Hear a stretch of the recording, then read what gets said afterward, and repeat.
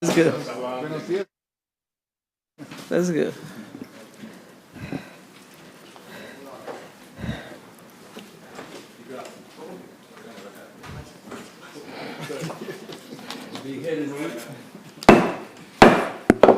The Committee on Budget Appropriations and Finance meeting of July 22nd, 2024 is hereby called to order. Madam Clerk, can I have the roll call, please? Senator Marvin A. Blyden. Senator Blyden, present. Senator Samuel Carrion. Senator Carrion, present. Senator Dwayne M. DeGraff. Senator DeGraff, present. Senator Ray Fonseca. Senator Fonseca, absent. Senator Donna A. Fred Gregory. Here. Senator Fred Gregory, present. Senator Novell E. Francis Jr. I'm here. Senator Francis Jr., present. Senator Javon E. James Sr. Present. Senator James Sr., present. Madam Chair, 6 present, 1 absent. Thank you, Madam Clerk. A quorum has been established. Do we have any correspondence to be read into the record? No, Madam Chair. Thank you, Madam Clerk. Can you please read today's agenda into the record? Committee on Budget, Appropriations and Finance meeting. Notice and agenda. The Committee on Budget, Appropriations and Finance will meet on Monday, July 22nd, 2024 at 9 a.m. in the Earl B. Otley Legislative Hall on St. Thomas, Virgin Islands, to receive testimony on the proposed fiscal year 2025 executive budget for the government of the Virgin Islands of the United States. Block 1, Office of the Governor. Invited testifier, Mr. Carl Knight, Chief of Staff, Office of the Governor. Block 2, Office of the Lieutenant Governor. Invited testifier, Attorney Monica Carbone, Chief of Staff, Office of the Lieutenant Governor. Madam Chair, this concludes the agenda for today. Thank you, Madam Clerk. And good morning to the listen and viewing audience. Good morning to my colleagues, and good morning to the family of the Office of the Governor. This morning, we're going to hear from the Office of the Governor, and later on today, we will also hear from Office of the Lieutenant Governor. You guys have to excuse me, I'm dealing with a lot these days. Now my phone is ringing. So we're going to hear from the Office of the Governor this morning they will be providing testimony on the FY 2025 budget recommendation. So now I'm going to ask, I see that the Governor's family is here, the Governor's office, our family is here. So I'm going to ask, first of all, who's going to be providing the testimony? Okay, great. So I'm going to ask Chief of Staff, Carl Knight, to please put your name and title on the record. And then my right, your left, you will also put your names and title on the record, and then we will move to the other side. Do you have anyone on St. Croix? No. Okay, you may proceed. Carl Knight, Chief of Staff. Kevin Rodriguez, Deputy Chief of Staff. Michelle Francis, Director, Office of Health Information Technology. Bernicia Liebert, Bureau of Economic Research, Senior Project Analyst. Joycelyn J. Durant, Director of Business and Administration. Julian Henley, Senior, ADA Coordinator for the Government of the Virgin Islands. All right, thank you. Mr. Knight, are you ready to proceed with your testimony? Yes, ma'am. You may proceed. Thank you. Good morning, Honorable Senator Donna A. Fred Gregory, Chairwoman of the Committee on Budget, Appropriations, and Finance. I hope that all is well this morning. Other committee members, other senators of the 35th Legislature, legislative staff, and the listening and viewing audience. I am Carl Knight, Chief of Staff to Governor Albert Bryan, Jr. I am pleased to appear before you today in support of the Governor's recommendation for the fiscal year 2025 budget for the Office of the Governor. Accompanying me today are Deputy Chief of Staff Kevin Rodriguez Director of Business and Administration, Joycelyn Durant, Director of the Office of Health Information Technology, Michelle Francis, ADA Coordinator, Julian Henley, and Bureau of Economic Research Senior Project Analyst, Bernicia Liebert. The fundamental statutes from which the governor derives his authority are embodied in the Revised Organic Act of 1954, U.S. Public Law 90-490, which is also known as the Elective Governors Act of 1968, and Titles 2 and 3 of the Virgin Islands Code. This legal framework grants the Office of the Governor significant responsibility. This includes the general supervision and control of all departments, bureaus, agencies, and other instrumentalities of the executive branch of the government of the Virgin Islands, and directing government operations through development of appropriate policies and procedures. The Office of the Governor holds the primary responsibility for ensuring the effective implementation of laws and policies across the territory. This office is tasked with providing leadership and strategic direction to promote economic development, public safety, education, healthcare, and environmental sustainability. The Office of the Governor plays a pivotal role in coordinating with local and federal agencies to secure funding and resources necessary for various public projects and initiatives. It is responsible for maintaining open communication with Virgin Islands residents, addressing their concerns, and improving their quality of life. Furthermore, the office ensures transparency and accountability in government operations, fostering trust and confidence among the citizens. Finally, the Office of the Governor also directly administers the Bureau of Economic Research, the Office of Gun Violence Prevention, and the Office of Health Information Technology.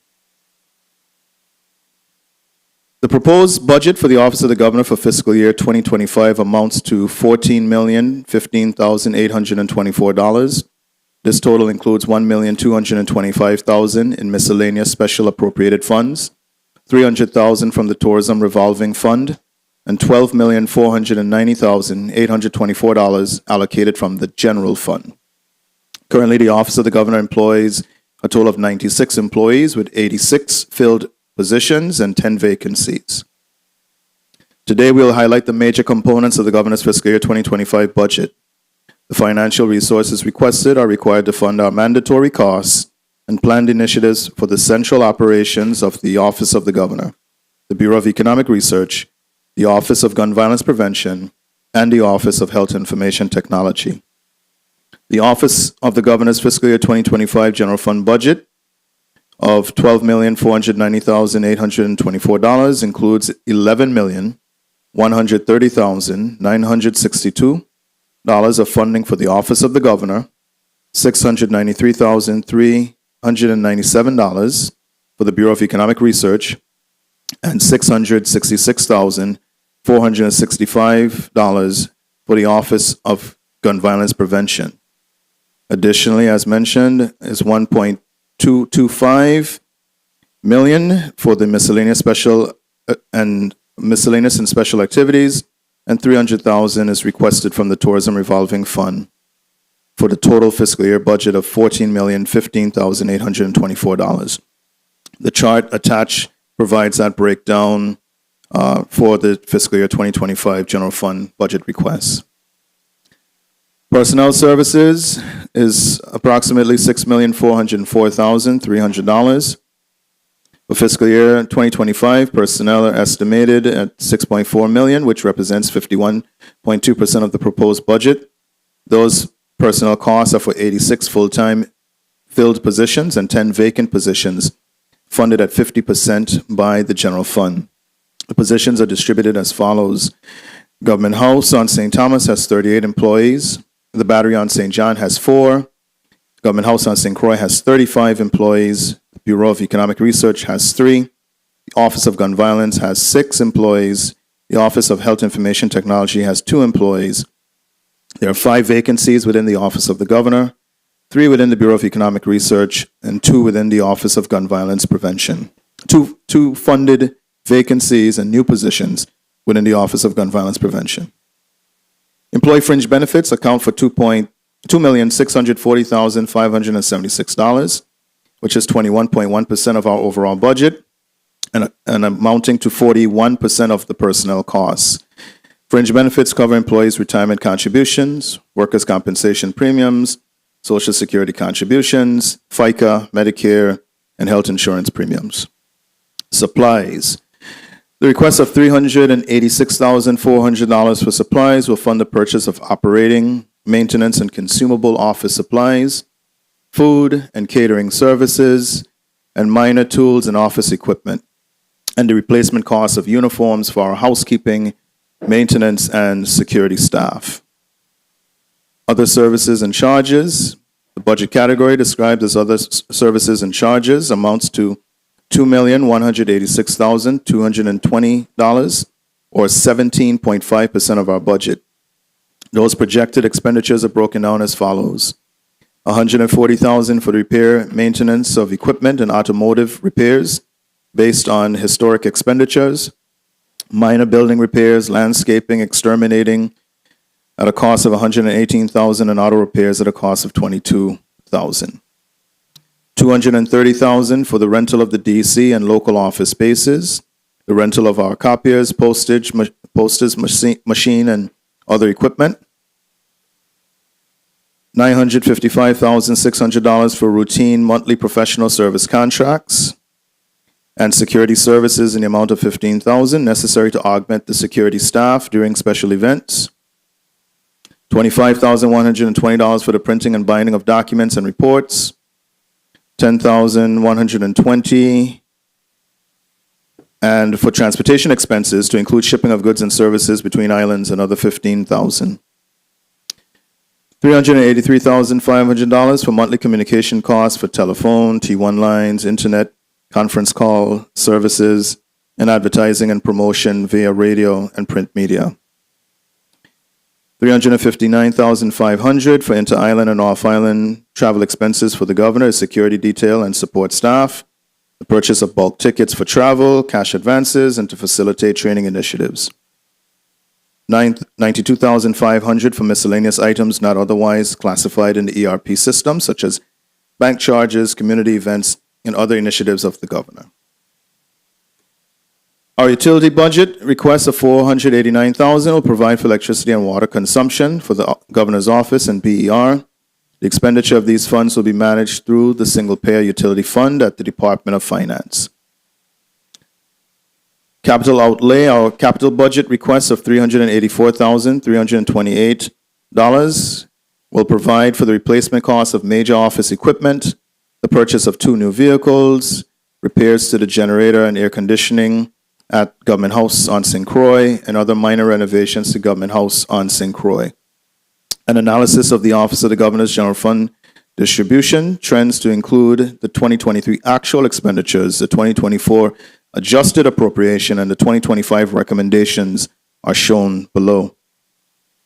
Miscellaneous special activities, $1,225,000 is requested in the FY 2025 to cover expenses for miscellaneous annual activities and events to include the USVI British Virgin Islands Friendship Day, USVI Puerto Rican Friendship Day activities in both districts, Emancipation Day activities, Government Access Channel, the Virgin Islands Commission on Status, the Office of Health Information Technology, the Office of Gun Violence Prevention for operational expenses, and the Virgin Islands Virtual Information System.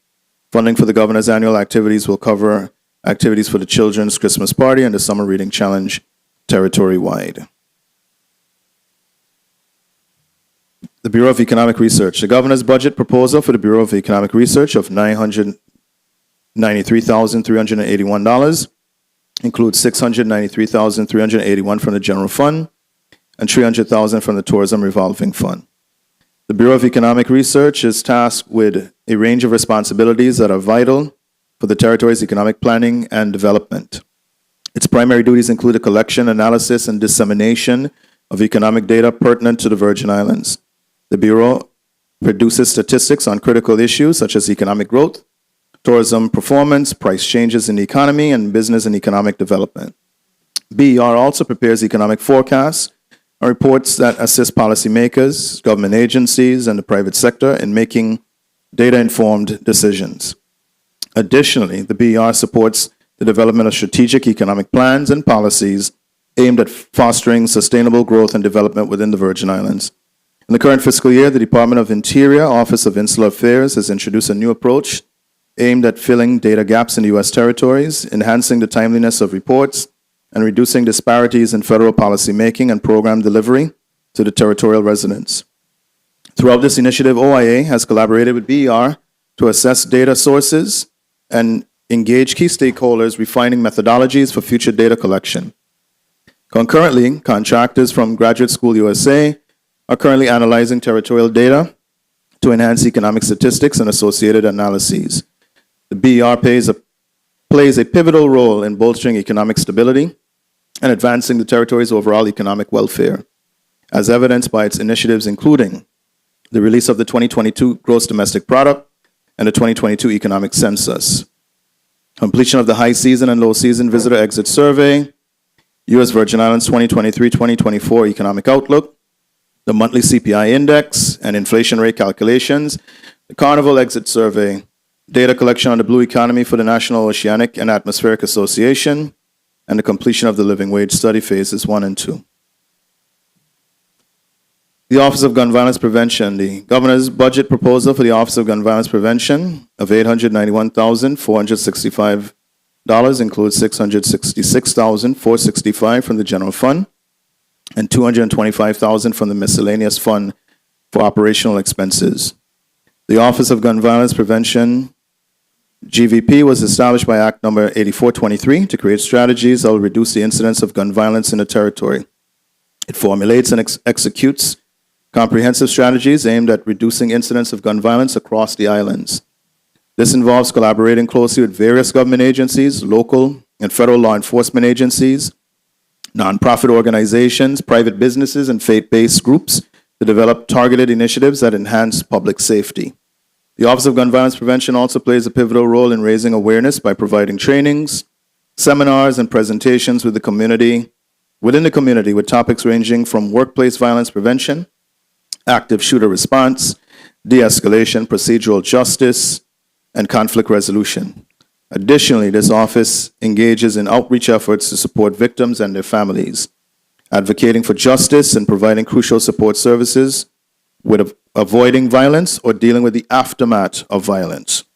Through these multifaceted efforts, the Virgin Islands Office of Gun Violence Prevention strives to create safer communities and mitigate the impact of gun violence on residents. The Office of Health Information Technology currently operates solely from the Office of the Governor's General Fund to include $250,000 from the Operational Expense Fund and an additional $150,000 to support the implementation of the Virgin Islands Health Information Exchange. The Office of Health Information Technology serves as a collaborative hub to advance healthcare delivery through technology modernization, integration, and management across the territory. As a central agency, OHIT oversees the strategic planning, development, and maintenance of health information technology systems and policies. Key duties include communicating and fostering alignment around federal guidelines for data sharing, electronic health records, and other digital systems to ensure interoperability amongst healthcare providers. OHIT also exists to promote the adoption of digital tools to enhance access to healthcare services while ensuring patient data is secured through robust cybersecurity measures. The office has made significant progress working with the hospitals, health centers, Department of Health, Department of Human Services, and our private providers. We are pleased to announce a monumental achievement as a result of our focused approach through OHIT for modernizing healthcare. After a 20-year journey, we have moved plans for an integrated healthcare network through a health information exchange from concept to reality.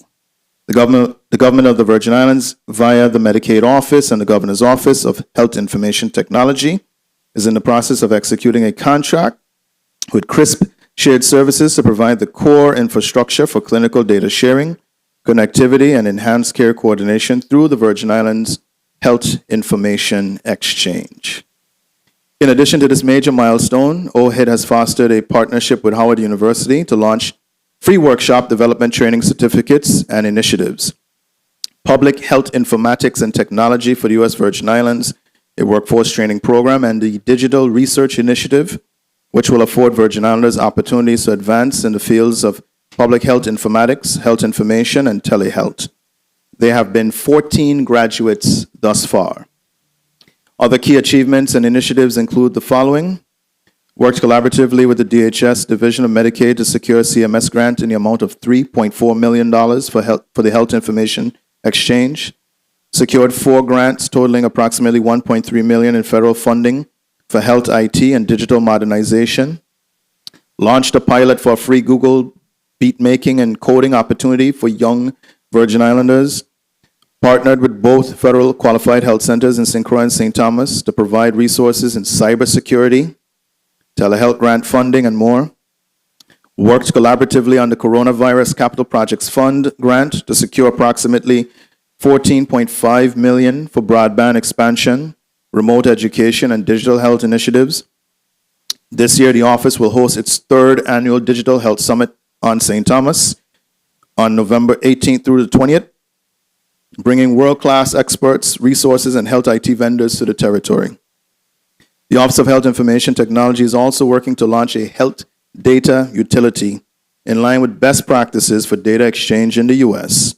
The purpose of the health data utility is to utilize digital methods to address the complex web of care to provide transparency in guiding how health data in the USVI is shared, exchanged, and used for specific purposes in the United States Virgin Islands.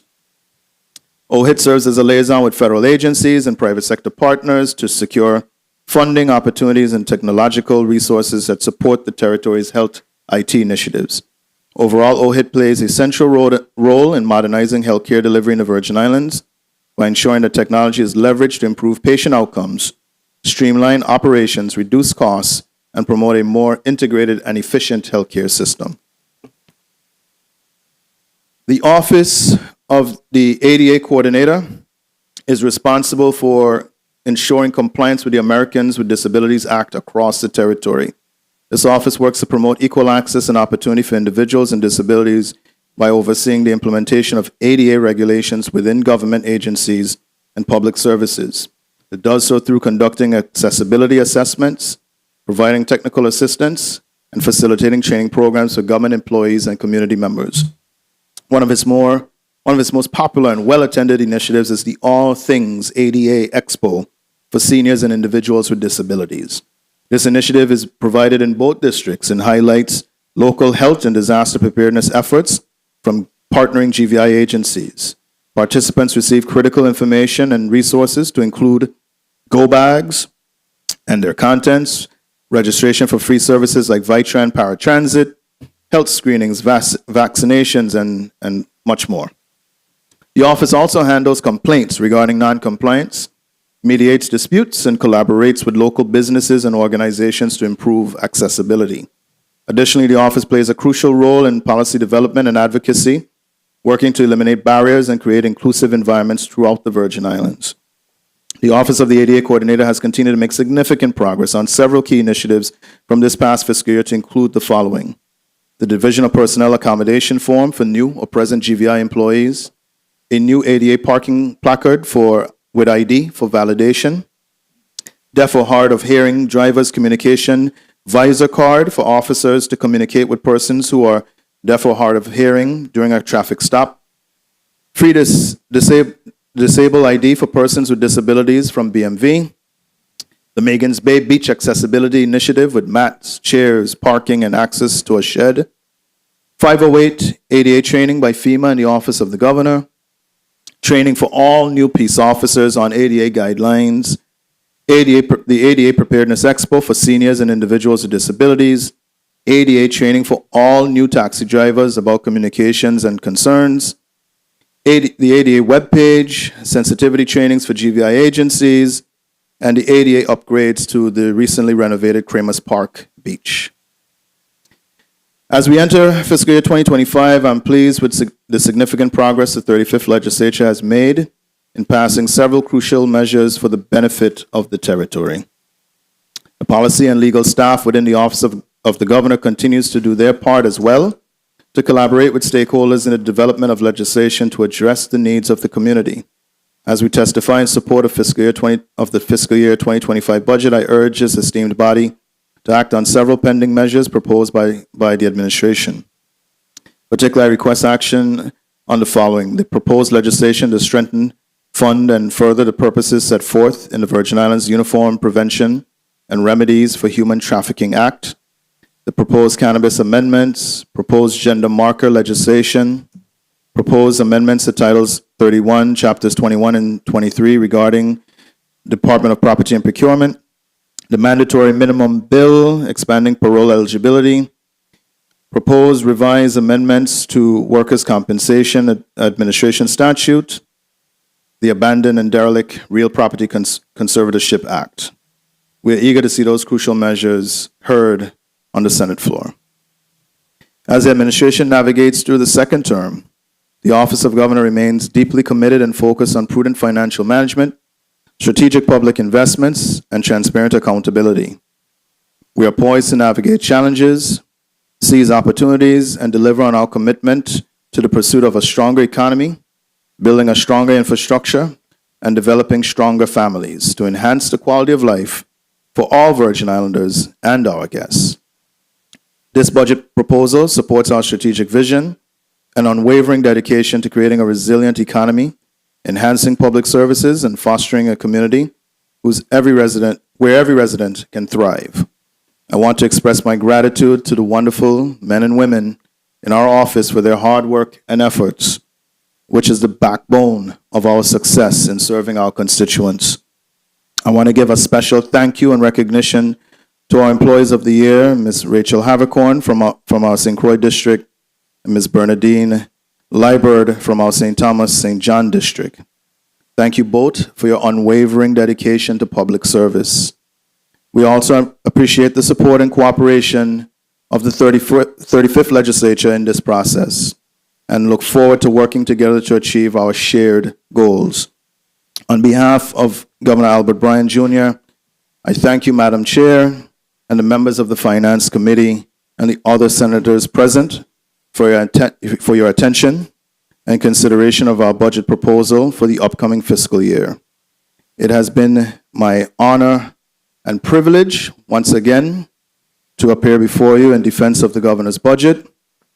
We are happy to answer your questions at this time. Thank you, Chief Knight, for your testimony.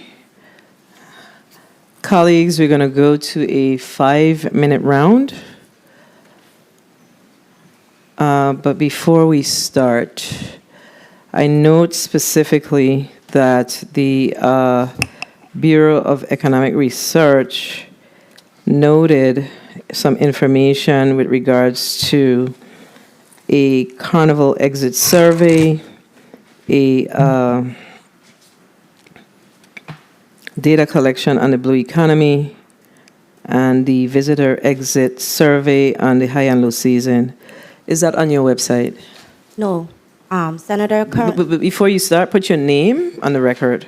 When you speak for the first time, put your name on the record. Bernicia Liebert, Bureau of Economic Research. To answer your question, Senator, they're not on the website because the data is still being disseminated at the University of the Virgin Islands.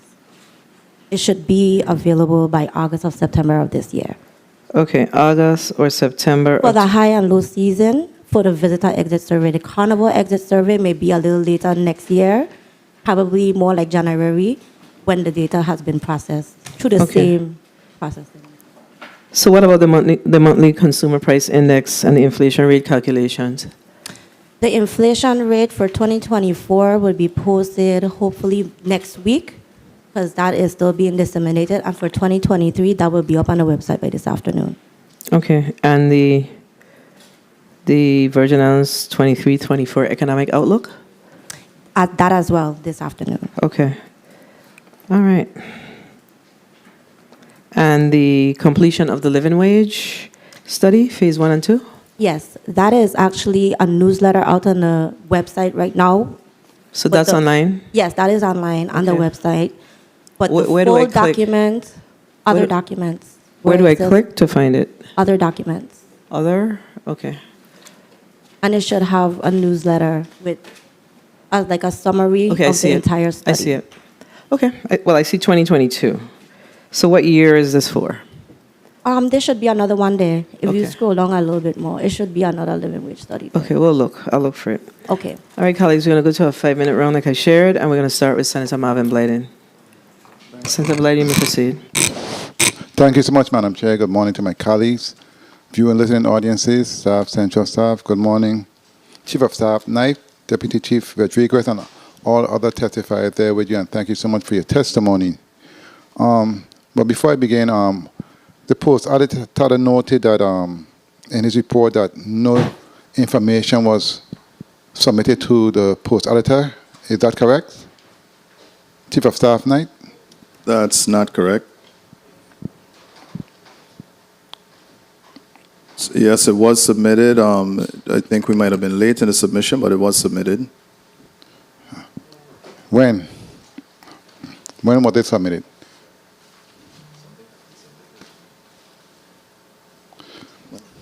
It was submitted on July 17th, Senator. Durant speaking. July 17th? Listen, it's important, right, that, and did the office of the governor, we must lead by example. And I think it's critical when it comes to data, as was just stated by my colleague with economic research. Because I noticed in your testimony, you have 10 vacancies, correct? That's correct. And under the Office of Economic Research, how many vacancies are within a division alone? 3. 3.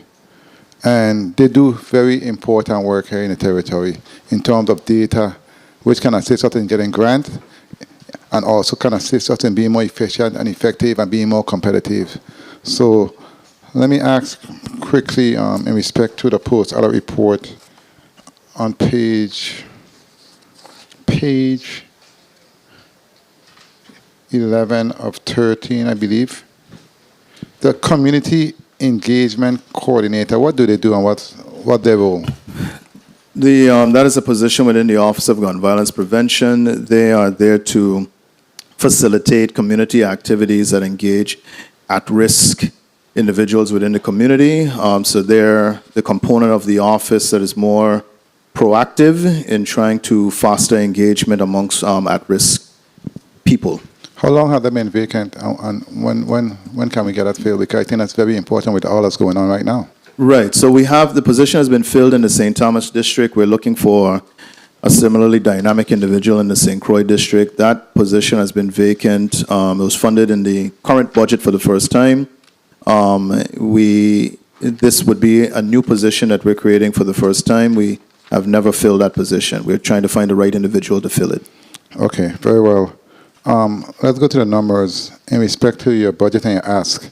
I really haven't had a chance to go through the post-audit report because I just basically received it, but as I go through the post-audit report, almost in every category, there has been an increase in the information we have gotten here in the budget.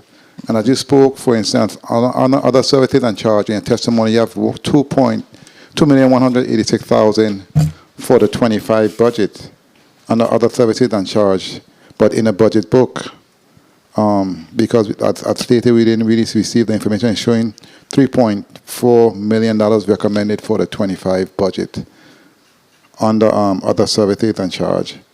So basically, I really have to go through the numbers and see what the discrepancies are. Can you explain the difference? Senator? What makes up the difference? Senator Durant speaking. Under other services and charges in the budget book, OMB included a miscellaneous amount of $1,225,000 to our regular other services, expenses, and charges for the Office of the Governor. 1 minute. Thank you for that. That explains the difference. I appreciate that. Also, let me ask, though, in respect to your division, did you submit a vehicle listing? Because I heard that you're requesting 2 new vehicles for the 25 budget season. So did you did submit a vehicle listing? Yes, we did.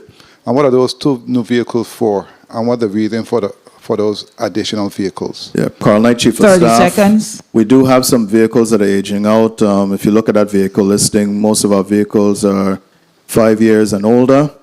Some are upwards of 10 years, and so We're trying to systematically replace some of the aging vehicles in the fleet.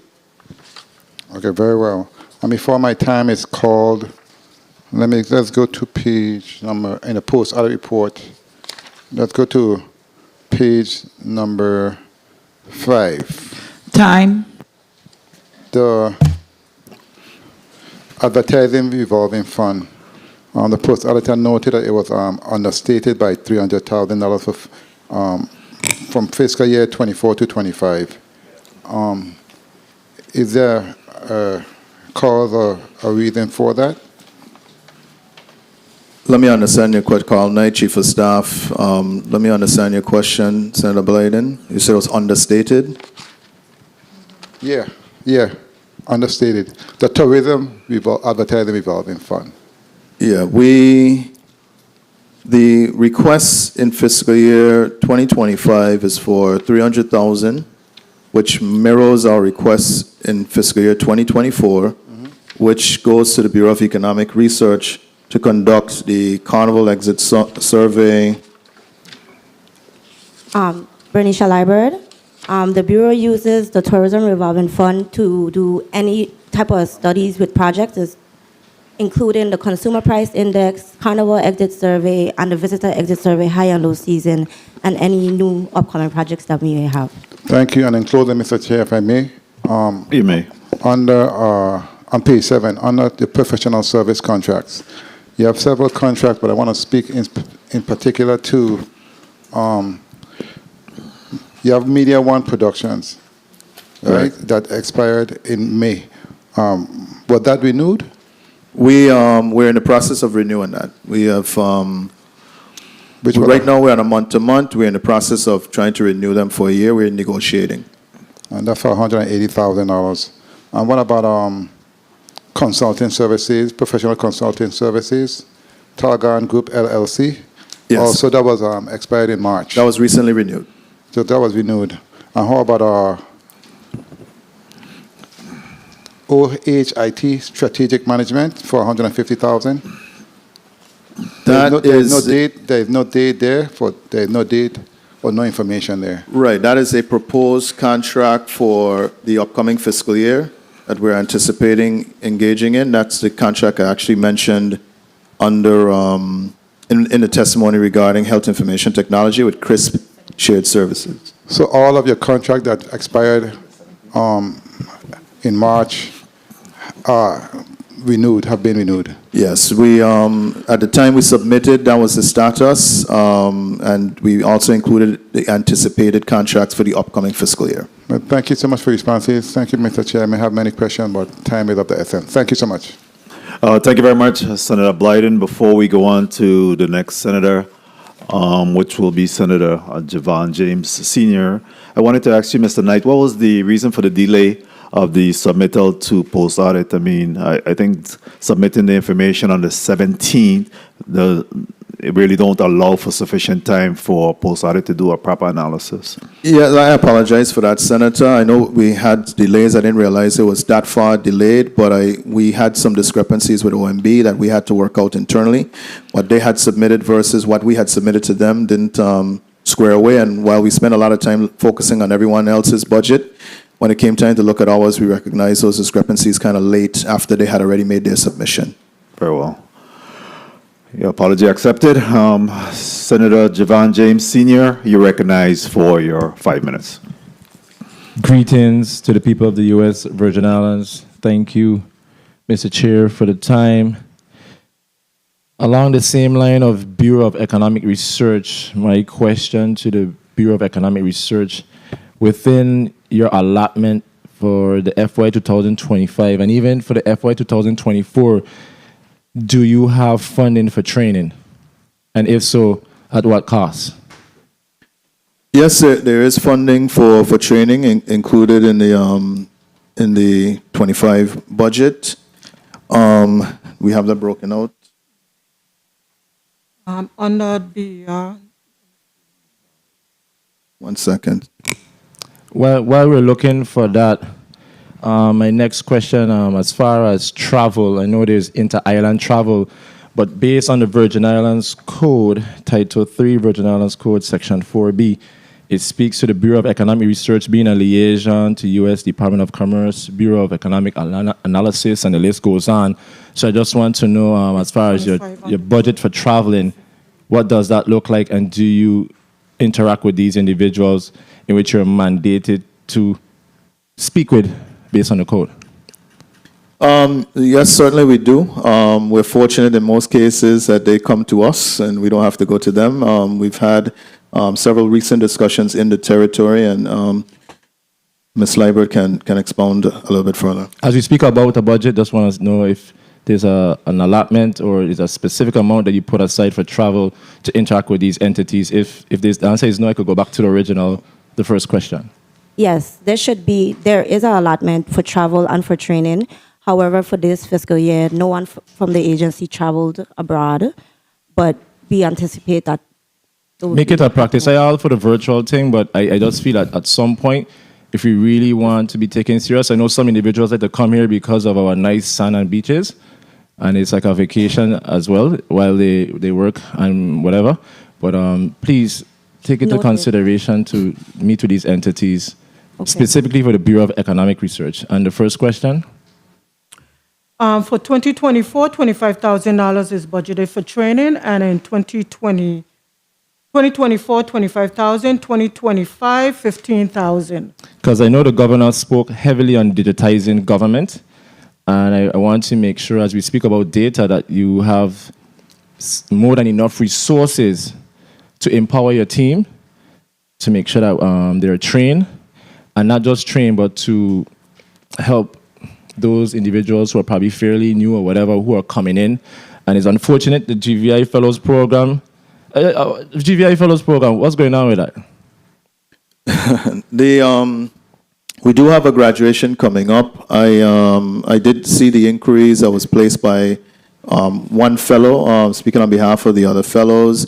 The program was cut short. My understanding, it's a funding issue. How much funding? I will have to get back to you. Perhaps OMB Director Kimika Woods could probably get you a more straightforward answer. Because I'm going to tell you this, and it's no job. I have the utmost respect. When we talk about sending money to other places, we have to invest in our young people, and it's no job. I'm very serious with that. That GVI Fellows Program needs to be saved. Yeah. So we are committed. I think we're within 3 months of when it would have expired. We are committed to job placement for those fellows, and so we will be trying to help them launch their permanent careers following the fellowship program. Colleagues, if we have to reduce the fleet of government and make sacrifices, the GVI Fellows Program must remain. So I just want to place that on the record. As far as the VI Commission on status, page 7 of 13 of the post-audit report, I see in FY 2024, $75,000 has been expended. Can somebody just give an update to this body as far as what was done with those funds? And is there a report that we can see? Yeah, I don't know if $75,000 was expended on the. There's a variance commission of $75,000, meaning in FY 2025. Yeah, because you're not asking or requesting of it, so I'm not sure if it was spent. Yeah, no, we are not. We are abandoning that project. That's a long-standing project that we've been trying to achieve. We were status before Constitution. 30 seconds. The body has pushed forward Constitution first, and so we are supporting Constitution first. So the governor has asked us to defund that in the upcoming budget. I pray I live to see the day when we have our Constitution. If not, at least my children can see us have a Constitution.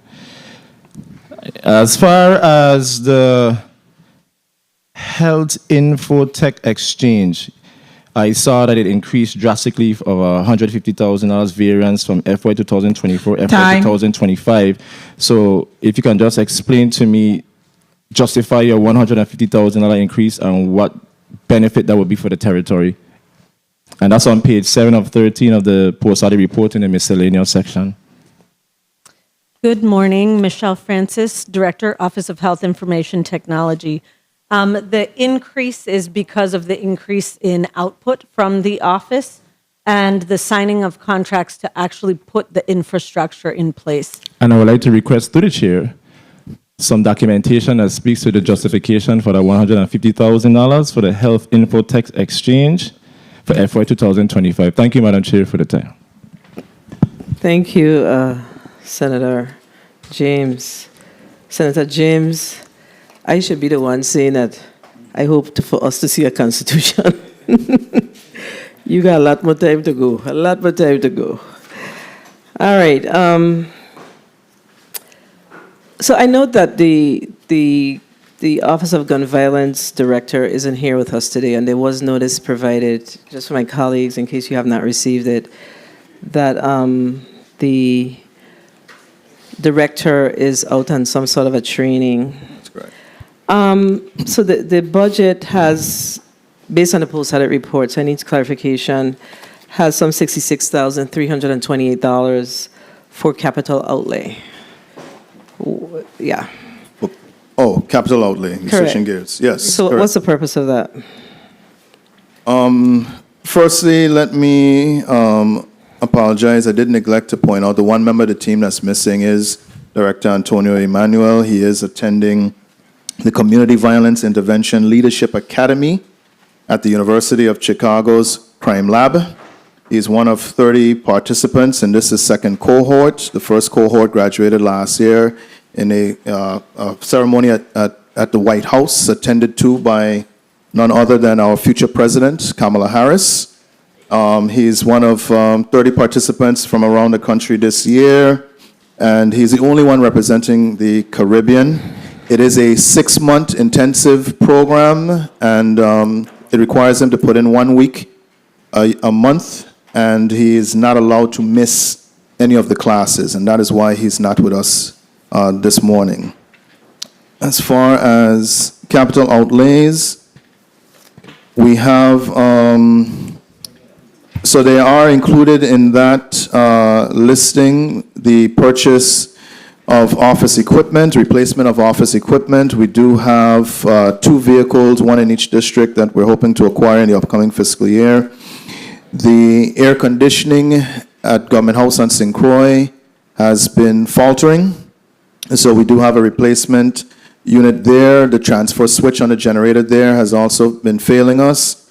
We need to replace that. We are also looking at renovations to the restrooms at Government House on St. Croix. Wait, hold up.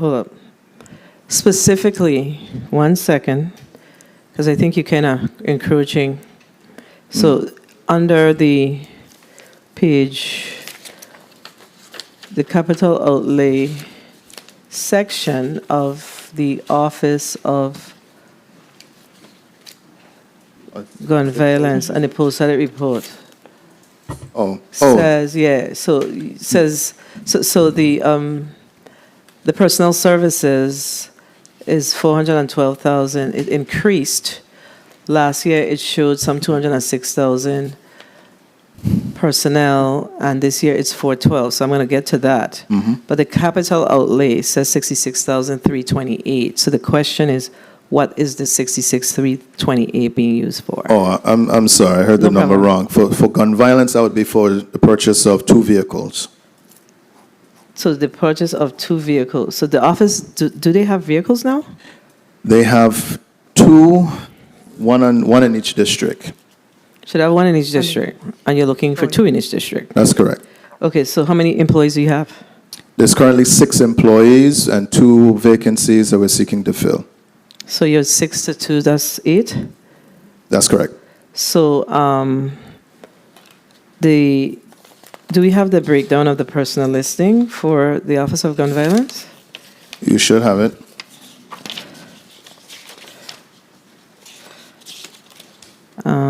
So the Office of Gun Violence has okay, I'm seeing it. So you have 2 vacant positions filled at 0.5, half. Correct. At 30, so the community engagement coordinator is 60,000, and the administrative coordinator is 27.5 times 2. So all of the other positions are filled. That's correct. So in your estimation, okay, so you have 2 survivor engagement specialists. 1 in each district. 1 in each district. So in your estimation, in your assessment, because the director isn't here, but we still need to know, what is the effectiveness of the Office of Gun Violence, and what is the trajectory of the effectiveness? What do you expect to see? Because the Office of the Attorney General has, this isn't the same title, but they have very similar positions to what this survivor engagement specialist is, I suspect, should be doing. So just share with us the assessment of the effectiveness of the Office of Gun Violence to date. I think it's been in, what is this, a third year or This third is year? more or less, we count this as year 2. Year 1 was really just the director. We now have, this was the first fiscal year that we think we were close to adequate staffing to really execute the programs of the office. In general, we continue, it's crime is a hit or miss affair. It only takes one little spate of violence like we had this past month to kind of really skew things. The office continues to engage in preventing retaliatory action by engaging directly with individuals who are survivors of violence, folks that we suspect may be prone to retaliating, and in some instances, individuals who we feel may have been the target of that violence, but for the grace of God may have escaped with their lives, and trying to intervene to make sure that they don't become a statistic at some point.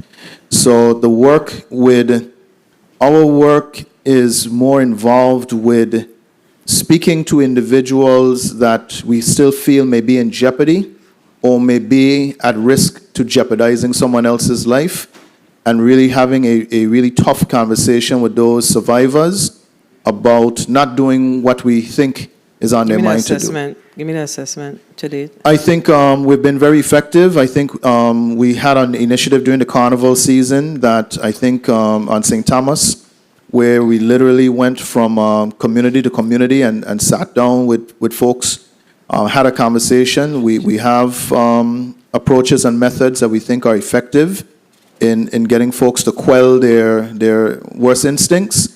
And I think this year we've had a banner year. For that initiative, we actually brought over personnel from St. Croix to join with the folks in the St. Thomas office, and we hit every community on this island, just asking to keep the peace during the carnival season. We've had great success. The numbers, we can't take credit for the numbers. In some cases, it might just be blind luck, but we do feel that we've had a real good impact and contribution. There's at least 15 different incidents in which the office has directly engaged in, and we believe prevented retaliatory actions. Okay, and I see that you have 2 violence interrupter positions, right? That's correct. And they're filled at different salaries. Is there a reason for that? I don't Like have... there's a $5,000 difference. Did we make those adjustments? I think we made an adjustment since we submitted this data. I think they're both even now. Are they? I believe so, yes. Okay, I'm told not yet, but we're making the adjustment. Yes, All right, very we are well. making that adjustment. All right, Senator Novalee Francis Jr., recognized for your 5 minutes. Thank you very much, Madam Chair, and good morning to everyone. And thank you for your testimony, Team Government House and Carl Knight, Chief of Staff. In defense of the Senate President's office, I want to say thank you for your comment regarding the pass of several crucial measures, as well as to respond to the fact that 80 bills have been sent down by the governor's office to the office of the Senate President, who is tasked and responsible for moving those legislation forward. You mentioned about 8 bills on today that you'll still like to see move on, and they're a work in progress. May 14th submittal, June 14th submittal. Some bills have taken me 5 years to move forward, so let's be reasonable.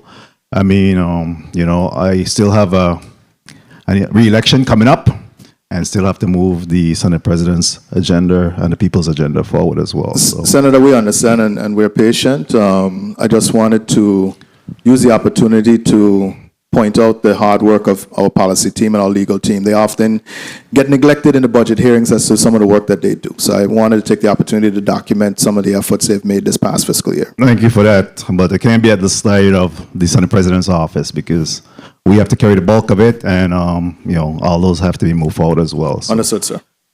No worries. And it's a two-way street. I mean, we have asked for some follow-up information regarding the human trafficking and some of those other measures as well, and we'd like to get that information so we could move those bills forward.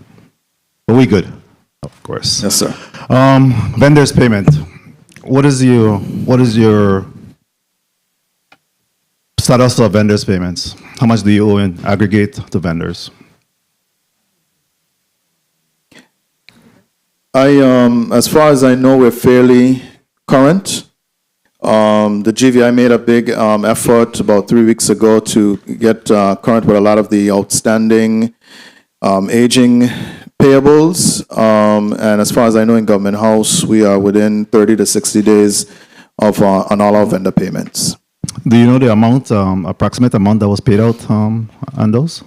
On the wider GVI, I know that amount. I don't know specifically for our office, but for the wider GVI, it was over $17 million. Okay. And that addressed the issue where the governor had spoke about in taking care of those bills that was 90 days and beyond, correct? Yeah, 120 days and beyond, yes. 120 days and beyond. So in terms of capital improvement, is there any capital improvement to be undertaken by the Office of the Governor during fiscal year 25? Yes, we are focused on Government House St. Croix. As you know, Government House St. Thomas underwent a very extensive renovation, and it's in very good shape. We do have some major renovations happening at our business and legal counsel office at Government House on St. Thomas. Those are FEMA-funded projects. As far as locally funded general fund projects, we want to do some renovations at Government House St. Croix. As I mentioned on the restrooms, there's an elevator that is not functioning properly, and there's on both districts we are pursuing generator repairs. The one on St. Thomas is in progress. We're hoping to get that done before the hurricane season ends, and we're hoping to fix a transfer switch in the next few months on St. Croix as well. Okay. What about vacancies? I see you got 10 vacancies. What's the difficulties in filling those vacancies? No real difficulties. I think the only difficult position we've had was the protocol officer. That individuals that have that particular skill set and an affinity for that kind of work is a little bit hard to come by. So we may have to rethink our strategy as to how we do training and how we handle that position.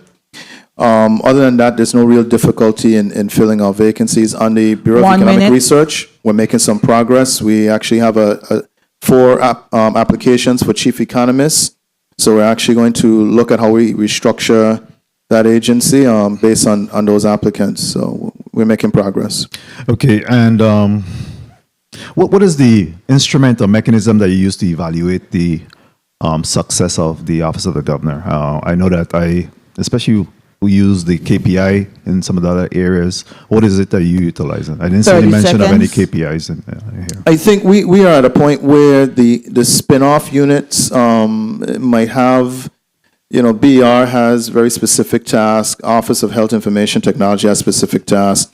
In general, the Office of the Governor, it's always tricky for us because we monitor the KPIs for every other executive agency. We're not successful if government agencies aren't successful. And so we own their KPIs as part of our responsibility. We don't necessarily have specific KPIs within our office. Very well, thank you. Madam Chair, I got two quick follow-ups. Real quickly, have you received any funding from the Office of Insular Affairs for any special projects or anything coming in? No. This fiscal year, the answer is no. We are working with OIA on the gross territorial product. They fund that. It doesn't come through us. They fund it directly. I think that we're also working with them on the economic census, but they fund those directly. It doesn't pass through the Office of the Governor. And my final question is in regards to the Office of Health Information Technology. I'm happy to hear that we're making some progress in terms of that 20-year journey. I wanted to ask you, what's the timeline for the execution of that contract with CRISP? We're expecting that in the next 2 weeks, this week or next. We're just waiting for a final signature. Okay, and then what's the turnaround time in order to get that moving? So we've got a 90-day plan from them, a prospective 90-day plan. Some of that depends on them, but a lot depends on our individual entities. We've already onboarded JFL and both of our FQHCs and they've already built the pipelines for connectivity and signed. So it's getting the other entities onboarded. So in the 90-day plan, we hope to see information moving by October and being able to share some of that hopefully by December. Again, that all depends on each, it's all the pieces of the puzzle. So everyone being as aggressive on their parts, the individual institutions. Congratulations on that achievement. I know that's long in coming, and you have done a lot of work to get us to this point. Thank you very much. Thank you. Thank you, Madam Chair, for the time and opportunity.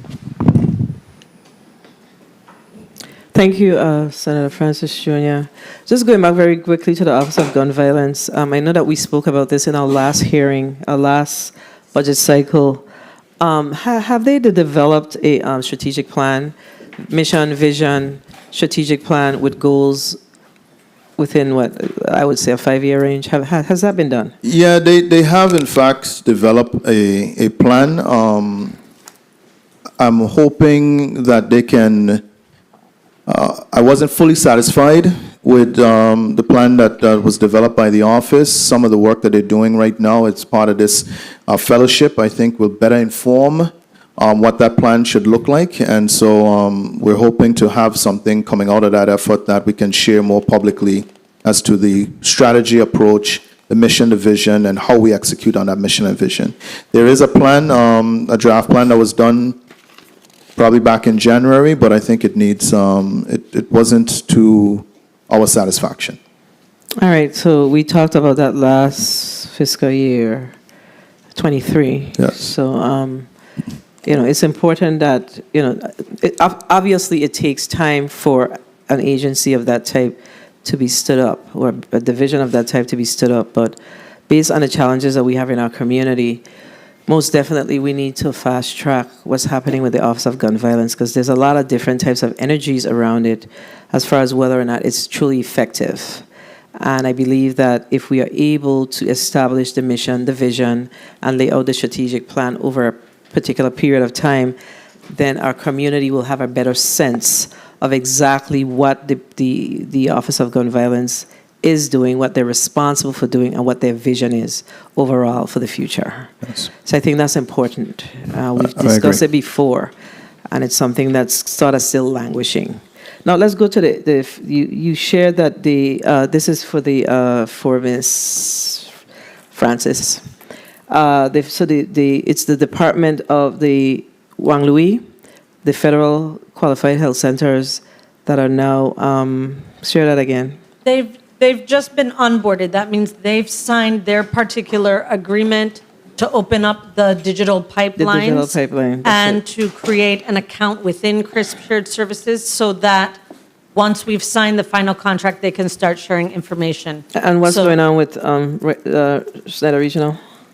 So part of that has to do with Meditech and their upgrade, and we just are waiting for, we're expecting this week, I spoke with CEO Comisión to get their participation agreement signed. And then there's a series of questionnaires that CRISP Shared Services does to establish where their data repositories are that they need to walk through. And so hopefully in the next week or two, they will begin doing that work directly with CRISP. Okay. So I'm going to look forward to seeing that happening. That's important to us as well.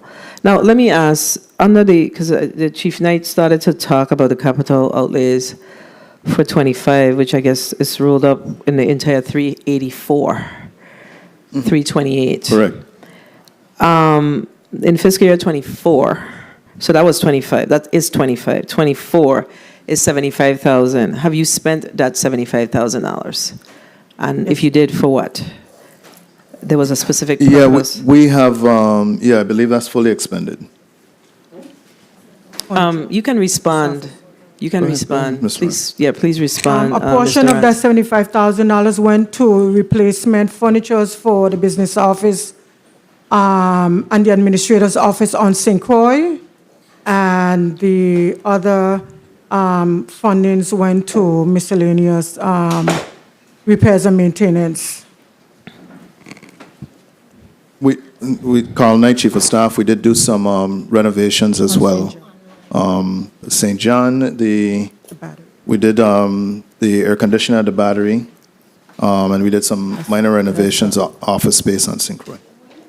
Okay, so what we're going to need to get from you is the breakout of the 384, 328, please, for your capital outlay for FY25.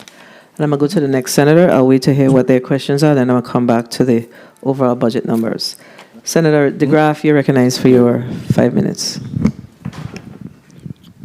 Thank you, Madam Chair. Good morning, colleagues. Good morning, Yeah. testifiers, all viewing, listening, and present. Let's talk personnel. We've been talking for a while in here about your staff. What I'm trying to get at, what are your numbers? You said 96 total. Correct. How many new persons you brought on for 24?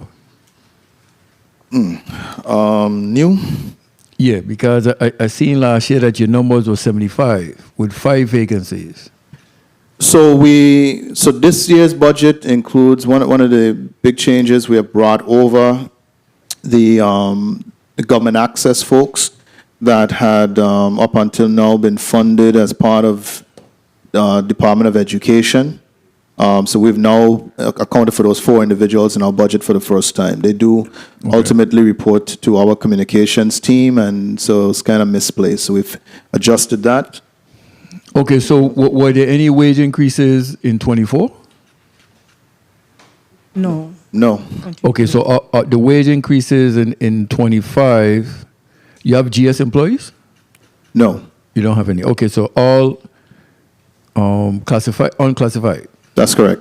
Okay, so you have wage increases for your personnel, and that's to cover all the departments? Under you? Yes. Okay, and those 4 that came over to you? That's correct. Okay. Okay, so you say from 75 to 96, how much new hires? You have any numbers? No, how much? New hires. How many retirees? No. I don't think we've had anyone retire. No retire. Any separations? Otherwise, any person? We've had separations. We've had separations. I'll have to get back to you on the specific breakdown. Yeah. That would be fine. What are your actuals for beginning of the 4th quarter? We received July 17th, your post-audit information. So what are your latest actuals? You have personnel, fringe? As far as expenditures? Expenditures, 24 budget, correct. As of June, I think we were at, let's see here, 3,952,000 in personnel. We were at 1.6 million in fringe benefits.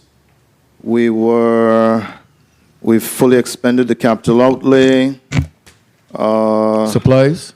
Supplies, let's see, on supplies, we're at 428,000. I think we overshot the budget there, and on other services, we were at 1.4 million.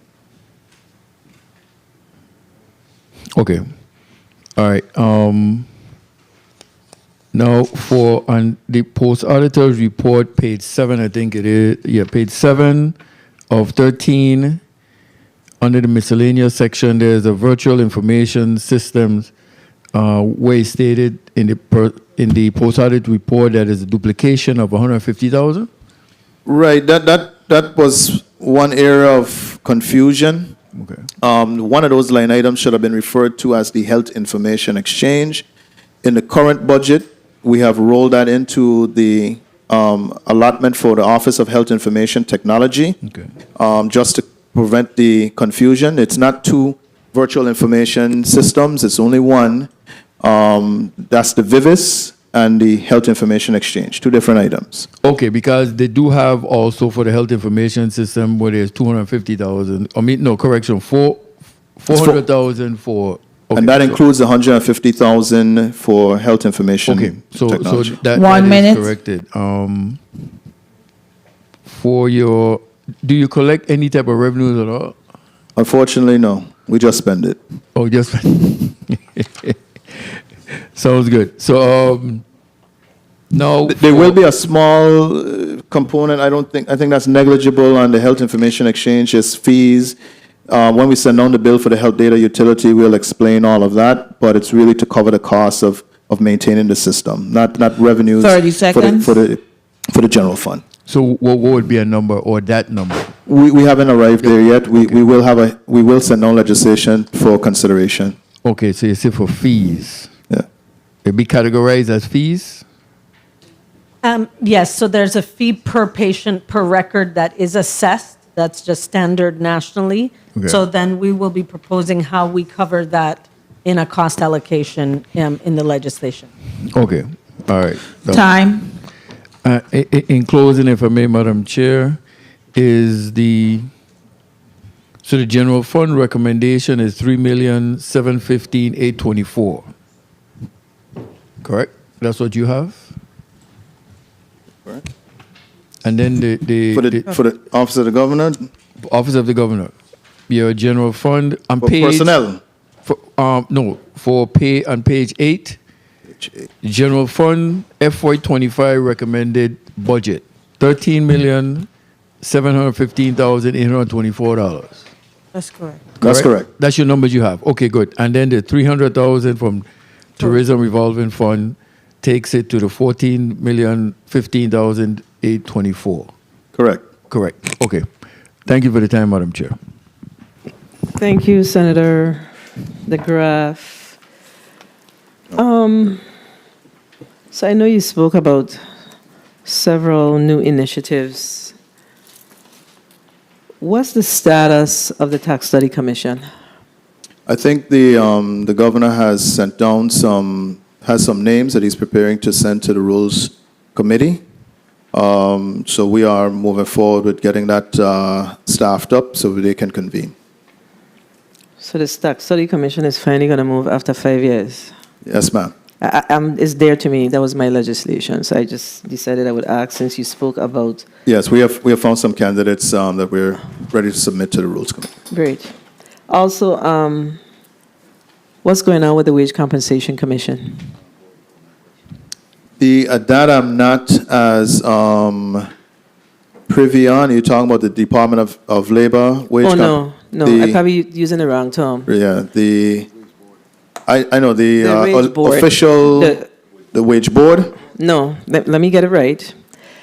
Haldane Davis Yes. was a chair. Yes. He left the territory. Yes. It's a study, the Compensation Commission study. Yes. And he left the territory and things went south. And I know that the reason why I'm asking the question is because that particular work was supposed to inform how C-suite leaders in the territory would be paid. And I know that that was abandoned. It appears to be abandoned because we saw salary increases for our commissioners, and I'm not sure if the assistant commissioners, but we saw salary increases. So we were expecting to see the work done that would inform those decisions to determine those salaries. That did not happen. So we are trying to figure out, that's a legislation that was passed. We need to determine whether or not we need to make amendments to that legislation or whether or not we need to repeal the legislation. Because if work is not going on in that, then we need to relook at it. Yeah. So as you know, it's a co-equal commission. 3 members appointed by the legislature, 3 from the judiciary, 3 from the office of the governor. We are kind of arm's length from the process, so I can't give you a lot of specifics on where they're at. My understanding is they had contracted out for the final study, and as I understand it, they are still intending to produce a work product before the end of the year. I don't have specifics because I haven't been personally involved with the work of the commission. Okay, so this is what I'm going to ask that you send back to the committee, the status, what's happening, because our last understanding is there was no movement because the chair actually was no longer in the territory. So I don't know if a new chair was appointed.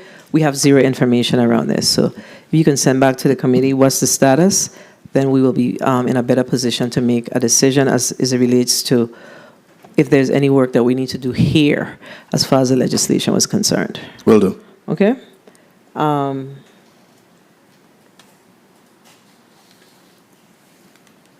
Personnel services. So in your response to my colleague, the last speaker, so your appropriations for the FY24 budget was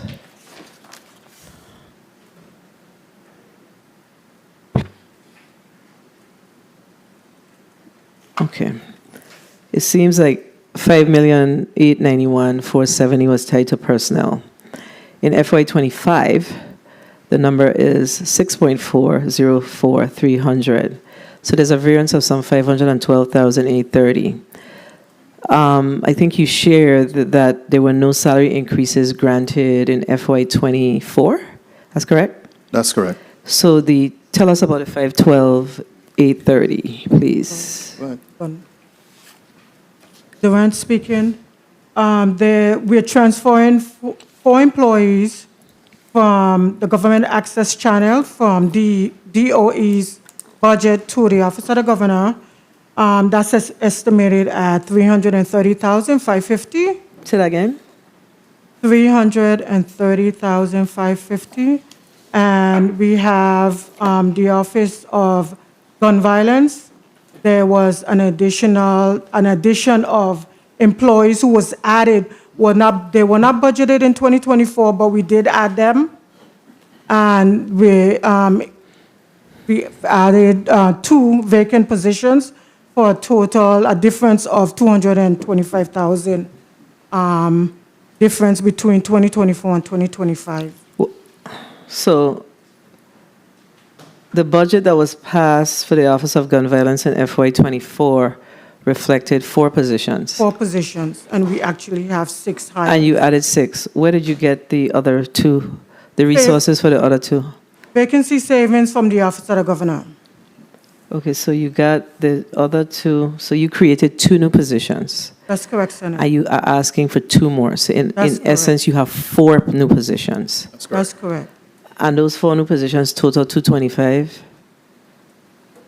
That's the excess. Estimated, yes. That's the difference in the salary. That's the salary, and then there's associated fringe benefits, which we're going to get to. No, that does not include the fringe. That's just salary. Right, that's what I said, what we're going to get to. There's another line. Okay, so this 512,830 does not, 512. Okay, so that 512,830 is the 4 employees that's moving from the DOE, and the total of 4 new positions at the Office of Gun Violence. Correct. In the Department of Education budget that came down to the legislature, did it reflect that those positions are going to move over? I don't recall that. That is our understanding from the Office of Management and Budget. Okay, so that's something that we need to make note of, colleagues, to check with regards to those 4 employees. So those are the folks that work on the government access channel, correct? Okay. And they actually report to, who do they report to now? That's been a long Director of issue. Communications, Richard Mota. Yeah, that's been a long-standing issue. But they're still located at the annex? They are physically housed where they have always been housed. On St. Croix, there is a space that they do occupy in Government House because of the condition of the curriculum center, but they're housed for all intents and purposes where they currently were. Okay, so what I need to get from you is please forward back to the committee the clear outline of these 8 employees and the salaries, so we could be clear on the associated fringe benefits. Okay? Your other services and charges category. From 2024, it was increased. It's like $1 million. It's like $1 million. And then this year again, there's another increase of 269. What's inside of this other services and charges category that's causing it to be increased by this significant amount?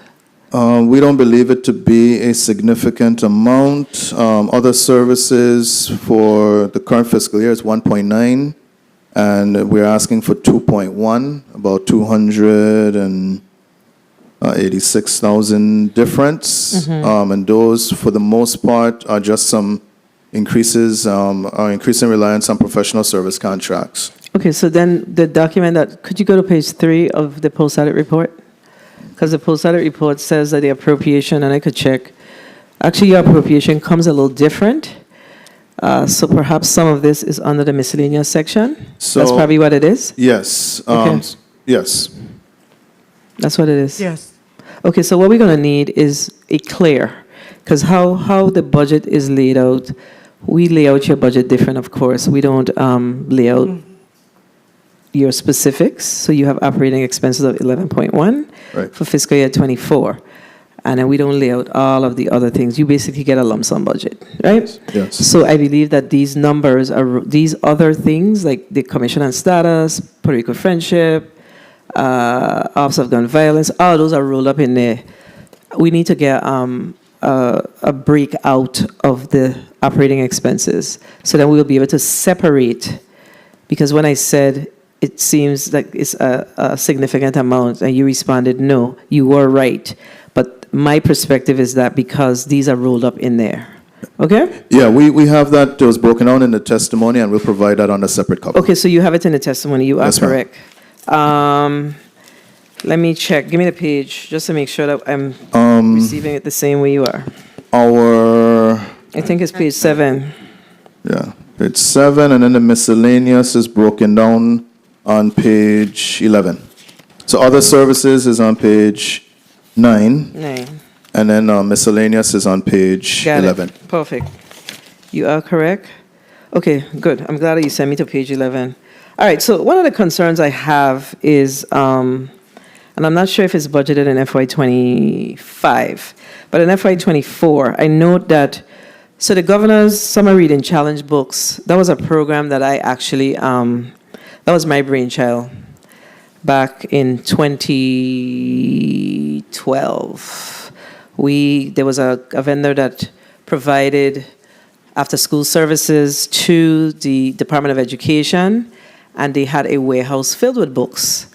And they gave the books to the Virgin Islands, and hence the reason for the Governor's Reading Challenge program, which I'm very happy to see that that program continues to today. Every governor has actually picked up that program. But what is of concern to me is that program was never intended to hit our general fund budget.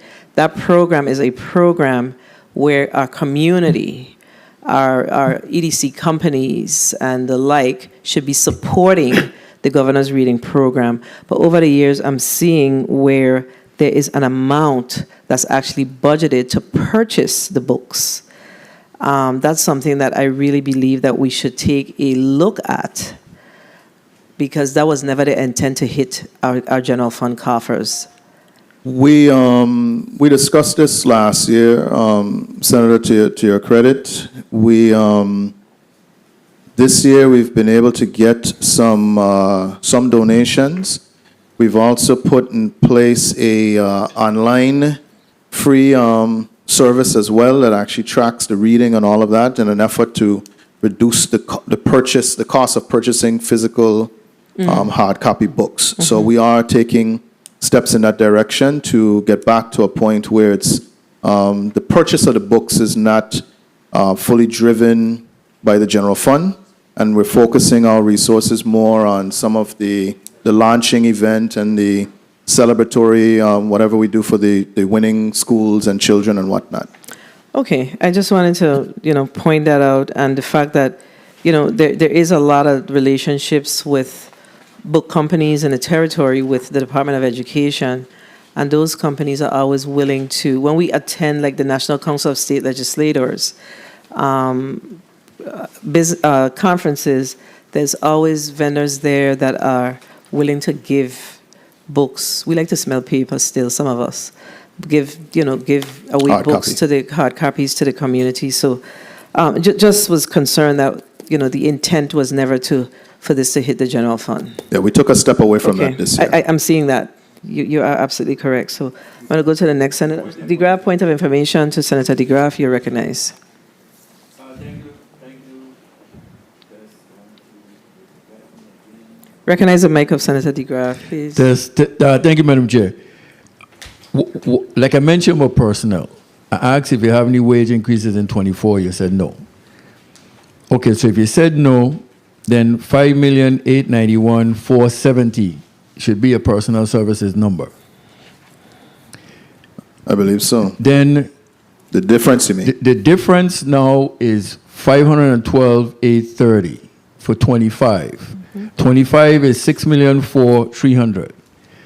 But as Madam Chair pointed out, and you said the 4 individuals from DOE and the 4 individuals you bring down for Office of Gun Violence made up that 5,012,830, correct?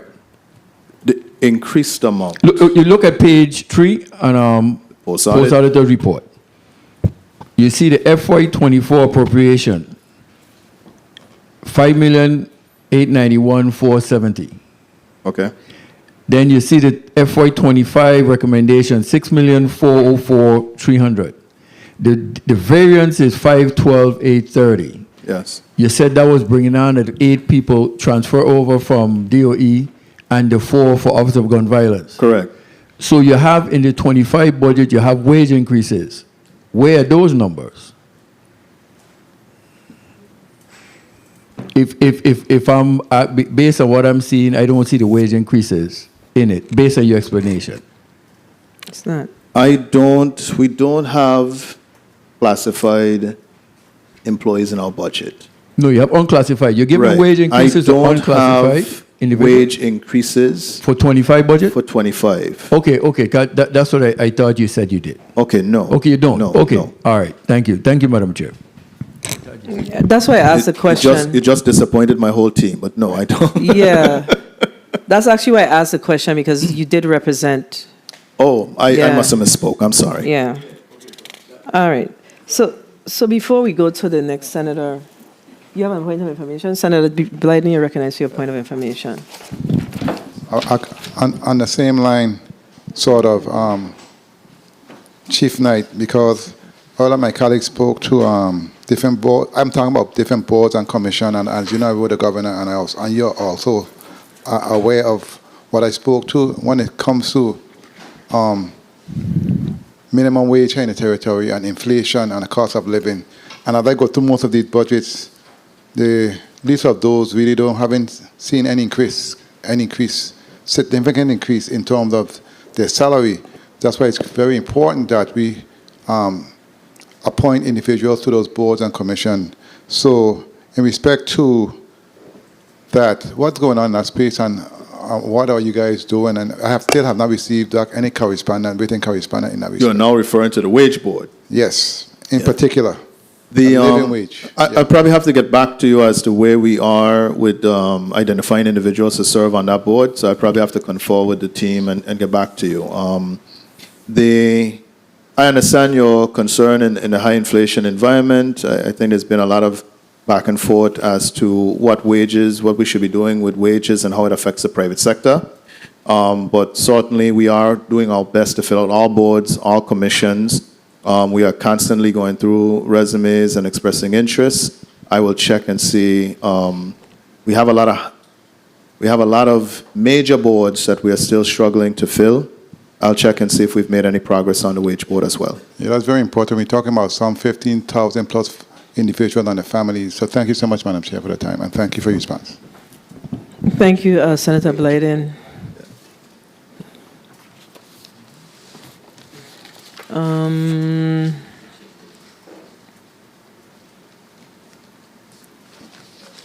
Senator Carrion, you're recognized for your 5 minutes.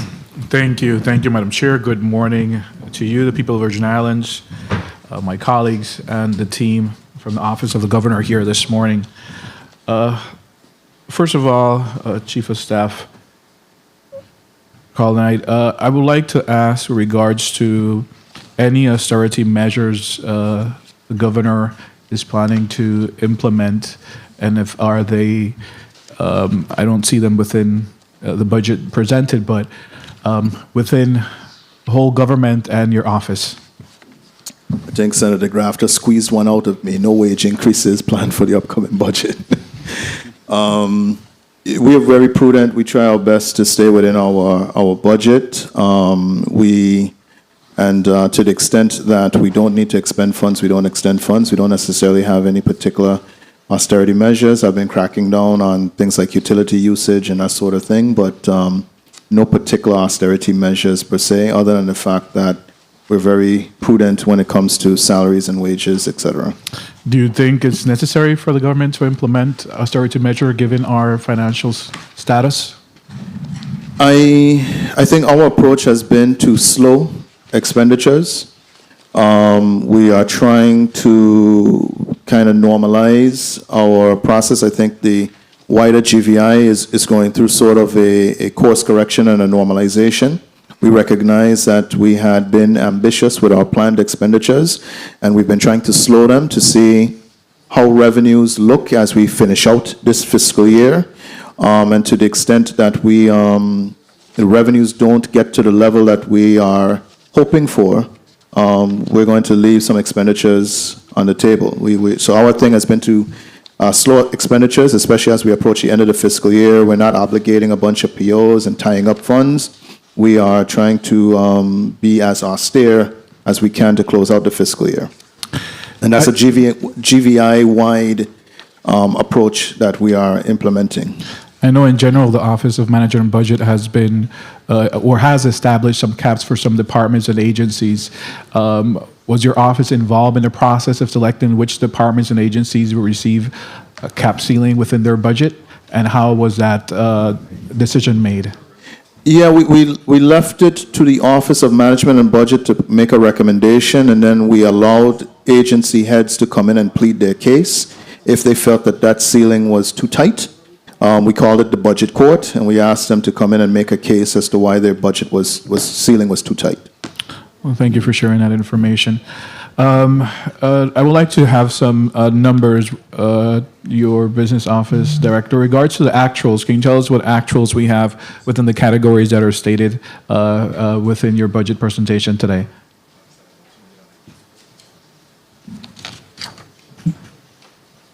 Okay, so you're asking for the actual expenditures for personal services, fringe, Supplies, other services. yeah, okay. other services and so forth. I have it. Okay.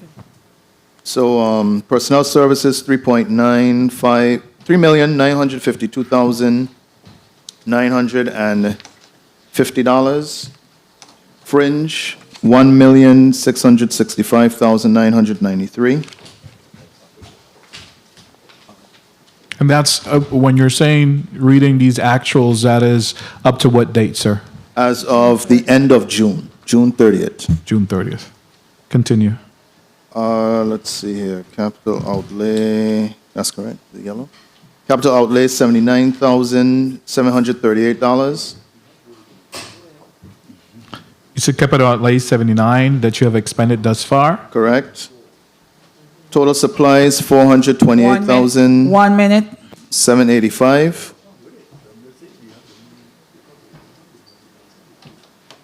Other services $1,403,231. Okay. So you are over in supplies and you're over in capital outlay. Yes, sir. Okay. And other services, are you expecting some savings in that area? Yes. Plans? Sorry? Plans with the savings that you have in that area, you're going to? Just to 30 Just to seconds. stay within our budget, finish out the fiscal year within budget. Very well. There's in the professional services, OHIT strategic management. Can you elaborate what is that? Is it a new contract you're engaging in? What is that about? Yes, it is.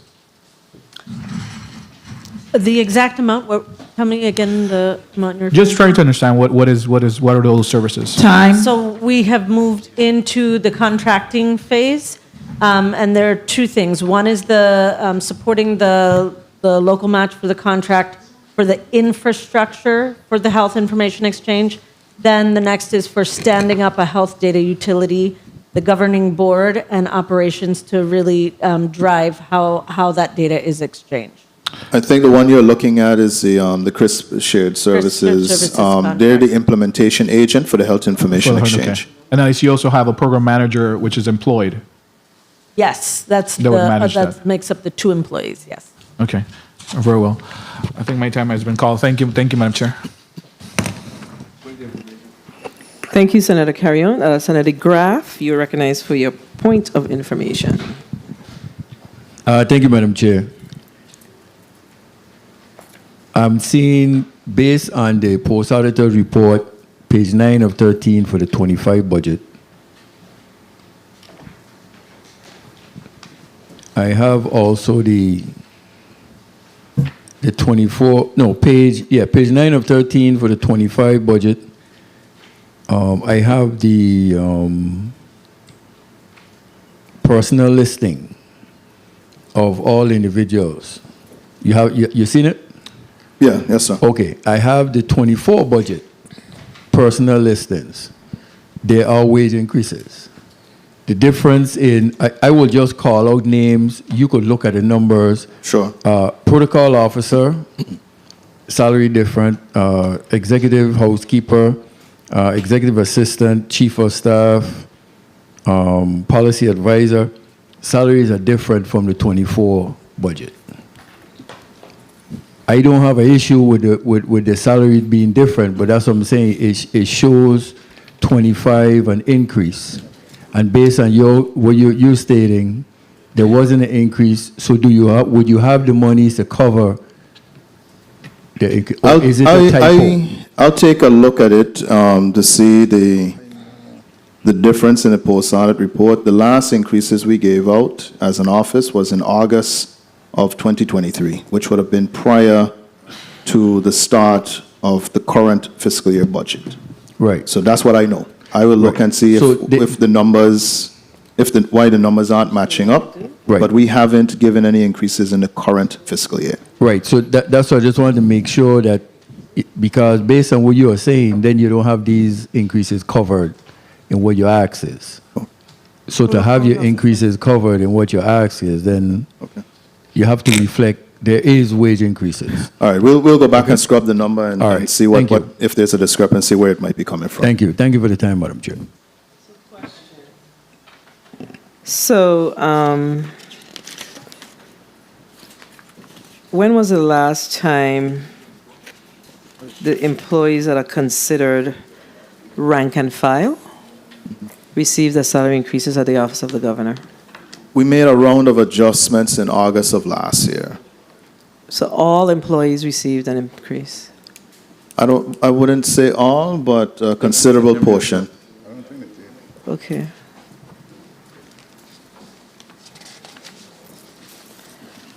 All right. I have a question that I got distracted on.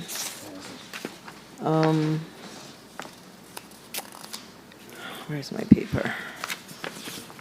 Damn. I'm going to go to Senator Fonseca, then I'll come back to it. Senator Fonseca, you're recognized for your 5 minutes. Thank you so kindly, Madam Chair, and pleasant good morning greetings to the staff from the Office of the Governor. Good morning, Senator. We give thanks and praises to the Most High, blessings. Okay, I was looking through the numbers. I noticed that the governor is driving one of the oldest cars. That Cadillac is 2016. The governor is, and that's commendable. He driving an 8-year-old car. Okay, so we have a budget of 14,015,824.96 employees. I wanted to go quick to the ADA coordinator, Mr. Julian. Do you have a complaint process when the community has a complaint process? I looked in the testimony, you do have a complaint process. Right. Okay. Julian Henley, ADA coordinator. Yes, I do. Okay. That is followed up with outcome of whatever complaint they come to and the resolution. Okay, speaking of Mike. Okay, so the government of the Virgin Islands just finished a elaborate upgrade of downtown, and the sidewalks are made of stone, and they're not level stone. As a matter of fact, I just went out there now, and about 25% of them have puddles in them. And I've gotten many complaints from the workers on Main Street that you can't wear high heels, you're breaking your heels, and it's tripping. So is there a plan to fix that stone, the sidewalks in all of our downtown? Senator, that project started many years ago. I think the finish of the project continue on, but that's the project maybe I would say if it's not 15 years, where they started from way down on the Main Street and worked their way up to the top of Main Street. So to correct cobblestone, there's no correction for it. They were supposed to, in installing a project like that, should have had 36 inches in the middle of it that was smooth surface, and they did not. So I'm not sure how that legislation was passed, but that funding was done many years ago. Okay, so what I want from you right now is our sidewalks in our downtown ADA compliant? Is that yes or no? No. They're not compliant. Okay, thank you. So I wanted to go to the increase of personnel services. I noticed the budget from 23 went to 8,820,000, 24 it went to 12, and 25 we're now at 14. This year it's an increase of 1,872,000, and the reasons are justifiable.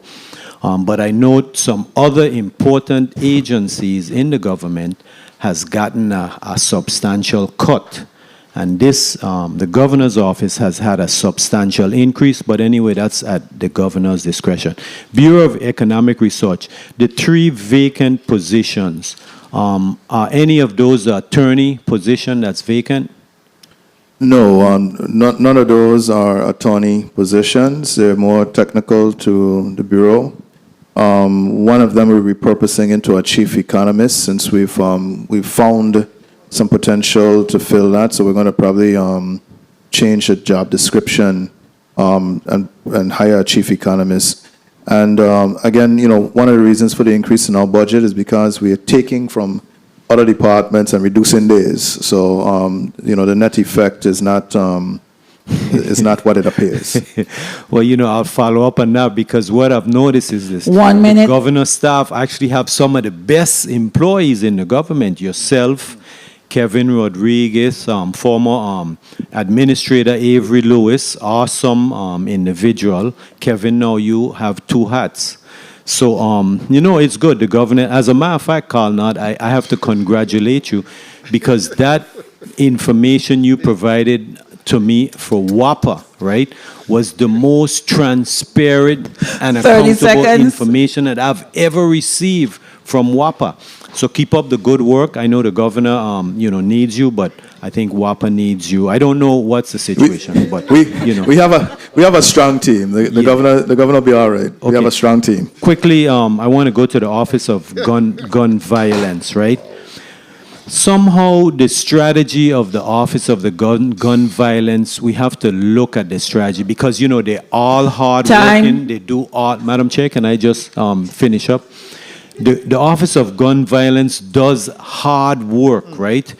But somehow I think they're getting blamed for the violence in the community, and that's not, a fair assessment because the violence has to do with us, the parents, the community. It takes a community to raise a child, but somehow I think we have to relook at the strategies for the Office of Gun Violence. They are excellent working people, but we got to relook the strategy. Thank you, Madam Chair, for the time. Thank you. If I may, Madam Chair. Absolutely. The strategy for ending gun violence in our territory can't come down to one agency. It is a collaborative effort. We try to coordinate and lead that effort, but by all means, there's a lot of other socioeconomic pieces that have to go with that. A big part of the work that we do in the governor's office is just creating opportunity, economic opportunity for young men and women to engage in something more gainful and meaningful. There's a lot of different strategies across the government that we have to deploy. We just try to lead with gun violence a specific approach that really deals with the retaliatory violence. A lot of what you see gun violence doing is a lot of the showy engagement in the schools and all of that. But they'll tell you that I really knuckle down on them. The real work that they do is the stuff that no one sees on the turf, talking to gang members, talking to folks in the hood, really engaging at a level that we could never publicize because of the sensitivity of those conversations. That's where the real work of that office takes place. Thank you for your response.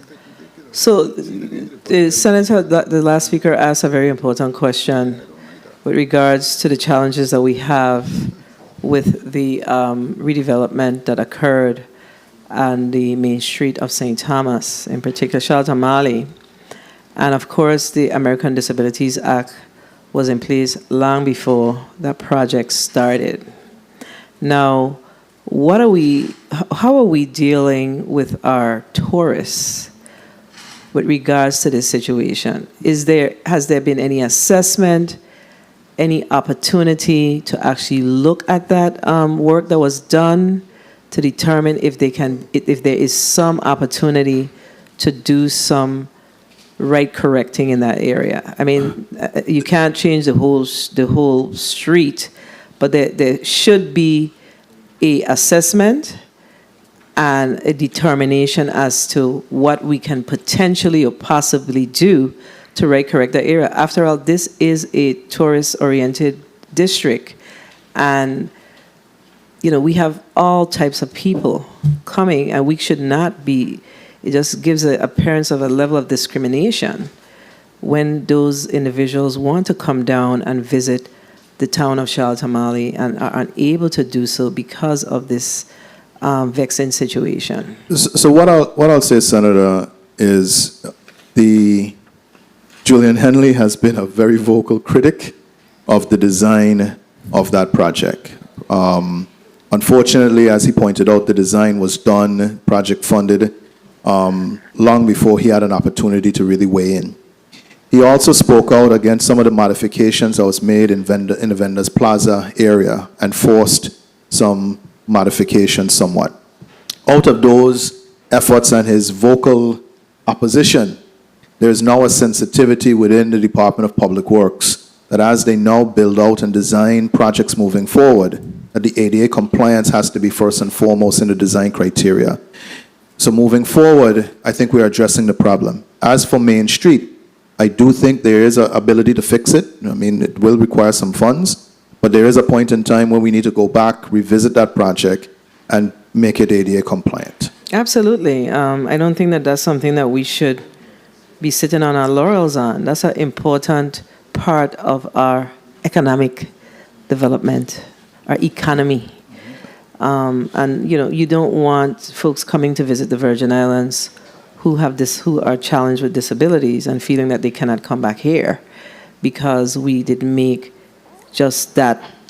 It's a minor adjustment to ensure that they are able to traverse the town of Charlotte Mali. So I am very concerned and challenged by it as well.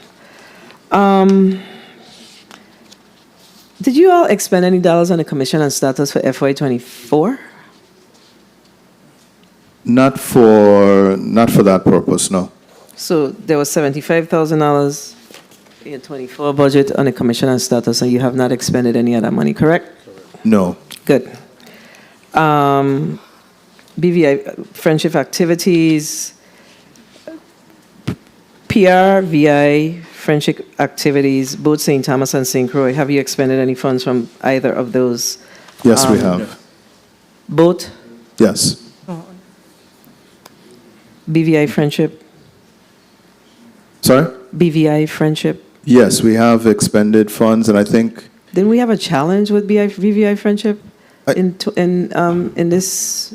When is BVI Friendship traditionally? it's usually in October. Usually what we end up doing is trying to obligate funds in the prior fiscal year for the celebrations that occur based on the timing in the next fiscal year. There was a challenge last year, you're correct. I think, I forgot what the issue Timing, was. it was Nothing happened. the There was Prime no- Minister and the Governor yes. couldn't come up with it. Yeah, there was some challenges. in getting the two parties to agree. But we do usually start obligating funds for the upcoming fiscal year. Don't put on the record again, okay? It's just the timing. By the time the budget goes online in October, if we haven't already Yeah. made the obligations, we won't be able to fund them in October. So the reason why I'm asking a question is because in the FY 24-5, you're asking for 75,000, but in 24, something happened in 24, October, fiscal year, not calendar year. And those funds that you would have encumbered were not expended. I'll revisit with our events coordinator. There was no activity. Right, there was something prevented. We had the business meeting, but then the friendship activity that usually consumes the most resources, for some reason that wasn't held. Okay, so we need to get reporting on the BVI Friendship for fiscal year 23. 23? Because you would have spent it, it would be the 24, but it will be 23 money. So I want to make sure that we clear that we mean based on how you Right. traditionally expend those dollars. And then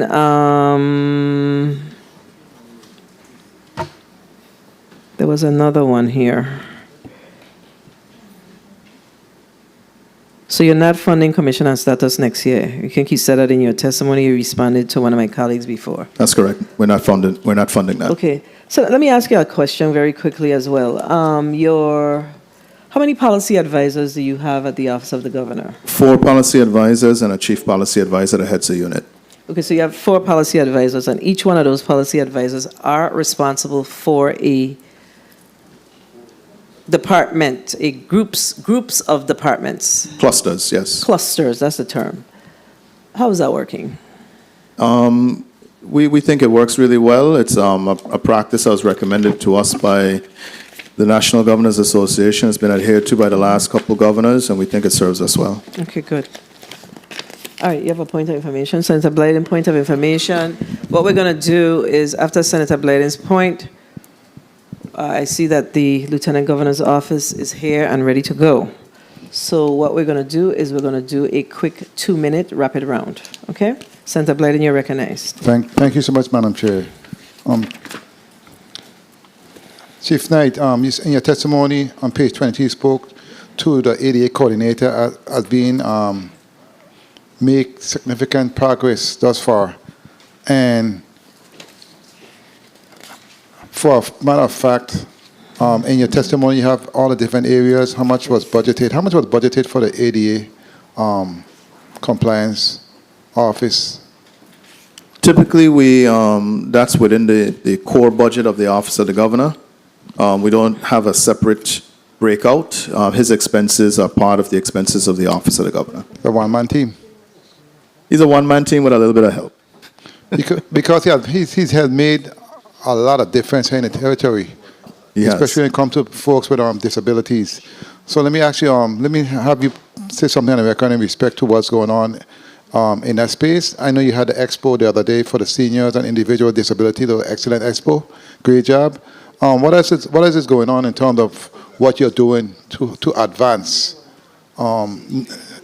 education and advance policies and regulation when it comes to ADA compliance? Can you speak to that, please? Senator, one of the things that I do is I collaborate with a lot of the other agencies that provide ADA services or ADA training. We collaborate and try and come up with meaningful opportunities to improve ADA understanding or learning. One of the big projects that we're hoping, or from my office, is hoping to move forward with is a barrier-free initiative, meaning you'll be able to go on a website instead of calling the senator and saying, where can I go to lunch? Where can I go to scuba dive? Where can I do whatever? That you'll be able to go to one central place, and that central place would be able to give you that information. So you'd be traveling or live here, you would know where, what is accessible. Any challenges? No, it's just right, putting together, once again, these are private businesses, so the application process is being put together right now. Once that's done, it's sent to the whoever, we make phone calls to restaurants and other that we think might be accessible, but then they would have to fill out that application, send it back, and then we would do an assessment if they think that they are accessible. Well, thank you for what you're doing. Again, thank you, Madam Chair, for the time. And thanks for your responses. Thank you. Thank you, Senator Blyden. I want to say somewhere about 2022 or 2022, legislation was passed for the complete streets. You familiar? Yes. Are we using the complete streets legislation as a guide as we work on our disaster recovery projects? Is that a part of the work, the consideration as we contemplate the rebuilding here in the territory? I sure hope it is. But what I'll say is there's a related initiative for drainage and sidewalks. And while the ARPA allowed us to fund drainage projects, we have taken the opportunity to use it to correct our sidewalks and make them accessible, particularly in our historic town districts. So there is a movement towards building accessibility into our infrastructure repairs, and that's a big example. I think the first project just got awarded on St. Thomas. We're doing the same thing in Frederickstead and ultimately in Christiansted. As far as the broader road projects, I can't say definitively, but I do believe, again, that the designers at Public Works, of course, if it's a federal highway project, it goes without saying. For the local road projects, the designers are now much more sensitive to the need to incorporate that into the design. Well, we need a little more than sensitivity. They need to follow the legislation. The legislation was a heavy lift, and it's a very extensive piece of legislation. So they need to actually sort of dust it off. It shouldn't have that much dust on it because it's fairly new. But we are doing a lot of projects, so we need to make sure that consideration that is being looked at and, in fact, implemented as we do those projects. Okay? So, Chief Knight, you spoke about the economy and our revenues aligning with our appropriations, et cetera. And of course, as we built our 2024 budget, this current fiscal year, which would be last year, one of the things that we did is our revenues were very centered around, our projections rather, were very centered around our disaster-related projects. Yes. And when we came up short, because we still came up short, and because this administration in particular has been very central focused on ensuring that there are a couple of things that has happened. Central focus on ensuring that unions salaries are negotiated and they're paid out, etc. And of course, you said it well that we are now outpacing our revenues. So my question is, and then the other thing that we did is we backfilled our and it's important for us to put these things on the record. We actually backfilled our 2024 budget with $30 million from ARPA as we built the budget and aligned the revenues in order for us to come back to a balanced budget. The question that I have is, we didn't really see truly the fruits of our labor or our intended labor in the disaster recovery projects. And we know how things happen here, and we know what happens with FEMA. We just know, we don't really say it, but we know that, we have a hard way to go. Right.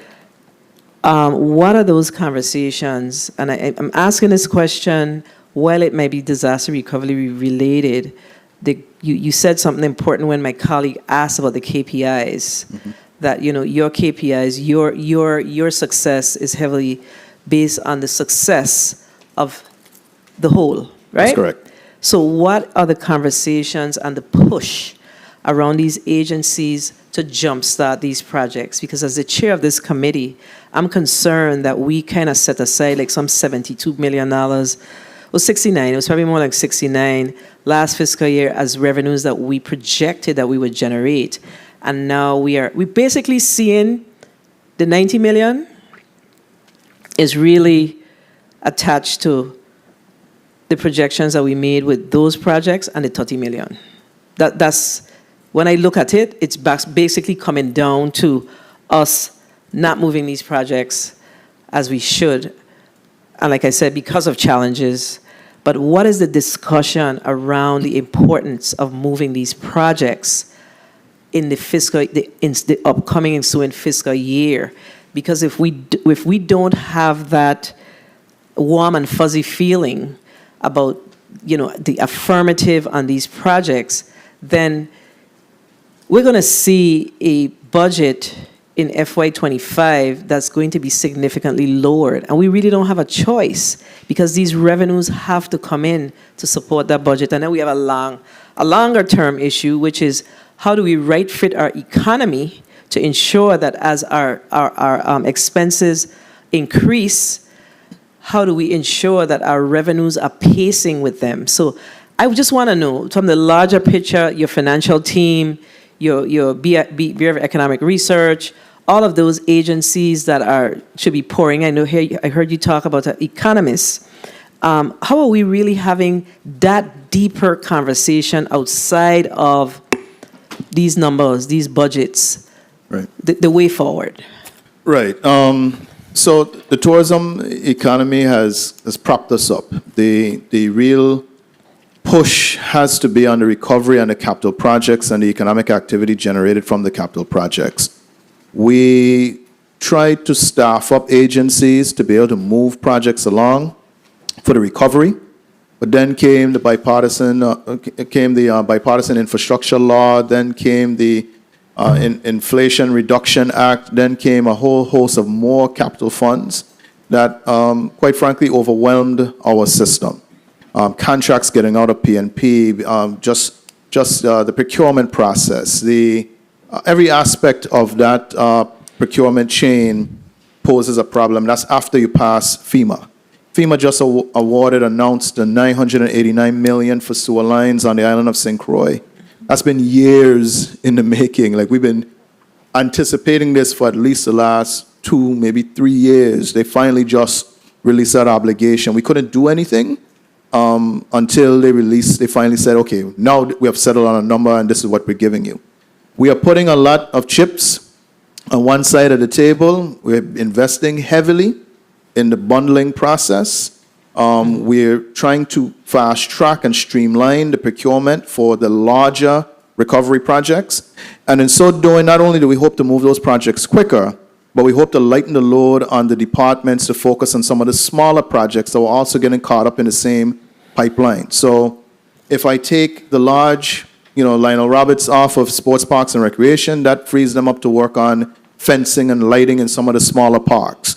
If I take some of the heavy lift off of some of these agencies, they can now focus on some of the smaller capital projects that at least can keep the needle spinning while we queue up the bigger projects. So we're hoping that the approach that we're taking with the first 2 bundles out there, now out for bid, that we can get good results, get contractors that can really mobilize quickly, that the process and putting our most talented project managers on the task will pay dividends, and that's where the chips are. What we've been doing for the last 7 years since the storms in 2017 it's working, but not working fast enough. The bundling, we think, is what's going to take us over the top. Okay, so it takes us over the top for these fiscal years, the next 5, 6, 7 fiscal Starting years. in 25, we hope to start seeing the economic results of that effort in fiscal year 25. But then tell me, we have the Office of the Lieutenant Governor here, we have our property tax issues, and we have a Bureau of Internal Revenue. What are those discussions about us being able to collect all of this outstanding taxes? Because I have a colleague that said that we don't have a money problem, we have a management problem. But the thing is, we have to be able to collect. I think all of us collectively, the territory, every citizen here needs to understand the importance of pouring back into paying our property taxes, paying our internal revenue, etc., paying our taxes overall, whatever our tax is.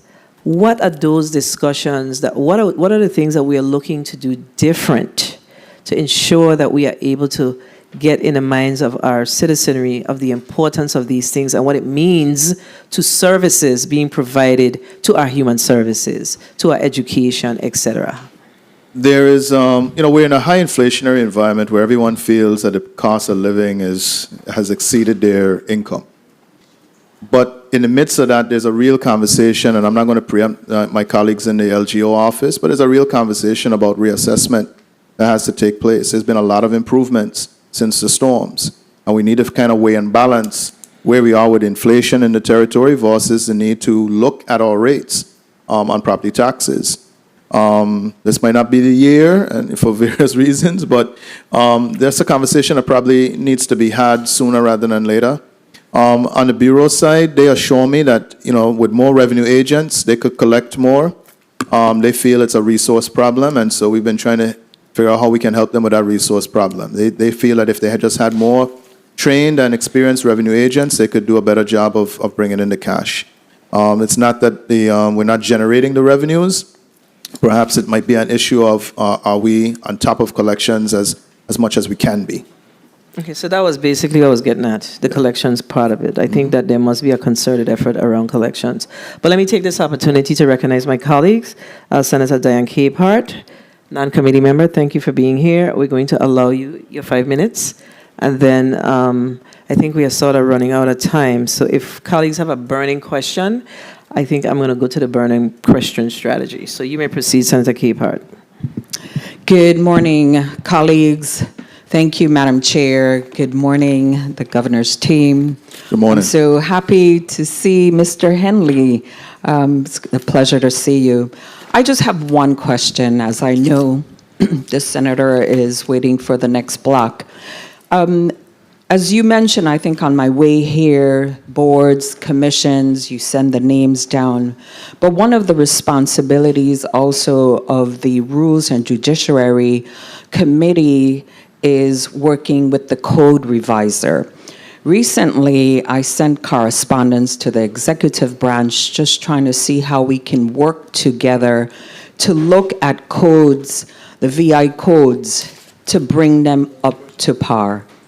And we have a symposium August, 2 dates, one St. Croix, one St. Thomas. I think the one on St. Thomas is the 26th. I think the one on St. Croix is the 18th to the 19th. So now that you're here, I ran upstairs and I says, well, I just want to get this commitment that you would look at your high priority departments and say, what codes need to be revised that haven't been revised from 1954, 1957, that is hindering the department from increases of fees, whatever the language may be that's been there since the beginning of time. So I just wanted to have that conversation with you. Yeah, certainly as we go about our business, we come across antiquated sections of the code.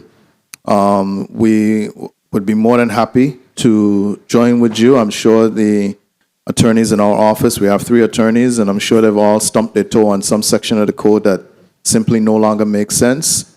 Or in many cases, the practice that we have adopted is contrary to the code because the code was so antiquated. Right. There's some specific areas that we've been looking at, the Sacred Cow Act 4440 and some modifications there. There's some things we're looking at as far as sentencing and the criminal statutes. But I think I understand your question to be more the antiquated sections of the code. Yeah. And we certainly would love to join with you in that effort in identifying areas that we think are ripe for cleaning up. Yeah, so I think it should be a conversation with your departments, your commissioners to say, hey, start looking at what amendments that with the symposium that the legislature is having, that it would make the process easy for you to make the suggested amendments, and we work together collectively. So there's a symposium that we will be hosting 2 days. The Rules and Judiciary Committee and all the senators have been notified about this. The executive branch has this invite. So I just wanted to let you know that this is very important, that these departments start looking at codes, VI codes, that we can bring these codes up to par. Will do. Thank you, Madam Chair. Thank you, Senator Capehart. Senator Francis Jr. Thank you very much, Madam Chair. I wanted to go back to the Bureau of Economic Research and to just ask, in terms of economic forecasting and outlook, when was the last report generated on that, as well as to where do we stand? I mean, any idea where do we stand in terms of our economy, and how are we utilizing that data to then drive our decision-making process? Bernicia Library, Bureau of Economic Research. The last economic outlook was produced for earlier this year, last year for 2023, and it will be on the website by the ending of this week. As far from what I see in terms of forecasting or the trends that's in the data that I collect, I find that inflation is a huge issue in the territory right now.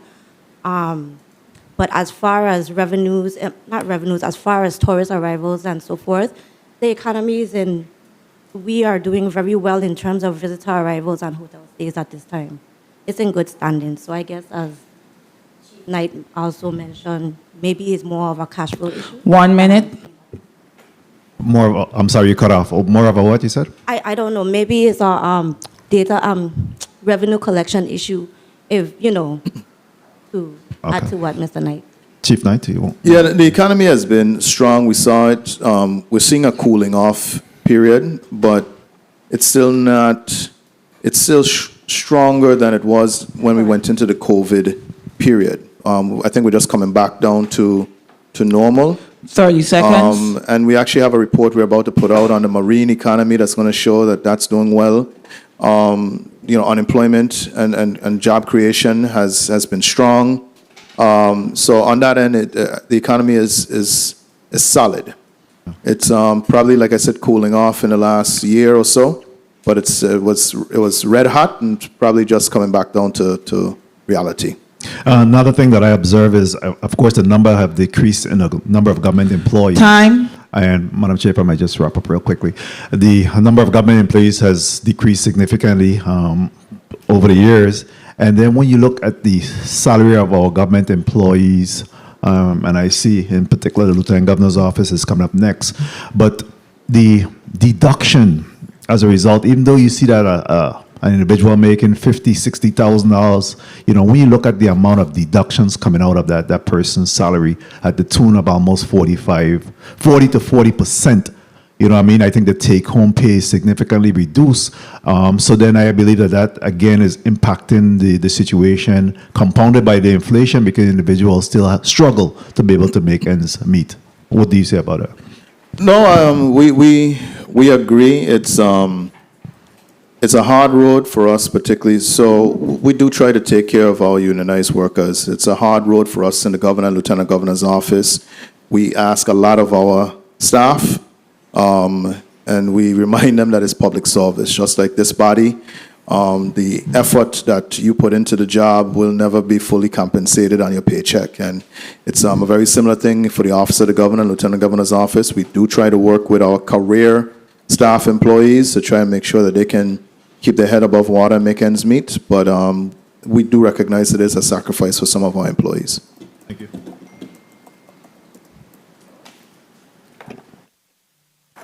Thank you, Senator DeGraff, you recognize. Thank you, Madam Chair. In regards to ADA, again, being a tourist destination, and I know the beaches and the equipment for disabled persons come under sports parks, but issues that the territory is seeing, one, street lighting in the evening, crosswalks for the disabled personnel.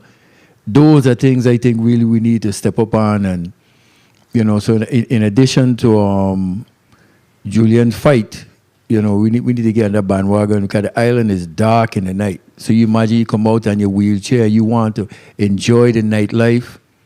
It's very hard to see. Most of us to have that. And the crosswalks don't exist at all. So those are some things. And in regards to the governor's security, and I'll ask the lieutenant governor after, the security, the training, are they utilizing the latest generation? 1 minute. Communication, body armor, vehicles, you know, or we just take it for granted. Well, we put them in a car because they're going to chase.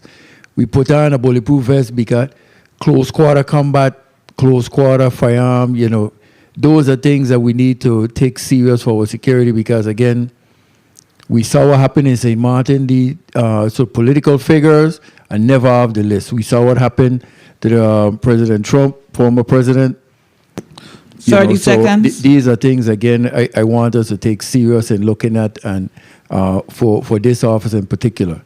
Okay, so in regards to the ADA, any comment on that one in regards to I agree. I suspect that in a few weeks I'll be having a different conversation with you regarding streetlights. Okay, good. Very good.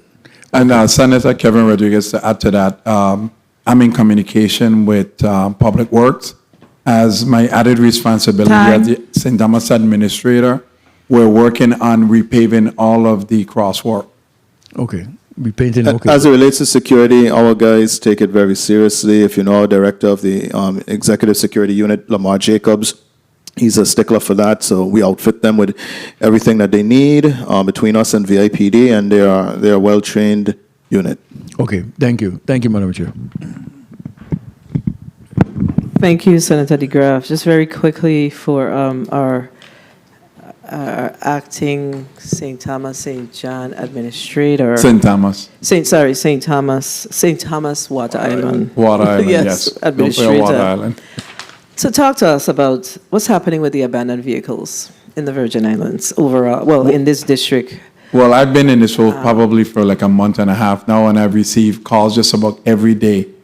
And so I want to use an example, Bolongo.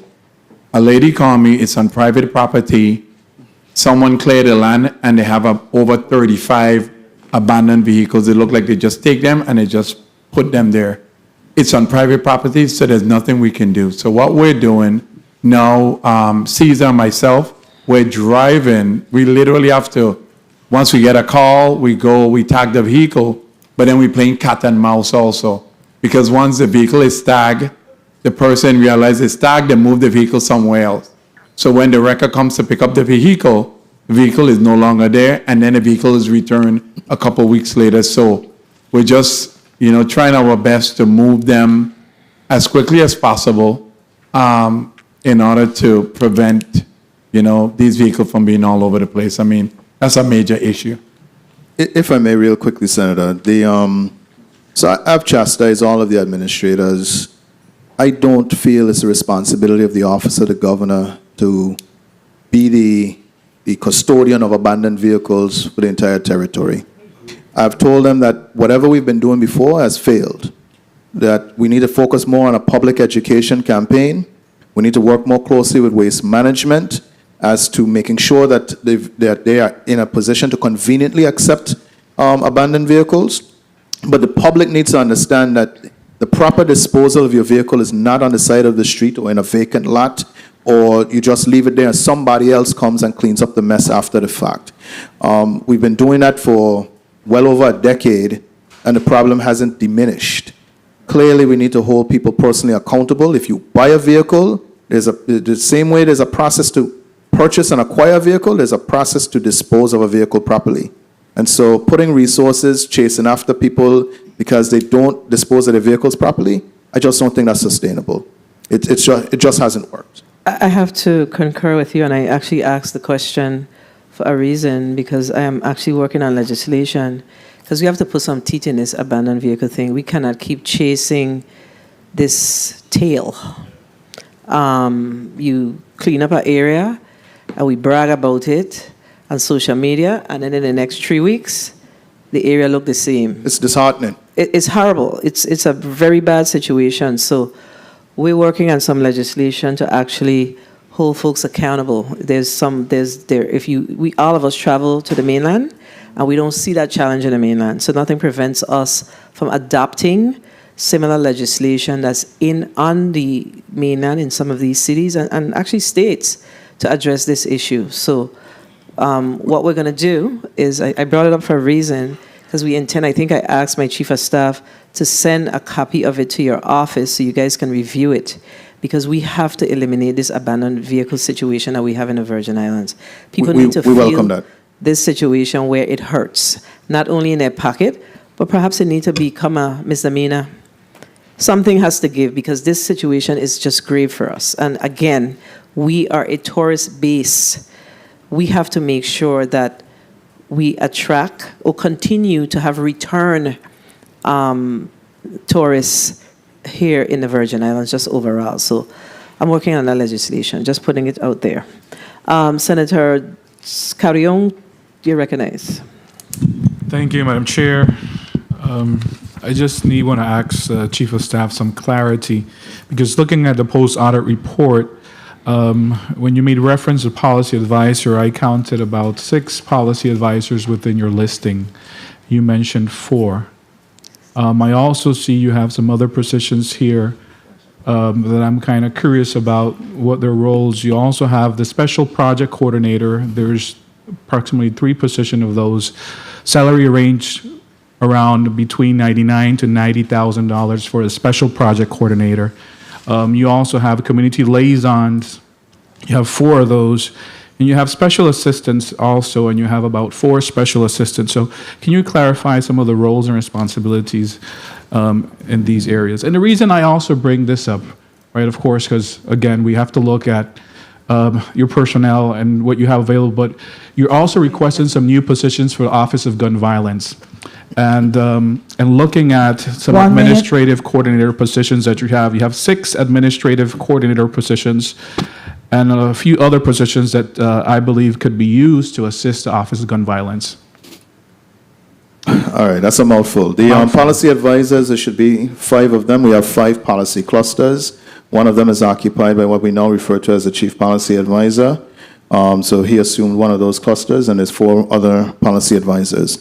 Community liaisons work out of the administrator's offices. Excuse me a second. 30 seconds. So in the post-audit report, then is correct, right? It's mentioned in 6. I'll review and see if I count 6, but it should be 5, and I'll review. Yes, there is 6. There is Page 10, page 10 and page. There is 6. There's another area that there's another policy advisor for the area of cannabis that we had. The title is policy advisor. It's more like a special assistant position, but it carries the title policy advisor just because that was the most expedient way of onboarding the individual. We do also have community liaisons are out of the administrator's office.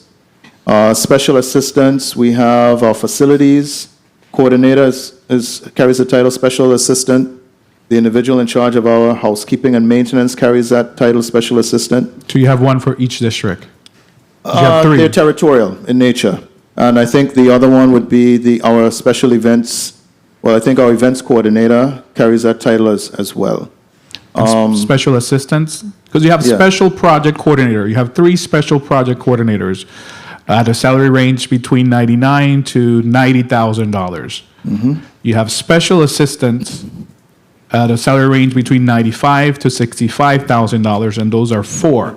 And you also have executive assistants at a salary of $99,000 to $80,000, and those are 4 also. Right. So we have employees, for instance, that works with the ADA coordinator that would carry the title Special Projects Coordinator. As you can appreciate, by keeping the titles generic, I get to assign them to whatever they needed to do without locking them into this is what you do and only what you do. The administrative coordinators, that's my administrative assistant, the administrative assistants throughout the office carry the title administrative coordinators. Is there any way then the new positions for the Office of Gun Violence, can you merge and maybe have multiple duties? We have, Because we're talking about 8 positions within the Office of Gun Violence. we have looked at that, and because they are now going up to that staffing level and they're not as proficient in handling a lot of their administrative clerical duties, also because they're, especially on St. Croix, they're a little bit remote from the rest of Government House. They're located in our Carlton office. We think it would be necessary to have somebody dedicated to them that sits in Carlton that can assist them with that. We have talked about sharing that person with the Office of Health Information Technology, and that's still perhaps a possibility. We are looking at it. But we know there's a need that we need to fill one way or the other. The issue I have is, again, going back to my first question about austerity measures, knowing the position that we are as a government, I'm not really seeing much areas where we are trying to cut, where we're trying to save. And some of the departments, we're seeing some increases. So we really need to look to see how we can be able to maybe share some duties and responsibilities, because if we continue the path that we are, things are going to look very ugly soon. Understood. Thank you, Madam Chair. Thank you, Senator Carrion. So we have to get to the point where this whole matter of cannabis is looked at seriously in the territory. There was a lot of heavy lifting that took place in this institution.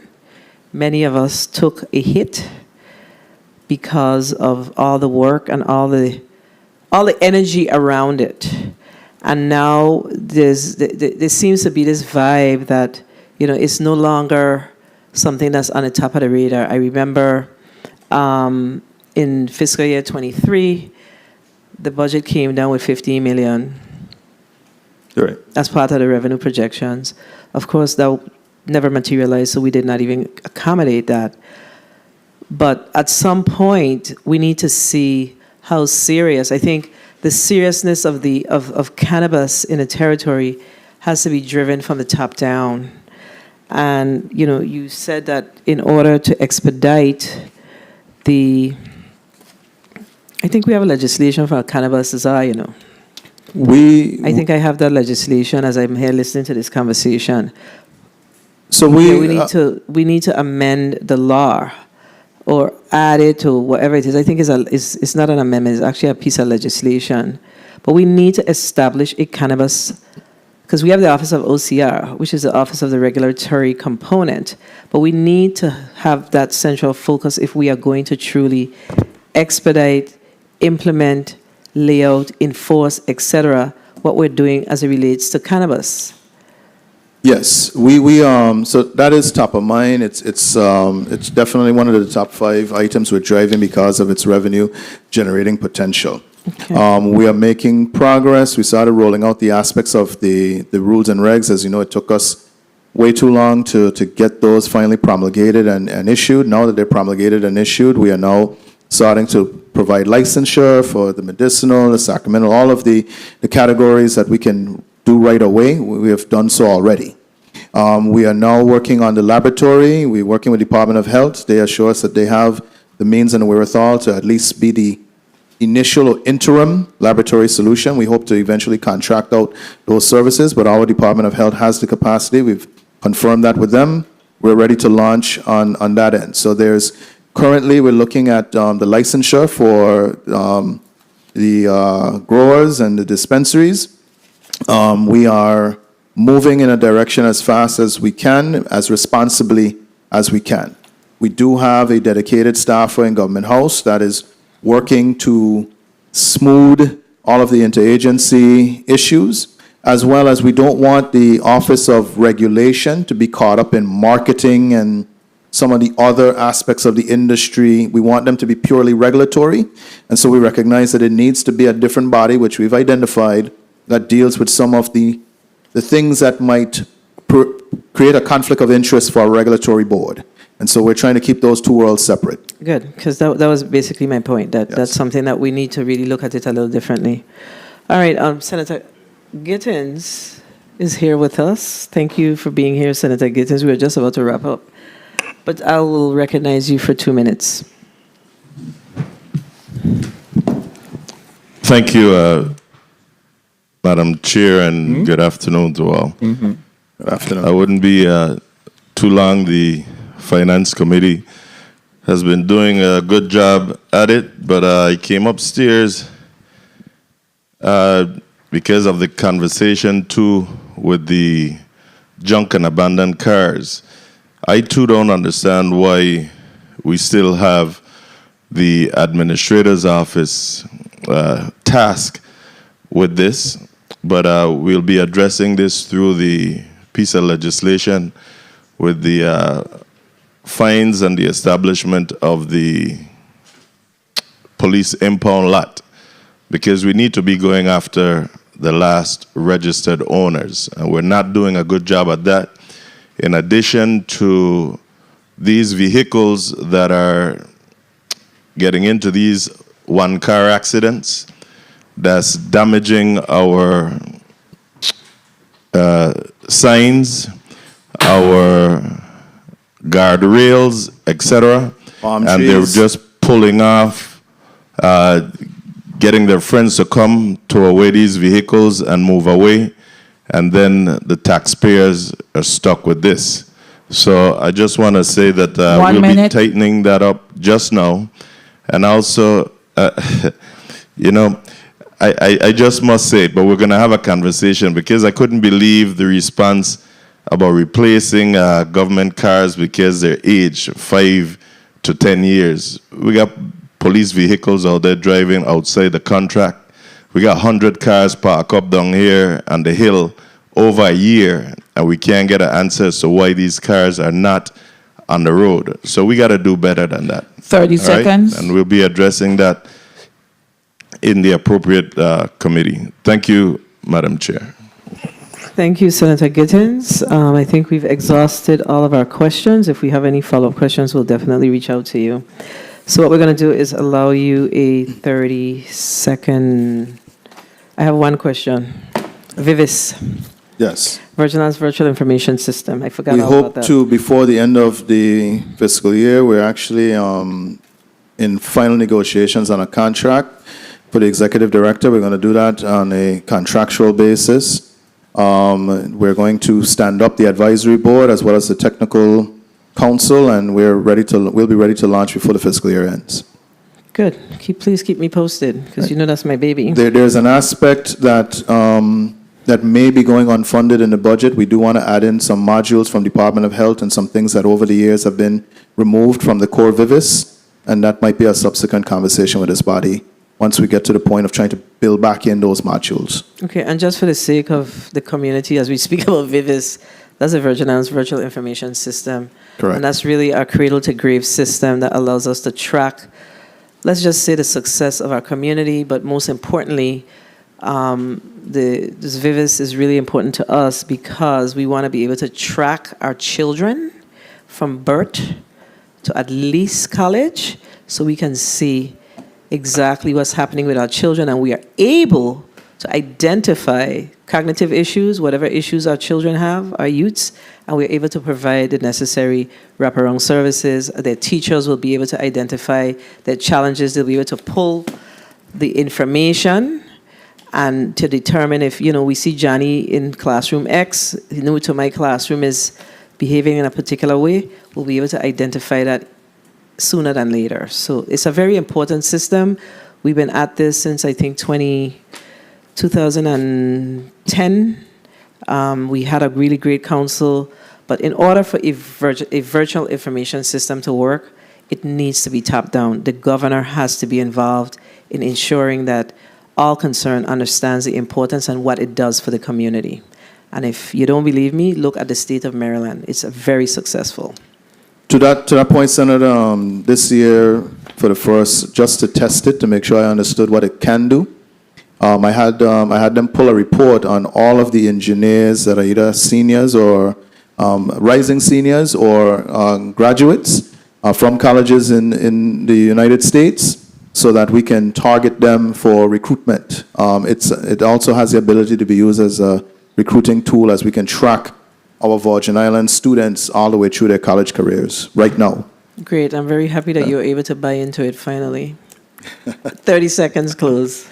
I just want to thank the 35th legislature for your diligence, not just with our hearing, but throughout the budget season. I know it's a long haul. We take it very seriously, and we do our best to make recommendations for the fiscal plan that makes sense and can satisfy the needs of the people of the Virgin Islands. I want to thank my team once again. They do excellent work. They prepare and execute all of what we have discussed today, and I just want to thank them for all that they do for the Office of the Governor and the people of the Virgin Islands. And I also, as things stand, this might be my last appearance before the body in this position. I just want to thank you for the work that we've done together and the collaborations over the years, and I look forward to more collaboration and more work together. All right. I like that. So actually, for the short time that I am left back here, I too will miss me calling you, and sometimes you ignore my phone calls. But then I send you a text and say, yo, you answer. No, but seriously, the work of the Office of the Governor is not easy work, and we do recognize that. The work that we do here is not easy. So what really matters is our ability, our opportunity to collaborate. I think once we collaborate, we're able to make great things happen. So I know that we read in the news that you have a bigger task that you will be taking on, and know that, while I'm sitting here, while I'm sitting anywhere else, that I am here to support that initiative, because that work is important work that helps us to address the challenges that we have with our economy and our inflation. So we expect great things out of you. I just ask you to remain focused, and it's not going to be easy. It's not going to be easy, but we believe that you can get it done. Thank you. So we put all our faith and trust in you, because guess what? Ain't nobody coming to save us. Ain't nobody coming to save us. All right, so colleagues, we have exhausted our we do have some through the chair requests. Usually I would read them out at the end, but we're just going to send them over to you so you could respond. Okay.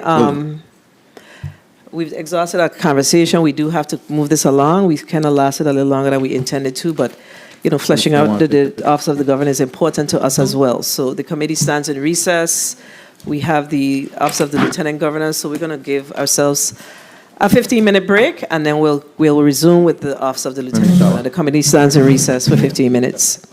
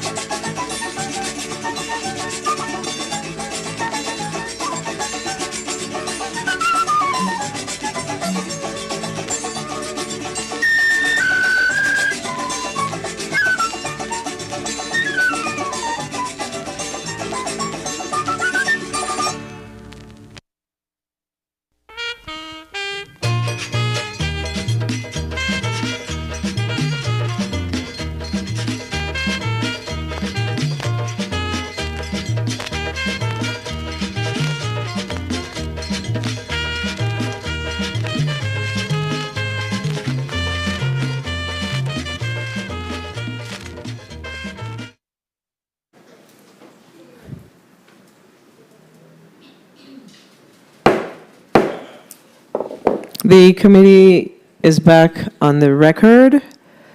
Madam Clerk, can you please read Block 2 into the record, please? Block 2, Office of the Lieutenant Governor, invited testifier, Attorney Monica Carbon Esquire, Chief of Staff, Office of the Lieutenant Governor. This concludes the agenda for today, Madam Chair. Thank you, Madam Clerk. And good afternoon to the Office of the Lieutenant Governor family. Good afternoon.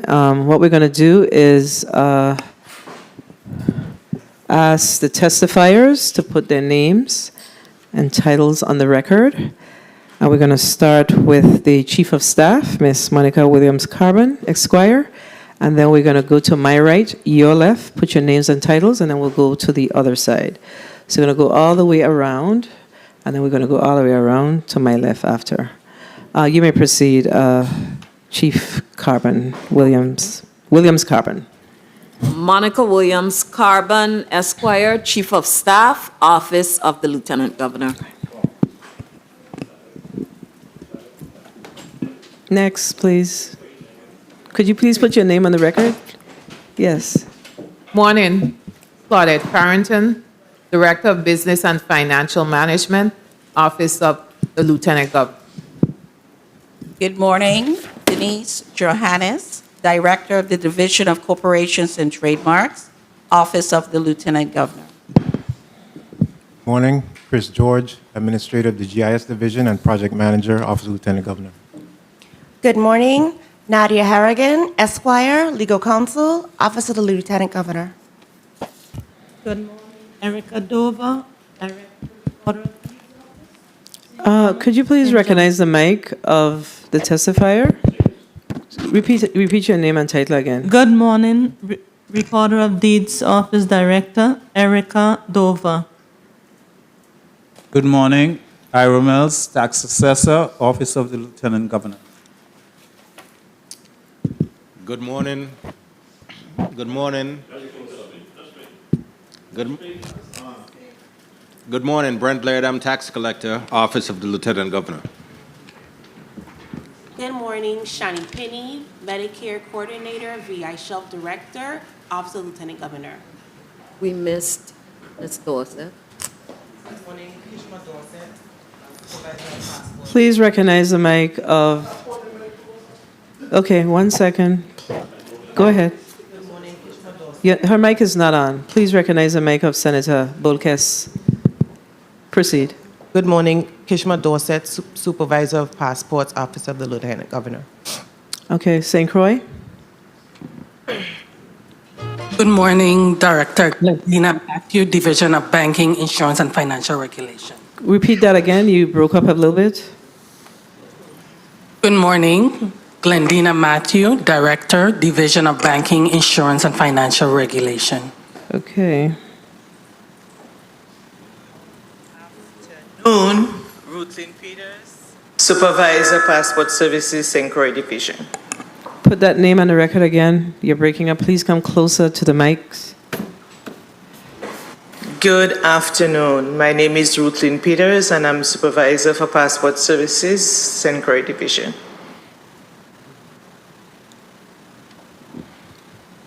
Good afternoon, everyone. C. Portia Pierre, District Recorder of Deeds for the St. Croix District. Good afternoon, Shalma Moorhead, Assistant Tax Assessor, Office of Lieutenant Governor. Okay, is that it for St. Croix? Yes. All right, thank you. All right, Attorney Williams Carbon, you may proceed with your testimony. Good afternoon, Committee Chairperson, Honorable Donna A. Fred Gregory, and honorable members of the 35th Legislature of the Virgin Islands, Committee on Budget, Appropriations, and Finance, other senators present today, as well as the viewing and listening audiences. I am Monica Williams Carbon, Esquire, Chief of Staff for the Office of the Lieutenant Governor, which is under the leadership of the Honorable Tregenza A. Roach, Esquire. Lieutenant Governor of the United States Virgin Islands. I most respectfully appear before you today on behalf of Lieutenant Governor Roach to present testimony in support of the Office of the Lieutenant Governor's fiscal year 2025 budget request, which in its entirety covers most but not all of LGO's payroll obligation. In my summary, I have included for each of the many and varied divisions within LGO their accomplishments for fiscal year 2024 and their future goals for fiscal year 2025. I also discussed the challenges that LGO is experiencing in carrying out its legislative mandates. The continued and efficient operations of LGO's divisions is dependent on the approval of the budget request as well as other requests delineated in this summary. Today, I am accompanied in the St. Thomas Legislative Chambers and the St. Croix Legislative Chambers by Ms. Claudette Farrington, Director of Business and Financial Management, Attorney Nadia Harrigan, Legal Counsel for the Office of the Lieutenant Governor, Attorney Glendina Matthew, Director for the Division of Banking, Insurance, and Financial Regulation, Mr. Ira Mills, the Tax Assessor for the Division of Real Property Tax, Mr. Brent Lairdom, the Tax Collector for the Division of Real Property Tax, Mr. Chris George, Administrator for the Division of Geospatial Information Systems, Ms. Denise Johannes, Director of the Division of Corporations and Trademarks, Ms. C. Portia Pierre, the Recorder of Deeds for the District of St. Croix, Ms. Kishma Dorset, Supervisor of the Passport Acceptance Facility for the St. Thomas St. John District, Ms. Ruthline Peters, Supervisor for the Passport Acceptance Facility for the St. Croix District, Ms. Shani Pinney, Director of the VI SHIP Medicare Program, Ms. Magdalene Burke, Assistant Director and Chief of Securities for the Division of Banking, Insurance, and Financial Regulation, is in the audience. Ms. Shalma Moorhead, the Assistant Tax Assessor for the Division of Real Property Tax, Ms. Laura Bedminster, Assistant Director of the Division of Corporations and Trademarks, Ms. Erica Dover, Recorder of Deeds for the St. Thomas St. John District, she had to appear at the district court, but she was able to get away and she is available to answer questions regarding Recorder of Deeds. Collectively, the divisions within LGO provide essential services to the people of the Virgin Islands.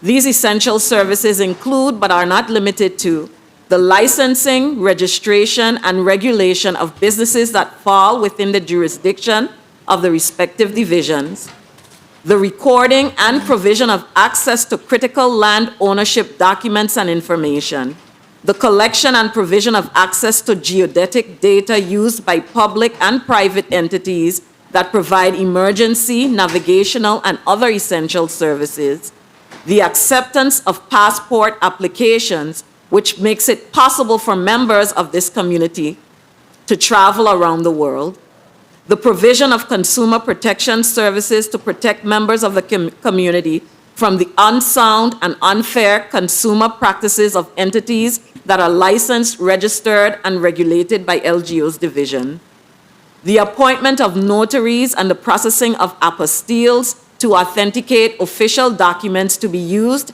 and recognized in foreign countries when traveling in and out of the United States, and the education and counseling of the members of this community regarding the services offered by LGO divisions through outreach. In addition to the provision of these critical services, LGO's divisions generate significant revenue for the government of the Virgin Islands. The Division of Real Property Tax, standing alone, makes LGO the second largest revenue-generating government agency in the territory and helps the government of the Virgin Islands to sustain its revenue collections during the month of June and subsequent months when real property taxes become due each year. In fiscal year 2023, LGO collected $115,795,413 in revenues for the government of the Virgin Islands. As of June 2024, the divisions within LGO have collected $75,576,000 $69,720, which is more than the $69,256,601 that was collected during the same period last fiscal year. This represents a 9% increase of $6,320,119. The total revenue collections for fiscal year 2024 across LGO divisions is estimated to be $121,935,734. The total revenue collections across LGO divisions for fiscal year 2025 is projected to be $123,603,979. Since the beginning of fiscal year 2024, the Office of the Lieutenant Governor, under the direction of Lieutenant Governor Roach, continues to provide the referenced critical services to the members of this community and to generate significant revenues for this territory with transparency, efficiency, consistency, and integrity. The accomplishments and goals of LGO's various divisions play a critical role in the efforts of the Brian Roach administration to help restore, rebuild, and maintain a more resilient Virgin Islands community. LGO has always utilized and continues to utilize its funding allotments and other revenues available to undertake bold initiatives which have positioned LGO as a lead government agency in providing services through the use of technology, replacing manual processes and functions. This automation has not only enhanced LGO's revenue collection capabilities, but also importantly, it has improved the lives of the members of this community by creating a more customer-friendly environment for those who utilize our services and are heavily dependent on those services. Many customers who utilize LGO's online services can conduct business and receive services remotely 24 hours a day without having to leave their homes or offices within the territory or locations outside of the territory. Mentionable is that the Division of Corporations and Trademarks has seen an increase in revenues generated by that division following the implementation of the Catalyst system with the help of the enactment of legislation which increased the minimum tax and revised the capital definition for computing franchise taxes. Also mentionable is that the amount of real property taxes collected online via the newly implemented Citizens Access Portal for the Division of Real Property Tax has been a mentionable amount, which evidences that many taxpayers are using the system. LGO is aware that with technology comes the challenges of being susceptible to system breaches and electrical outages, causing interruptions in services provided. However, the benefits of using technology to streamline LGO services, to make those services available online to the members of the public, and to bring the government of the Virgin Islands into the 21st century, thereby keeping the territory on par with services provided in other U.S. jurisdictions, far outweigh these challenges. LGO is also aware, as you should also be aware, that the costs have increased in many regards exponentially for securing vendors to provide services across the board. Services required by LGO's divisions to improve and maintain efficient operations, but that come at a cost to LGO include, but are not limited to, services to create and maintain online systems, purchase equipment and supplies, procure contracts for cleaning, remediation, and servicing of electrical equipment such as air conditioning units, generators, and elevators, and to assist divisions in carrying out statutorily mandated responsibilities such as the collection of revenues and the collection, storage, and making available to the public information under the custody of LGO's divisions, such as documents evidencing property ownership and unclaimed accounts. LGO must also utilize the services of a vendor to conduct mass reappraisals of real property required by law in order to update real property tax assessments. I note that mold remediation services, which are essential for the health and safety of government employees and customers, have become more prevalent after the 2017 hurricanes, and costs to fix or purchase new air conditioning units have become more prevalent with unusually hotter temperatures than experienced in years past. LGO also continues to experience challenges in filling certain positions, in particular positions that require specialized education, training, and skills to perform functions such as reviewing financial documents for licensing and registration, conducting financial examinations and analysis of companies, assessing real property values, and analyzing data. Budget appropriation for fiscal year 2025. LGO's budget for fiscal year 2025 has decreased from $7,371,061 in fiscal year 2024 to $7,187,246. Not a significant decrease.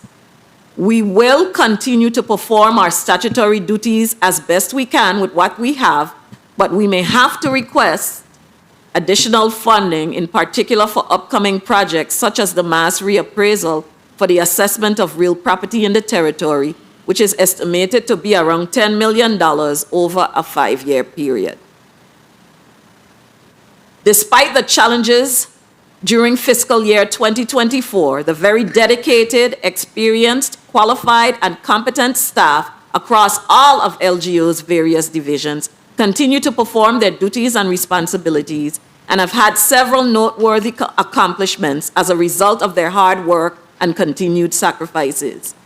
On behalf of the Lieutenant Governor, I publicly commend the members of LGO's staff, without whom LGO could not have achieved any of its accomplishments. As I try to summarize the many accomplishments of LGO's divisions, please note that this list of accomplishments is not all-inclusive, as there are many more to speak of given more time. The Division of Business and Financial Management continues to serve as the nucleus of all financial activities and operations for the Office of the Lieutenant Governor, preparing and managing LGO's budget, providing budgetary support, and overseeing the day-to-day financial procurement for all divisions within LGO, to include facilitating the procurement of supplies and services and centralizing the maintenance of all personnel time and attendance activity, financial records, processing vendor payments, including payments for all leases and contractual obligations of LGO's various divisions, and processing the payroll. It is also responsible for the overall collection of revenues with the direct oversight of cashier services. This division has worked tirelessly to complete and did submit LGO's fiscal year 2025 budget to the Office of Management and Budget. The division staff has processed the fiscal year 2024 salary increases for LGO's unionized employees, along with retroactive pay dating back to October 1st, 2023. In an effort to address LGO's staffing issues, I have been working with the staff of this division to reorganize divisions within LGO, updating job classifications, and assessing staffing levels to determine where new positions are needed to sustain LGO's continued operations.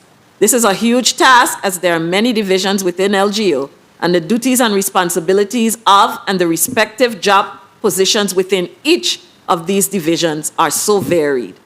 It continues to be LGO's hope to bring its employees on competitive footing with other government departments and agencies whose staff perform similar duties but are paid higher salaries. To that end, thus far, the staff of this division have played a critical role in engaging the Division of Personnel to reclassify the Office of the Tax Assessor within the Division of Real Property Tax, inclusive of working on new position titles for the appraisal section.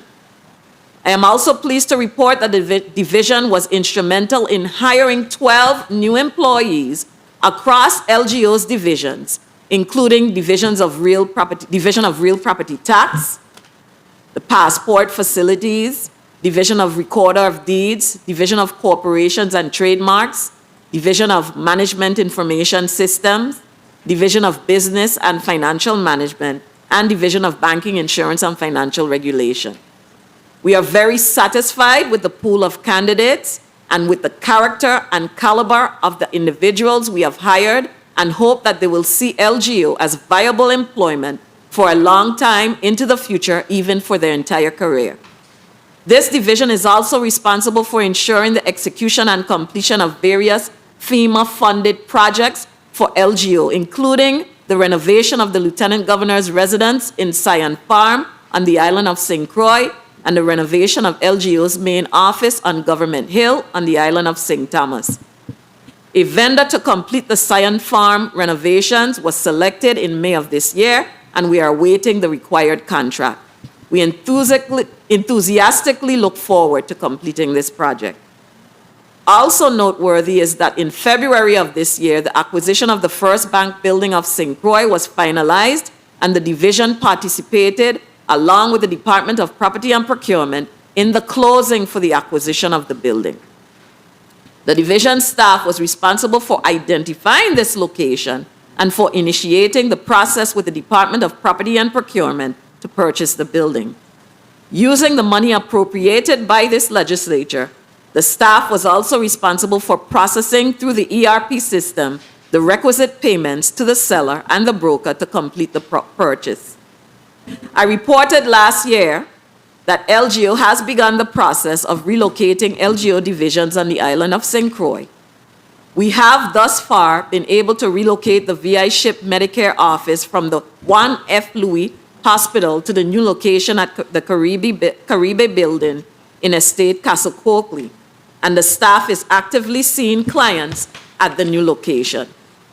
Since the last time we appeared before this body, we have had challenges with securing a vendor to complete the build-out. However, we were eventually able to secure a vendor. The build-out is almost complete, and we are currently in the process of procuring furniture for the offices, the remaining offices. We anticipate that the move will be completed sometime in the fall, barring any additional challenges with securing vendors to execute the move. The renovation of the passport facility on St. Thomas was completed, and we are in the process of procuring furniture for the office and will commence the move when that is done. We are very pleased with the renovations and are poised to serve our customers at that location. The division's goals and objectives for fiscal year 2025 include, but are not limited to, processing the fiscal year 2025 salary increases for the USW Masters Unit employees, inclusive of any applicable retroactive pay, back to October 1st, 2024, preparing and submitting the fiscal year 2026 budget to OMB, Office of Management and Budget, via OpenGov, completing the process to relocate the employees on St. Croix, implementing a semi-annual, quarterly, or more regular, if required, air quality testing for LGO's facilities territory-wide, undertaking any needed remediation efforts to address challenges pertaining to mold, mildew, etc., monitoring the progress on the renovation of the Lieutenant Governor's Sion Farm residence, continuing to work with the LGO divisions and the Division of Personnel to hire and train LGO employees, participating in negotiations with the Office of Collective Bargaining regarding the United Steelworkers Supervisors Union, and continuing to process LGO's payroll and payments to LGO vendors for services rendered and to landlords for LGO's offices location. We commend the very small staff of the Division of Business and Financial Management for their hard work, commitment, dedication, and sacrifice to ensure that LGO employees receive compensation for their work, have safe and comfortable working environments, have the resources they need to perform their duties and responsibilities, are able to provide the crucial services to the members of the Virgin Islands community, and to generate revenues for this government. The Division of Banking, Insurance, and Financial Regulation has, of June 2024, collected $26,248,703 in premium taxes, licensing, and registration fees and fines collected from the entities that are licensed and regulated by the division. This is a portion of the total revenues collected by LGO and indicates an 8% increase from the amount of $24,239,081 that was collected during the same period of fiscal year 2023. Thus far, in fiscal year 2024, the division worked with the Division of Business and Financial Management and the Division of Personnel to hire additional staff to fill vacant positions within the division and added positions needed to support the needs of the division. While it continues to face challenges in attracting persons with required specialized competencies, particularly in the field of accounting, the staff of this division continues to perform their statutorily mandated duties competently and effectively. The hiring of additional staff is critical for succession planning, as many of the employees of the division are eligible for retirement. With less than adequate staffing, the division has performed within its established range for performing its duties and responsibilities by completing the processing of insurance applications and securities registrations for 99% of its licensees and registrants within a 30-day target period, by processing applications for other licensed financial services entities within a 10-day target period with an average of 6 days to complete processing, and by processing completed consumer complaints and inquiries and unclaimed property claims on an average of 10 days, which is within the 20-day target period. We are pleased to announce that the division has implemented an unclaimed property database which allows holders of unclaimed property, not real property, in the form of bank accounts and refunds owed by insurance companies, utility companies, etc., to electronically file unclaimed property reports. The database allows members of the public to search the database and submit claims to recover unclaimed property through the database. They have created and published unclaimed property listings from year 2016 to 2023 on the division's webpage. We are pleased to announce that on January 1st, 2024, the division implemented the requirements for continuing education and pre-licensing courses for the licensure of resident insurance producers and adjusters. The securities staff attended trainings and advancement opportunities offered by the National Association of Insurance Commissioners and the North American Securities Administrators. They continue to accept securities, notice filings, and payments across all categories of registrations. As part of a yearly initiative and to fulfill the division's consumer protection mandate, the staff prepared and made available brochures and bulletins to educate consumers on different topics, including insurance, securities, and investment scams. They participated in cultural and food fairs on the islands of St. Croix, St. Thomas, and recently St. John, distributing these educational resources to more than 500 persons in the territory. The division continues to face challenges in recruiting persons with the required accounting backgrounds to fill the positions of financial services examiner. Despite the challenges in recruiting additional staff in this job class, the staff conducted examinations and investigations and annual reviews of the financial statements for insurance companies licensed to conduct business in the territory. Conducting these examinations and reviews are part of the statutory duties and responsibilities of the division and are required to maintain accreditation status with the National Association of Insurance Commissioners. It is important to note that because of this staffing shortage, it has been a challenge for the division to conduct financial analyses of the insurance companies doing business in the territory within the desired target period of 60 days from the date of receipt. In fiscal year 2025, the division's goals and objectives include maintaining its accreditation status by attaining reaccreditation by the National Association of Insurance Commissioners for another 5 years.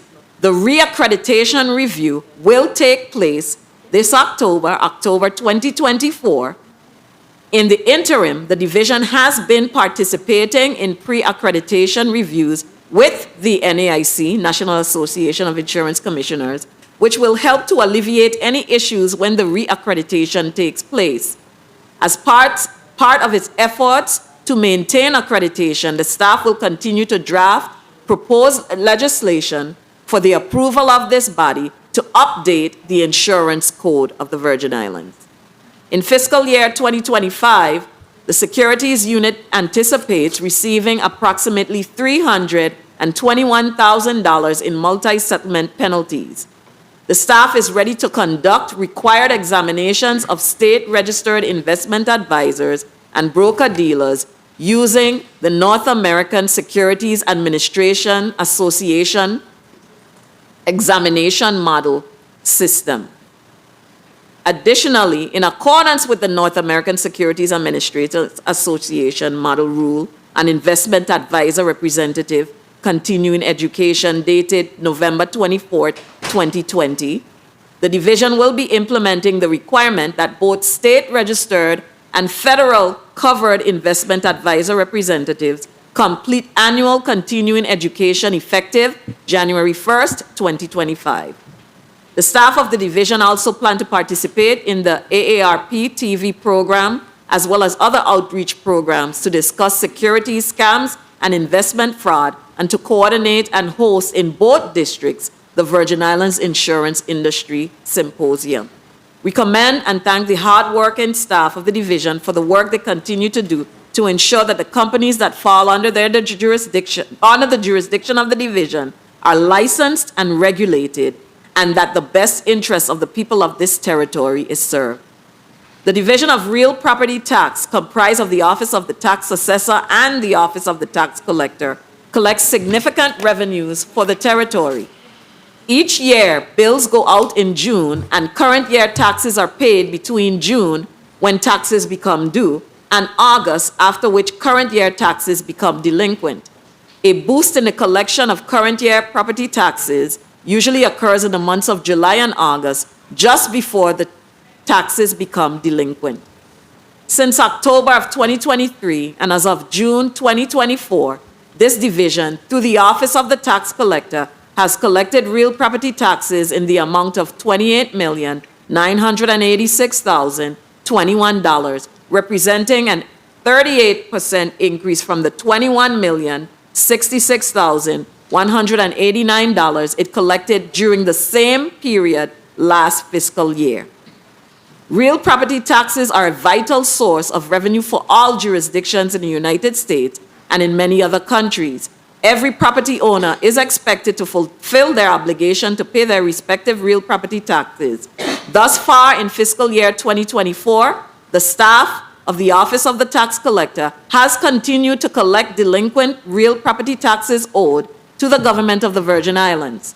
In June, the division issued the 2024 real property tax bills to collect the current year taxes. When real property owners fail to pay their current year taxes in full by August 30th of each year, fail to make arrangements with the tax collector to establish a payment plan to pay their delinquent real property taxes in installments, or fail to take advantage of paying their delinquent taxes in full during a period when penalties and interest are waived, a real property auction is an option to collect the delinquent real property taxes. In addition to the costs associated with conducting the auctions, LGO receives only the taxes along with penalties and fees and the sewer fees owed to the government of the Virgin Islands. The auctions not only allow the government to collect outstanding overdue taxes, but it also provides residents of this territory the opportunity to become homeowners if they are successful in their bid for the property at the auction. You may recall that auctions were scheduled to take place in June of this year on St. Thomas. However, and St. Croix, both St. Thomas and St. Croix. However, the auctions were canceled because of an overwhelming response of property owners in paying their delinquent taxes.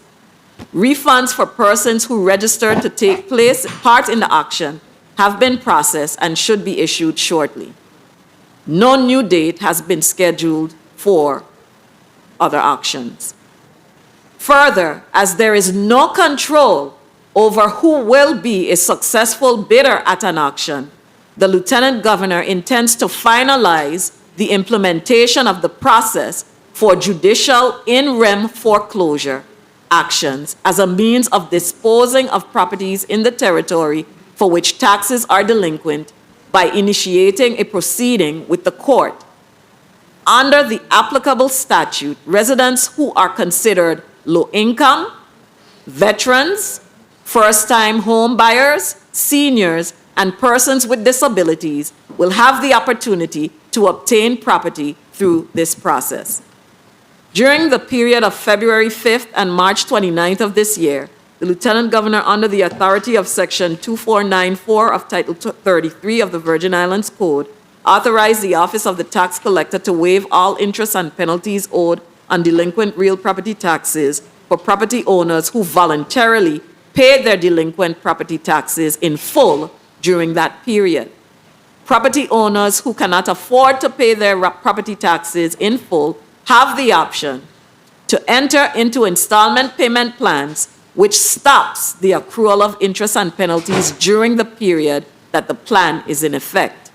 Interest and penalties that accrued prior to the execution of the installment payment plan are not removed. Thus far in fiscal year 2024, 312 installment payment plans have been established by homeowners who want to fulfill their obligation to pay their real property taxes. While there is no exact science for determining when a property owner will decide to establish a payment plan, the Office of the Tax Collector anticipates that more property owners will establish installment payment plans before the end of fiscal year 2024. The division continues to maintain the online citizens access portal at https://propertytax.vi.gov, which allows homeowners to access the services provided by the division 24 hours a day from their homes and offices. Services provided include initiating and executing installment payment plans, obtaining tax status reports, obtaining tax clearance certificates, verifying ownership of a property, and conducting sales comparative searches to discover the sale price for properties sold in a particular area. As always, customers are invited to visit this online portal to explore its features and to utilize the services offered.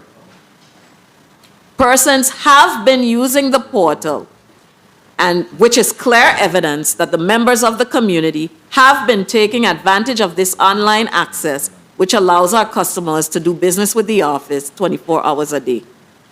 The division has been working with the Division of Business and Financial Management and the Division of Personnel to create a career path for the cadastral, real property appraisers, and supervisory staff.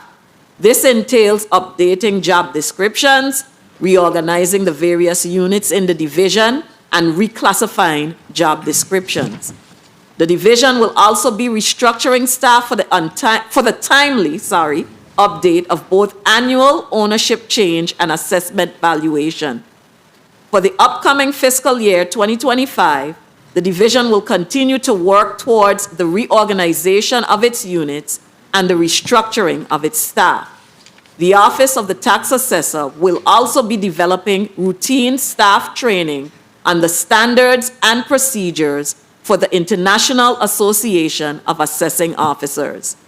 While working towards the anticipated restructuring and reorganizing of the office with its current insufficient staffing, the cadastral office has not been able to meet the 4-day business turnaround it has established for processing completed deeds and maps.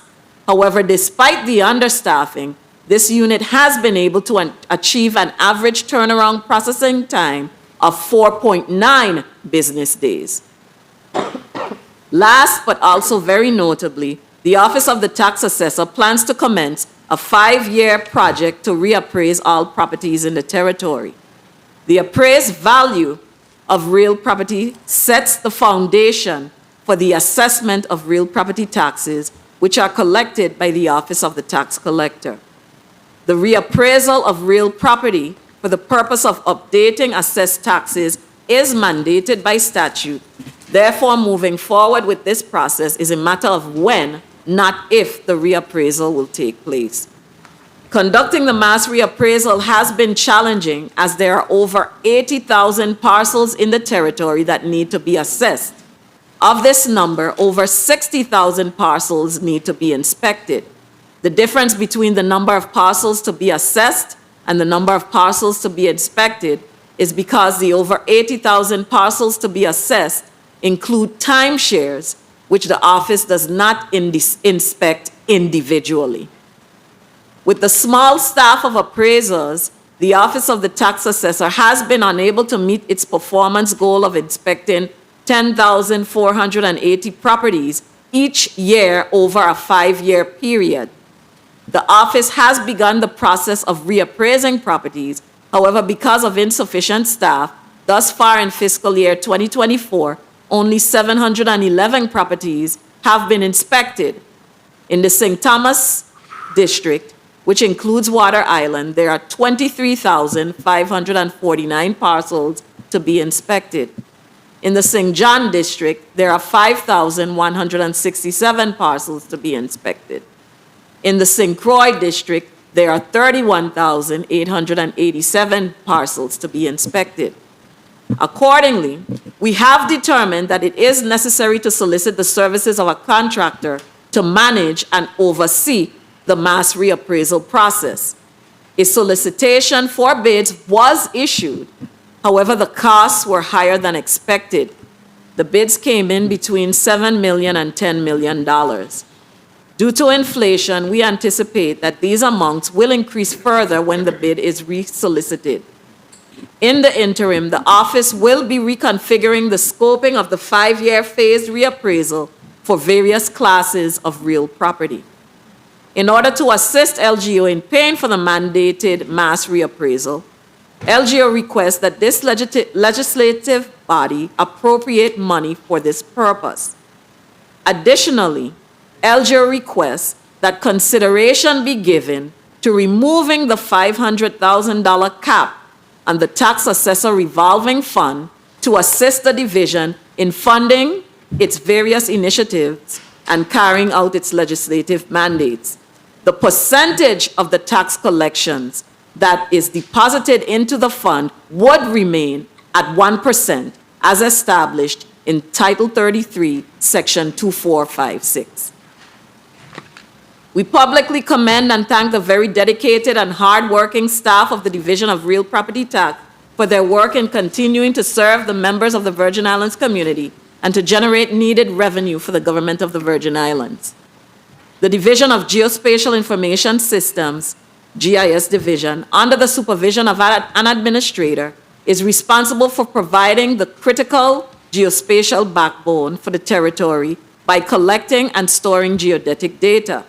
This division, comprised of 3 employees, including the administrator, manages the development, maintenance, and distribution of the Virgin Islands infrastructure, GIS information, and related databases, implements GIS policies, procedures, and standards, and provides intra-agency technical leadership, information management, and project coordination. It developed and maintains a GIS platform known as MapGeo, which is used by other local government agencies, federal agencies, and the private sector to make data-driven decisions. The goal of the division is to use the power of modern mapping technologies to enhance the territory's infrastructure and improve services offered by public and private agencies, including emergency services such as ambulance services and fire services, for which the use of navigational data is a critical part of their ability to provide life-saving services. While the division generates some revenue through its GIS platform, the significant projects undertaken by the division are made possible through federal funding.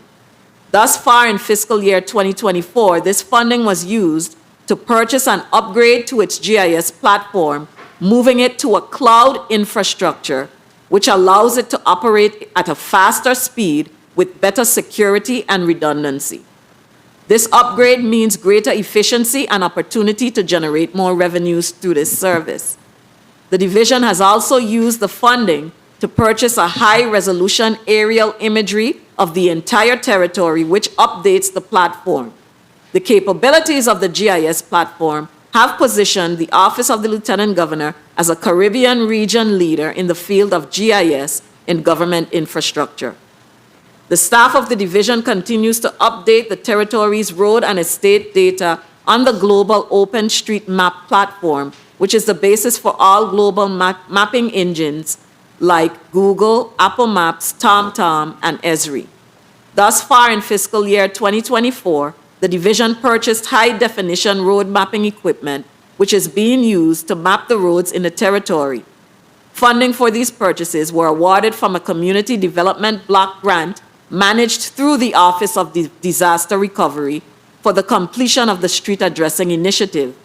This initiative, which has experienced unexpected delays, will culminate into the reference master address repository, which will be able to link with other systems, databases, and applications throughout government and service providers that use addresses, including emergency services providers and the Postal Service. The master address repository containing the addresses for all parcels in the territory will be placed on the GIS platform. The staff continues to assist various Virgin Islands communities and homeowners associations in naming streets in their neighborhoods as part of its street addressing initiative. Thus far, approximately 91% of the streets on the island of St. John, 75% of the streets on the island of St. Croix, and 60% of the streets on the island of St. Thomas have names. In order to complete the street naming process, we must name 100% of the streets in on each island. We will be commencing a public campaign to solicit involvement of the remaining communities in naming their streets. Work is ongoing, and we anticipate that the naming of the streets, the assignment of addresses, and the placement of the signage for the streets will be completed by the end of calendar year 2025. Also mentionable is that the staff of the division installed the first government Class A global navigation satellite system survey network as part of the Benchmark Network Control Project, which will establish a more resilient geographic grid for the territory as well as improve our overall GPS capabilities. Additionally, the division continues to manage a critical infrastructure data sharing program, which was established by the division as a cornerstone piece. The Territories Utilities Coordination Group, comprised of the Department of Public Works, the Virgin Islands Water and Power Authority, via Virgin Islands Next Generation Network, Liberty AT&T, and the Virgin Islands Waste Management Authority. This program plays a fundamental part in the implementation of Act 7798, otherwise known as the Call Before You Dig legislation. The staff of the division will be updating GIS data for all utility agencies that are part of the Critical Infrastructure Data Sharing Program in order to facilitate the best implementation of the legislation. As part of its goals and objectives for fiscal year 2025, the division plans to complete St. John as part of the territory-wide and final phase of the street addressing initiative. At this time, we are asking that the residents of Gift Hill, Pastori, and Glucksburg Estate contact the GIS division at 340-693-6191 to assign street names in their area. This will complete the street naming process for the island of St. John and initiate the process for mapping the island and assigning addresses. When completed, St. John will be the first island in the Caribbean with a fully functioning address system. St. Croix and St. Thomas will follow shortly after. The division also plans to complete phase 1 of the Benchmark Network Control Project, and once phase 1 is completed, it will move to Phase 2. Last year, we announced that the division was inducted into the Environmental Systems Research Institute, ESRI, Caribbean Land Administrator User Group, which is comprised of the Caribbean's top land managers and mapping professionals with a purpose of sharing, improving, and standardizing various practices and procedures for the overall betterment of the Caribbean region. This year, we are pleased to announce that the division's administrator, Mr. Christopher George, was nominated as the State Geodetic Coordinator for the National Oceanic and Atmospheric Administration's National Geodetic Survey. The role serves as liaison between the territory and the National Geodetic Survey. Because of the duties and responsibilities of the division, it is appropriate for the administrator of the division to fill the State Geodetic Coordinator role by default. We commend the very small, hardworking, and dedicated staff of this division whose work plays a critical role in improving and saving the lives of the members of this community. The Recorder of Deeds Division has, as of June 2024, collected $13,101,804 in stamp taxes and other miscellaneous fees. Last year, we announced that e-recording became available for customers such as attorneys, realtors, and mortgage companies who record documents affecting ownership of real property from multiple transactions on a daily, weekly, or monthly basis. These persons and entities can record those documents remotely from their homes or offices. Thus far, we have not received any complaints, but only commendations for this upgrade, which facilitates real estate transactions in the territory. While there have been some challenges with the division's online system in providing access to its users, the staff of the division continues to provide excellent customer service to its many clients. Also notable is the fact that this division has performed above average in meeting its 3 business day target for processing deeds and miscellaneous documents from the date of receipt, achieving a 1-day processing time in both districts.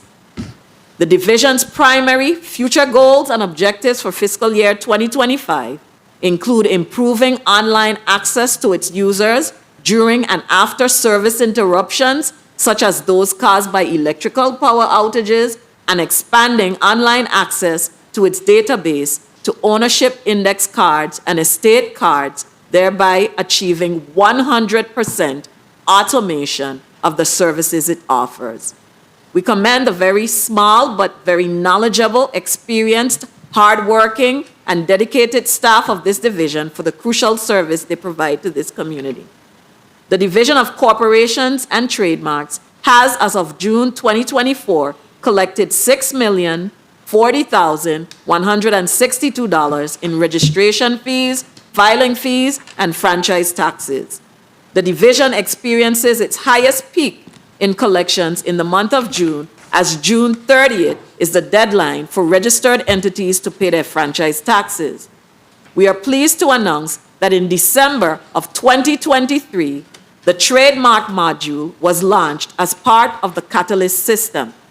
With this launch, all filers have access in the online Catalyst system to submit applications and reports 24 hours a day, 7 days a week, while receiving email reminders about upcoming filings. The launch of the trademark module means that 100% of all entities required to be registered with that division will be able to register and conduct business through the online Catalyst system. This division, despite also experiencing a staffing shortage, has been able to meet its established performance goal of 4 business days to review and approve or return for revision all annual report filings and new business entity and trade name registrations. The review of the annual report filings have on average been completed within 1.2 days, and the review of the new business entity and trade name registrations have been completed on average within 2.26 days. In January of this year, new legislation was enacted that allows trade name holders 2 more renewal option periods. Specifically, commencing in July of 2024, trade name holders now have the option to have a 2-year renewal period for a fee of $100, a 6-year renewal period for a fee of $300, and a 10-year renewal period for a fee of $500. Having achieved its goal of providing online access to all of its registered entities, the division's primary future goal and objective is to continue to provide outreach to its users to assist them in remaining compliant with the franchise tax and annual report requirements. The VI SHIP Medicare program, which is comprised of 2 federal programs, the State Health Insurance Assistance Program, also known as SHIP, and the Medicare program, continues to serve the members of this community through education, outreach, counseling, and training. Although it is a small office, the staff plays a critical role in assisting the territory's aging population in making sound and reasonable health coverage choices, which has increased over the years. Thus far in fiscal year 2024, the program continues to be a known and trusted community resource for Medicare information with a team of counselors who provide assistance in person and by phone, make group presentations, and use a variety of media sources to educate people about Medicare. The staff conducts outreach at the St. Croix Agricultural Food Fair and other events. They continue to offer one-on-one assistance, counseling, and education to Medicare beneficiaries, their families, and caregivers to help them make informed decisions about their care and benefits. During fiscal year 2024, the staff has assisted 560 Medicare-eligible individuals, and 388 Medicare-eligible individuals, caregivers, and family members attended VI SHIP outreach program events. Also mentionable is the fact that the staff participated in the 2024 USVI Wellness Fair and provided educational brochures, flyers, and other giveaways to over 2,100 clients who were in attendance. During this fiscal year, the staff also established an outreach series entitled Mental Health in the Post-COVID Era, Grab a Hold of It. This series provided education on Medicare mental health benefits with presentations from licensed mental health professionals to assist Medicare beneficiaries in understanding and coping with increased feelings of loneliness, sadness, depression, and anxiety caused by the COVID-19 pandemic.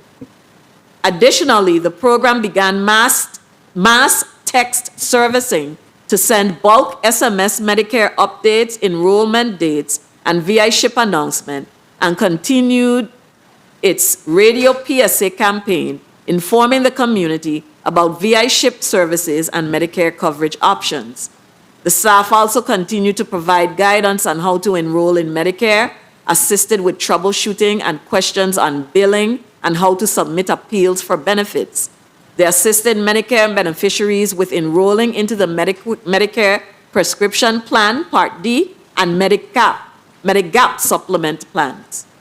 The future goals and objectives for the program for fiscal year 2025 include expanding its outreach efforts to increase contacts with hard-to-reach Medicare beneficiaries who are under the age of 65, and contacts with Medicare-eligible Spanish or French-speaking persons with limited English proficiency.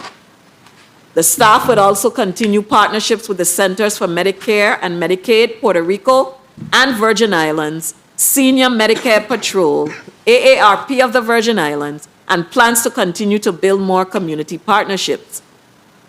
We commend the experienced and dedicated staff of the VI SHIP Medicare program for their hard work. The Virgin Islands Passport Acceptance Facilities are the local agencies designated to accept applications for U.S. passports in the territory. By participating in the Passport Acceptance Program, the Virgin Islands Passport Acceptance Facility plays a vital role in helping residents of the Virgin Islands obtain United States passports. Without these passport acceptance facilities, persons, in particular those applying for a passport for the first time and minors would have to travel to another U.S. jurisdiction to obtain a passport because these persons are required to appear in person to apply for a passport. Applications accepted at any of the facilities are forwarded to the San Juan Passport Agency for processing and issuance. Services provided by the staff at the facilities are accepting passport applications, verifying the identity of passport applicants, and educating its customers about passport services and products. In calendar year 2023, the passport acceptance facilities accepted 8,254 applications for passports. For the fourth quarter of calendar year 2023, the passport supervisor for the passport acceptance facility in the St. Thomas St. John district was ranked second out of the top 10 passport agents within the Puerto Rico and U.S. Virgin Islands region because of the number of passports that were accepted at that facility during that period. We are pleased to announce that during fiscal year 2024, both facilities now offer services on a walk-in basis. As of June 2024, these facilities have collected $999,285 in fees, which goes into the general fund. We are also pleased to announce that each facility successfully completed its acceptance facility oversight inspection, which is conducted by the Department of State to determine a facility's adherence to the prevailing passport acceptance regulations. Additionally, we are pleased to announce that passport examiners were hired in each district to assist with serving customers. These individuals have successfully completed the Department of State's web training and certification for passport acceptance agents. The future goals and objectives for the facilities are to continue to serve the members of this community by providing them the option to apply for a passport in person in the territory and to continue to educate the members of this community about the services and products available to them through the passport acceptance program. The staff of the facilities will continue to maintain a coherent partnership with the San Juan Passport Agency, the regional agency for the territory. They also intend to resume services on the island of St. John. We commend the small but very dedicated, knowledgeable, and dedicated staff of the passport acceptance facilities who continue to provide this crucial service to the members of this community. The Division of Management Information Systems continues to provide technological support to all divisions within LGO, which includes system management, diagnostic support, and maintenance for LGO's computer and technology system. The staff of the division continues to upgrade security measures for the protection of LGO's data and to work with the various remote vendors contracted by LGO's divisions to create and maintain local systems. This division's role in automating the services offered by LGO's divisions has made it possible for LGO to enhance its revenue-generating capabilities and the services provided by each division. In providing this type of support, this division will continue to play an integral part in LGO's realization of its fiscal year 2024 and 2025 goals and objectives. We commend the staff of the MIS division for their hard work, commitment, and dedication to creating a more secure computer environment for LGO staff and ensuring that the goals and objectives of LGO's many divisions to enhance the services they provide and to continue to generate significant revenues through automation are achieved. The legal division also plays a critical role in the day-to-day operations of LGO. Specifically, legal counsel plays a critical role in the contract process for selecting the vendors that are responsible for creating, maintaining, and supporting the systems and databases utilized by LGO's divisions to provide services and collect revenue. Legal counsel also drafts other legal documents and legislation needed for the efficient operations of all LGO divisions and works with the Virgin Islands Department of Justice to bring resolution to various legal matters affecting LGO. Additionally, legal counsel provides legal advice and guidance to the Lieutenant Governor and the divisions within LGO regarding their statutory duties and responsibilities. The legal division also oversees the notary unit, which is directly responsible for the regulation of notaries public who are commissioned by the Lieutenant Governor to act as public servants.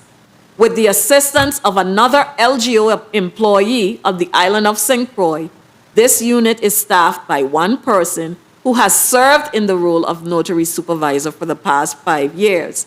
She has achieved membership in esteemed notary organizations, including the National Notary Association, the Notary Association of America, and the American Association of Notaries. And she has been instrumental in establishing a cohesive and efficient filing system to effectively monitor the activities of notaries public in the territory, in working with legal counsel to create a comprehensive notary handbook on legal standards for notaries, in assisting legal counsel in drafting regulations for notaries to ensure the integrity of the notary profession and notarial services provided by notaries, in creating an educational manual entitled Back to Basics 101, Pieces Back Together, in pioneering the establishment of Notary Public Day, which is observed on November 7, and she is currently working with a vendor to automate the unit by implementing an online notary public database. Last year, we reported that the unit would begin to host notary classes to ensure that notaries public in the territory are well-trained, up-to-date, and compliant with notary requirements. We are pleased to announce that since our appearance last June, 8 notary classes have been held territory-wide, with more to come. We look forward to the implementation of the above-mentioned online notary public database during fiscal year 2025. This database will allow notaries public to apply for commissions, renew commissions, and pay fees from the comfort of their homes or offices. Members of the public will also be able to access a listing of all notaries public approved by the Lieutenant Governor. We commend the notary unit for its hard work, dedication, and its many accomplishments. I'd like to circle back for a quick moment. I know this has taken a while. I realize that I did not thank and congratulate the staff of the Division of Corporations and Trademark for their accomplishment. And we recognize and commend them for their hard work and service to the people of the territory. As always, Lieutenant Governor Roach thanks the members of this community for their continued support and constructive input regarding the operations of the Office of the Lieutenant Governor and its various divisions. He also extends his heartfelt gratitude and appreciation to the employees of the Office of the Lieutenant Governor, recognizing their continued commitment, service, and sacrifice to the Virgin Islands government and the people of this territory. He would also like to publicly thank the constituents who have taken the time to call and write to the office to commend the staff for their good work and stellar customer service. Madam Chair, we have presented you with an overview of the Office of the Lieutenant Governor's fiscal year 2024 activities and accomplishments and the fiscal year 2025 goals and objectives, which must be achieved to allow LGO to continue to improve the crucial services provided to the members of this community and to enhance its capabilities to continue to collect significant revenues for the government of the Virgin Islands. We thank you and your committee for this opportunity and hope for your favorable review and response to our requests. LGO is now available to answer any questions you may have. Thank you for your extensive testimony. The one thing you missed, because you didn't miss much, is we would have loved to have seen a comparison year on year, year over year, on your on your revenues. So you spoke about your accomplishments. So for instance, The record of deeds as of June 2024 collected 13 million. What was your collections this same time in 2023? And what are you anticipating collecting in total? I think you have a I believe I see a Yeah, in our- projections. Yes, in our chart, Monica Williams Carbon. In our chart, we don't have as of this time, but we have what we collected in for fiscal year 2023 and what we estimate to collect by the end of 2024, as well as the projection for 2025. Okay, so But we're looking up the information regarding the collection as of the same time in 2023. so in 2023, your record of deeds, we showed 21 million. So there was a lot of activity in the territory, correct?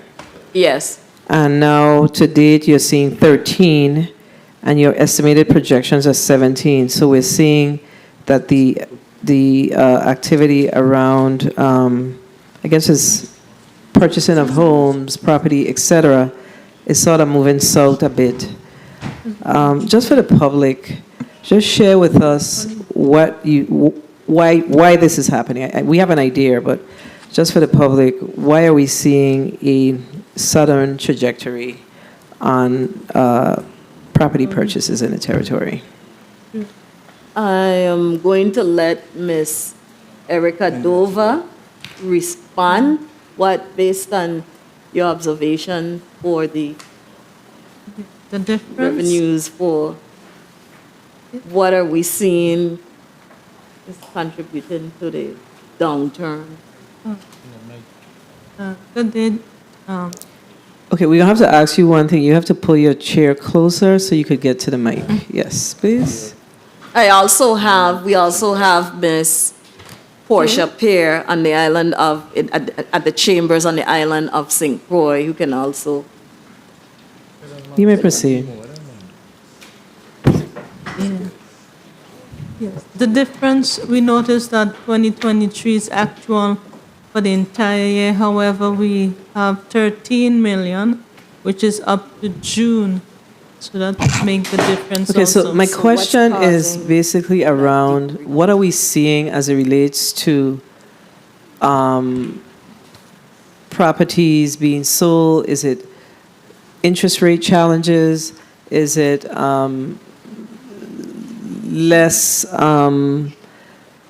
inventory of properties available? That kind of thing. That's what I'm trying to understand, just for the community to understand what's happening. So exactly what you said, Monica Williams Carbon.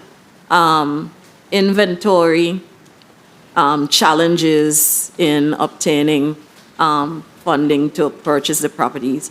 So it's a very iffy when you're trying to project for record of deeds. You can't tell when someone is going to decide to sell a property or when they will have the funding available to, or inventory available to purchase a property. What about the opportunity for our banks? Are our banks providing opportunities for our residents to purchase property? Lending institutions. I'm going to let Attorney Matthew on the island of St. Croix respond to that, the Director of the Division of Banking, Insurance, and Financial Regulation.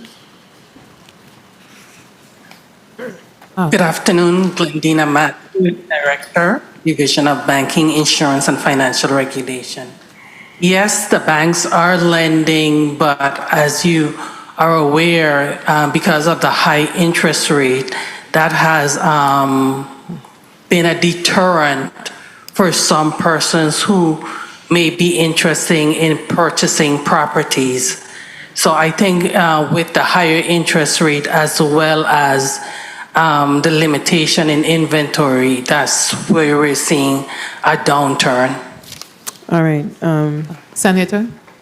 Yes. Claudette Farrington, Director of Business and Financial Management. To answer your initial question, ROD collected 13 million 101,804 as of June 2024. As of June 2023, they collected $16,546,568. So there was a drop. There's a decline, a 3 million, about give or take, $3 million decline. Yeah, so we're seeing that, and of course, to be able to correct what's happening here on the ground. Now, the stamp tax collections, though, you've collected,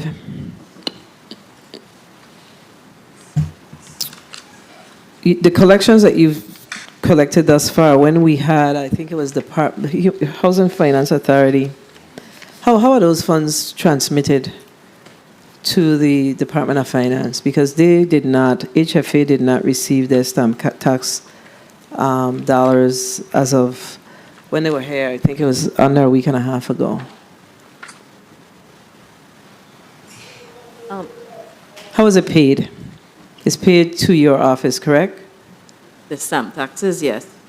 Okay, and then on a monthly basis, or how often is that report sent up to? So it's inputted into the system. We collected.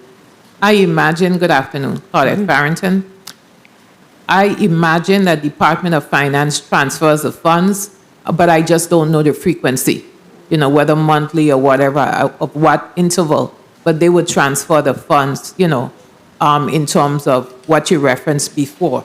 But I don't know the frequency of doing so. So we're not seeing the funds, if the department, the HFA is not seeing the transfer of those funds. So we'll have to look at that to find out exactly what's happening. Senator Blyden, you're recognized for your 5 minutes. Thank you so much, Madam Chair. And good afternoon to Chief of Staff Carbon and supporting management team there with you, and thank you so much for that most comprehensive testimony. The Lieutenant Governor's Office is a large revenue generator for the government of the Virgin Islands. And I must say, definitely over the years, and as it continues, you guys are very knowledgeable, hardworking staff, and I appreciate the work you do and the service you provide to our people. Now, let me ask you in respect to your different divisions, though. You have your real property taxes division, cadastral, banking and insurance, financial services, record of deeds, passport, notary, and corporating and trademark. The top three are property taxes, of course, banking and insurance, and record of deed. And you stated why there was a drop in record of deeds. But let me ask you, in respect to what you stated on page 14 of your testimony, to create a career path for the cadastral and real property appraisers and supervisory staff. How many vacancies do you have at the office of the Lieutenant Governor? Claudette Farrington. Currently, we have 24 vacancies. And of those 24 vacancies, how many are for those top three revenue generators division? Property taxes, how much are for the banking and insurance, and how much are for the record of deed division within your agency? 1 minute, Senator. Okay, and while you look for that, the reason why I ask that is because I believe that the potential, because throughout your testimony, you spoke about vacancies throughout and short staff, and despite that, you're still doing a pretty good job. So I can only imagine what you can do with a full complement of staff in those divisions. And how much do you have budgeted for training also? Why is she looking for that information? Training would vary across the division based on, I guess, Speak into the mic, please. Training would vary across the divisions depending on how much is budgeted or we have to use for budgeting. But I know with banking and insurance and financial regulations, they are allotted monies to their NAIC division and the National Association of Insurance Commissioners and also NASA for training their employees. Real property tax also has a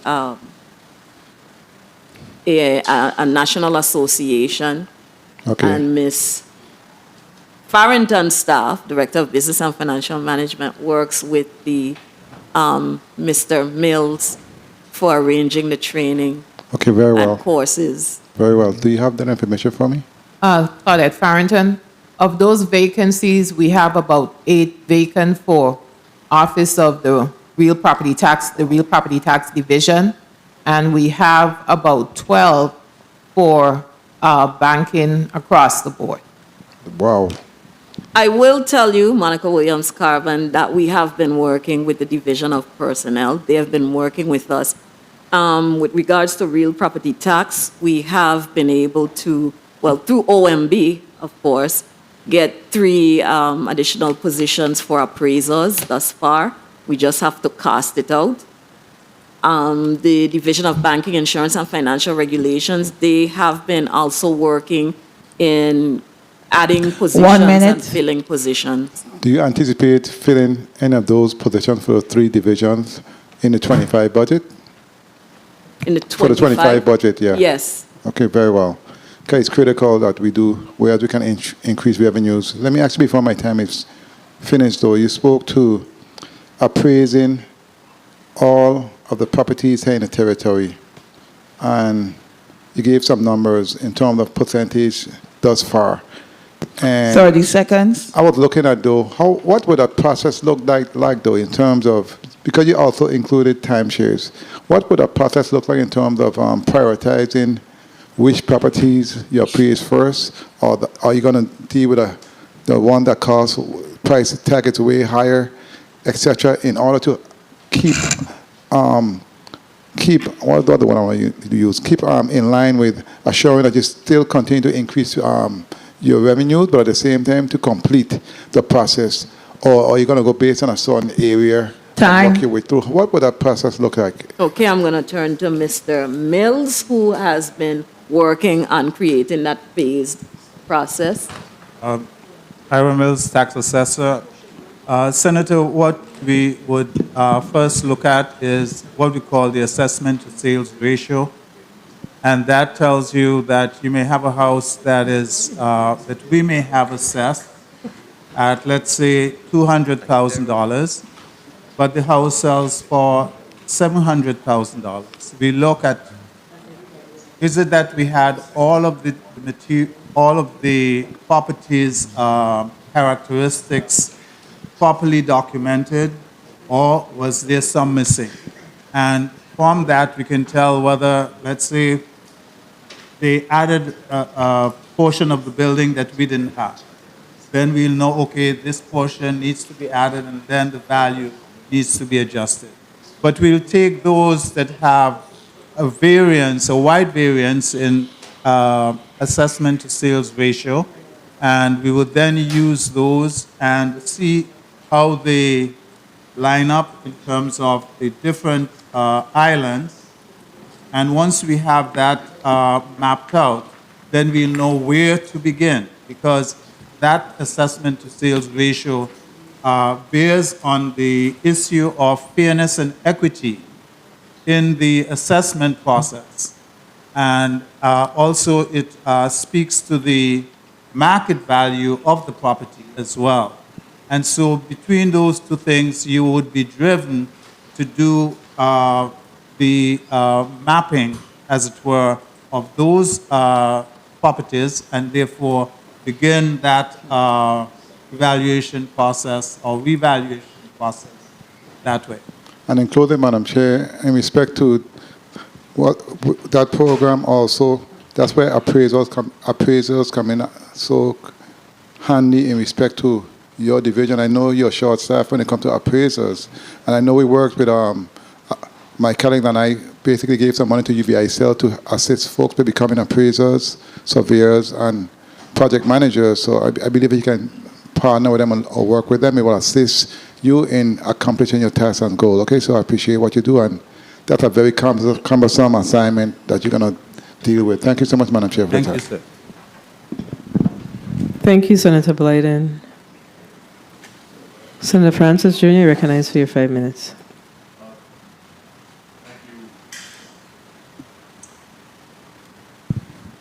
Thank you very much, Madam Chair, and good afternoon to everyone. Of course, thank you for your testimony, Chief Carbon. And I don't think you left out anything. You hardly leave anything for me to ask. I think it was very, very I tried to. comprehensive. That was the idea, right? Yes. Especially felt the one where you say, and the LGO relocation is in the fall. I say, that's for Novell Francis today. It was for me, right? You had me in mind when you said that? You had me in mind when you said that? Well, I thought about that last year. So you talk about the fall, and I went to look up exactly what's the fall. It says September, October, November. Is it going to be up this year? Yes, so we have the furniture on order, which we're due to receive it at the end of this month. Yes. What happened, the build-out, like I said, was a challenge. Yes. The only entity or division that was able to move was VI Ship, because they can function independently. The other divisions, we needed the cashiers portion built out, and also passport for their privacy, confidentiality issues. So that has been done. And yes, the furniture we anticipate, we've been given end of July date for receiving the furniture. And as soon as we receive that, then we just need to execute them. So hopefully we could have the Christmas party in the courtyard of this year, no problem. Thank you. Let me give my commendation to the Office of the Lieutenant Governor. Of course, we appreciate you being the second largest revenue generator in the territory. We appreciate the work that you're doing there. Tell me, are you making every available revenue collection form to the public, online, credit card, checks, payment? Are you making everything possible for individuals to be able to pay their bills? The only challenge we have, Senator Monica Williams Carbon, is the credit card payment types. We're still having some issues with that? Yeah, right now we're only able to accept MasterCard. No, Visa, sorry. Visa online. Yeah. Persons can still go online and fill out the credit card authorization form and come into the office. But online, only Visa at this time. We have to work with the vendor at a cost to incorporate that. But we are looking at that. And I recognize that as an issue before, and I was hoping that you were able to at least get with finance to be able to assist and support as a fallback. Just in instances, I think a lot of time if we're not getting people to be able to pay in a timely fashion when they made up their mind to pay, a day or two can make the difference. So I don't know, maybe you could ask the Department of Finance to look and see if they could be the fallback or not. Senator, I don't know if they brought it up, but I know last year at some point, and that's what we were also looking at. Department of Finance is supposed to be looking at getting a government-wide correct, yes. payment avenue. And so we were looking at that, hoping that that would have come to fruition, but we understand that there are always challenges to that. All right.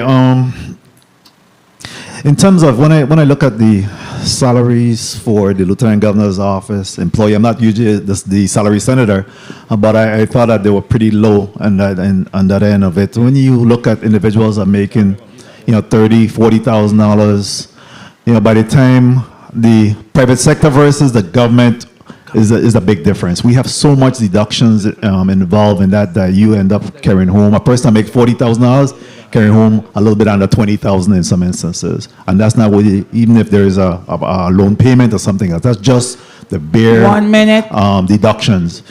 So I'm happy to hear that you're making some inroads in at least being able to address the salary increases for some of those employees. So commendations on that as well. Are you seeing a lot of return checks, bounce checks coming back to the Lieutenant Governor's office? Paulette Farrington. Based on the information that comes to us from Department of Finance that has been coming through me. 30 seconds.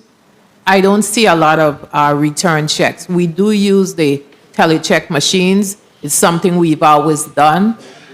So on a monthly basis, I don't see a significant amount, but it's something nonetheless we are tracking in terms of and reaching out, communicating to the taxpayers to recoup whatever funds. But we continue to use telecheck. And again, I don't see a lot coming through per se, but we're tracking it. We're staying on top of it. Okay. And to wrap up real quickly, is there any requirement for us to send any of the passport funding back to the federal government? Only thing for processing of passport.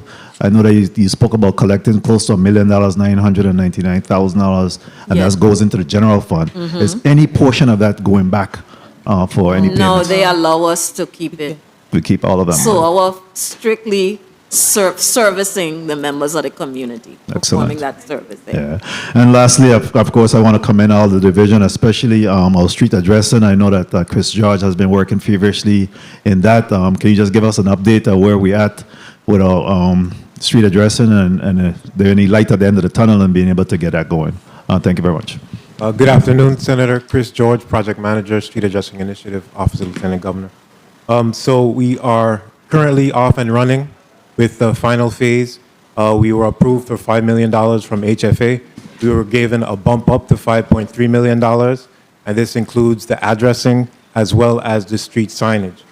So currently we are focusing on St. John. We are attempting to get St. John done by the end of the year, as well as get backlit street signs ordered, and they are in production right now for St. Croix. Those should be here in August. For St. Thomas and St. John, the backlit highway sign should be here in September. So we are off and running. We have already spent over $500,000 for this project. We've done all our contractual arrangements. So right now we are in research and development, and we should be in the field in September, October time in St. John. So St. John, as indicated in the report, is going to be the first Caribbean island to have a fully standardized addressing system, fully functional with its own master address repository. Thank you for your responses. Let me take this opportunity to recognize Senator Alma Francis Heiliger, non-committee member, as well as Senator Maurice C. James, non-committee member. Good afternoon to both of you. Senator Javon James Sr., you're recognized for your 5 minutes.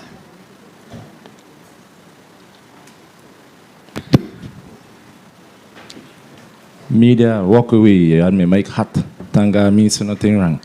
But anyway, greetings to the people of the U.S. Virgin Islands. Thank you, testifiers, for being here. I saw where you mentioned the 5-year project to reappraise all the properties. When is that going to start? In FY 2025? That's what we're looking to. We already. Okay. The reason why I'm asking is, based on this budget, do you have funding to be able to do that? Of course, it's going to be in phases, but do you have money put aside in this budget to assist or start with that project? Yes or no? No. But you're going to start this year? So when you're going to start, is not, no funds will be needed? Is what you're saying? Repeat that. Repeat the last sentence you said.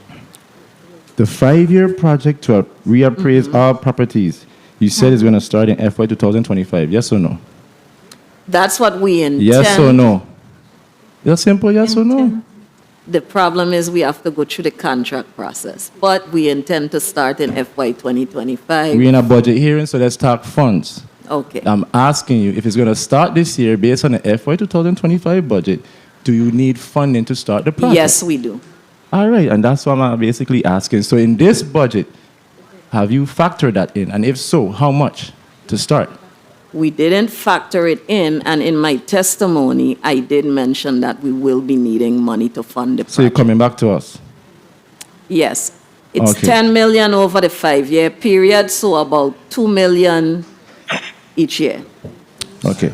The reason why I was asking, and the good vice president of the institution asked, with the whole UVI and working with the government to get individuals on board. So I'm not going to ask that question. Thank God he asked that. But my question to you, though, as far as a 5-year project, have you finished it as far as putting it on paper? Do you have a concrete document, or is it a work in progress? It's a work in progress. I can let Mr. Mills speak more to that. Just want to know if it's a work in progress. I don't even going to kill up my time today. I have plenty of questions. So if it's a work in progress, we'll, at a later time, you say you'll come back to this body and ask for funding. I really wish you had an idea, because at least we can give you in phases. I remember when the good finance chair did the territorial agricultural plan, we're not giving agriculture or UVI all the money up front. We're doing it in phases, hence why I asked the question. Okay? Thank you, Senator. All right, and as far as the Office of Tax Collector, what are you doing to enforce payment? What strategies have you put in place or policies to enforce payment? Do you need more resources, and if so, be specific? Good afternoon, Senator Brent Laird, I'm tax collector. We have been doing things to incentivize customers to pay. For instance, when the 2024 tax bill was issued in June of this year, we did a press release encouraging persons to take advantage of the fact that the 2024 bill is current and, make arrangements to pay it before the delinquency date at the end of August.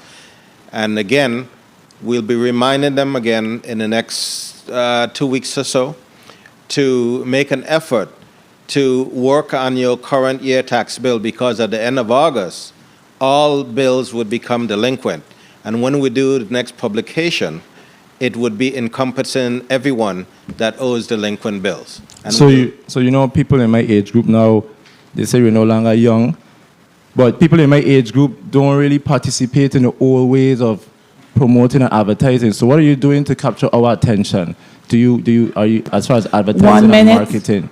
And if so, do you have it in the FY 2025 to really have not really an aggressive approach, but a better approach to get that information out there to enforce payment in the Office of Tax Collection?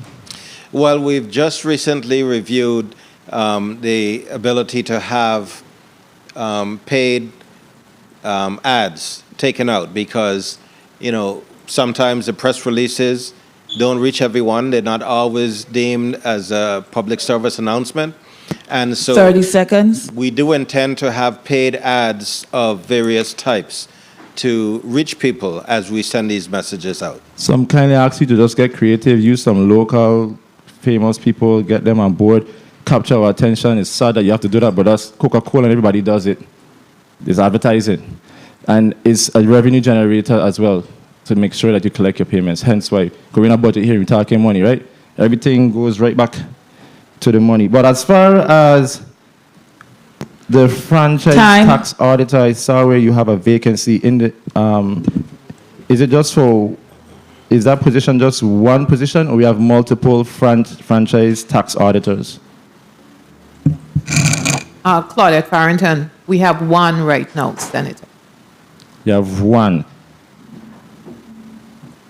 My time is called. I'm not going to abuse my time, but I really hope when I finish that we could at least get insurance companies in the Virgin Islands who could help our farmers get insurance. Just squeezing it in there. But that's a whole other conversation. That's not a budget question, but I will talk to you on the side. You don't seem too happy, but I hope you smile. God bless the Virgin Islands. Thank you, Senator James Sr. So just going back to the previous speaker's concern, let me ask you, is there a statute that requires the tax assessor's office to conduct appraisals within a certain period of time, annually, every 5 years, every 20 Every years? 5 years, Senator. So every 5 years by statute. And when was the last time? You recall, Mr. Mill? Ira Mills, tax assessor. The last time we did a reappraisal was in 2013. So we have missed the 2018, we've missed the 2023, and we're going fast for the... My concern with, you said by statute, so I think we have a responsibility to actually revisit the statute. And the reason why I said that is because we have challenges with natural disasters here in the territory. And we're also challenged with, and let me ask you before I say it, currently, what is the amount of outstanding taxes that's due to the government? Thank you, Senator. Brent Laird, I'm tax collector. Currently, that balance stands somewhere around, with the issuance of the new bills, somewhere around 100 million. Okay, right? So we got $100 million conversation here. And then you have individuals who pay their property taxes faithfully every year. Right? Yes, Senator. And then we have this appraisal of property taxes every 5 years. So then, in essence, before I go ahead, how far back does it go? The delinquencies go back as far as early 70s. Okay, the 70s. Yes, ma'am. Okay. And we still have delinquencies for the 70s. So the concern that I have is, I know that we're a small community. I know that we are all family in our community. But I also know that we are unable to provide basic government services. Okay? We had the Department of Human Services here before us. And one of the things that we're going to do today is we're going to move to try to increase the Meals on Wheels program. Because our elderly, we have a waiting list to feed our elderly. There are other challenges that we have with basic services with the Department of Human Services, Department of Health, and I could go on, right? So what we're doing is we are moving. Listen, the law is what it says. But now we're saying that we want an additional $10 million from the coffers of this government to cover the appraisals of property, which is right by law, that we have to do what we have to do. But there must be some work that's being done to address this $100 million. And if we have taxes that's due from the 70s, we must put these things in buckets to determine how we are going to best deal with them. In the 34th legislature, I had the opportunity at the time, my good colleague, Senator Gittins, he was the chair of the Economic Development Committee. And we visited a city called the city of Rivera in Florida. It was North Florida, I think. And it was a blighted community. And they decided that there were some things they had to do to turn around their community. While everybody were family and everybody knew each other, it was a black community, blighted community. And they made certain decisions as it relates to their property taxes. That if you didn't pay your property taxes within a year, then you would be contacted, and then movement will be made to address how we're going to move forward. But this situation that we have cannot continue. I am a person that I'm on social media. I pay attention to social media. And I pay attention to our proceedings. I pay attention to when we send out press releases, when the governor has his press conferences, etc. And the one thing you keep hearing is, when are you going to get me tax money? How are we going to align this, to balance this, if we are unable to collect what we have on the streets as a community? Based on our geographical location, based on the size of our community, based on our the amount of income taxes we can collect, we have to sit down and have a concentrated effort on how we address this situation that we have with our property taxes. And I don't know that having an appraisal done at this time to the people who are paying their property taxes is the fix. Because we are not considering the fact that we have an energy crisis as we are having this conversation. We have to figure out how to balance this.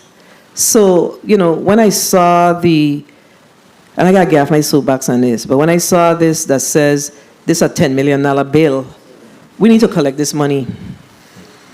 This money needs to be collected. We have to figure out how to collect this money. As I said, I'm sure I have family members who fall in this category. However, we got to pay our taxes. We have to figure this out.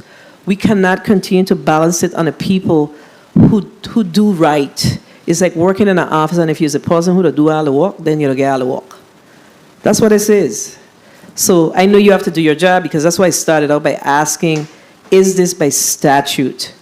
We have to really look at this and figure out how do we address this as a community, as the leaders of this territory, this outstanding $100 million. And then we say we have a what's the word? We have a challenge with our inventory of available property. We really don't have a challenge. We have people who want to buy homes who are unable to buy homes, and we have folks sitting and not paying their property taxes. We gotta fix this. You were saying something, Attorney? I would say that your same concern with the mass reappraisal, we realize, the Lieutenant Governor realizes that when it's done, the property taxes will go up because property values upon which they're based will go up. And that's why we have, I guess, historically used the auctions, but I think we've mentioned in previous hearings about the foreclosure in REM action. We looking to move forward with those which would, we would go to court. I can let Attorney Harrigan speak more to it, but basically we go to court on those delinquent properties, and we're able to place them, not only get the taxes, but place them in the hands of persons like first-time buyers, veterans, etc.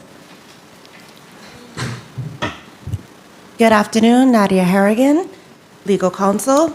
As the chief stated, we want to go forward with the IMREM foreclosure proceedings, which requires a petition to be filed with, well, the magistrate court and superior court have concurrent jurisdiction. So it will be filed with one of the courts, and I think there's a 180-day period that will provide options for veterans, first-time home buyers, middle to low income, disabled persons, and senior citizens. So it is specifically catered toward a specific category group of people who would be able to avail themselves of this process. However, as provided by the statute, it must be approved through the approval process, the rules and regs. So we are now going through the process of having the rules and regulations approved. All right, thank you for your responses. This is not the meeting for this, but I strongly believe that we have to figure out how to address this. Other states are doing it, and we should be no exception. Senator DeGraff, you're recognized for your 5 minutes. Thank you, Madam Chair. Good afternoon, colleagues. Good afternoon, testifiers, all viewing, listening, and present. You know, when it comes to long testimonies, I was out on the road listening on the radio.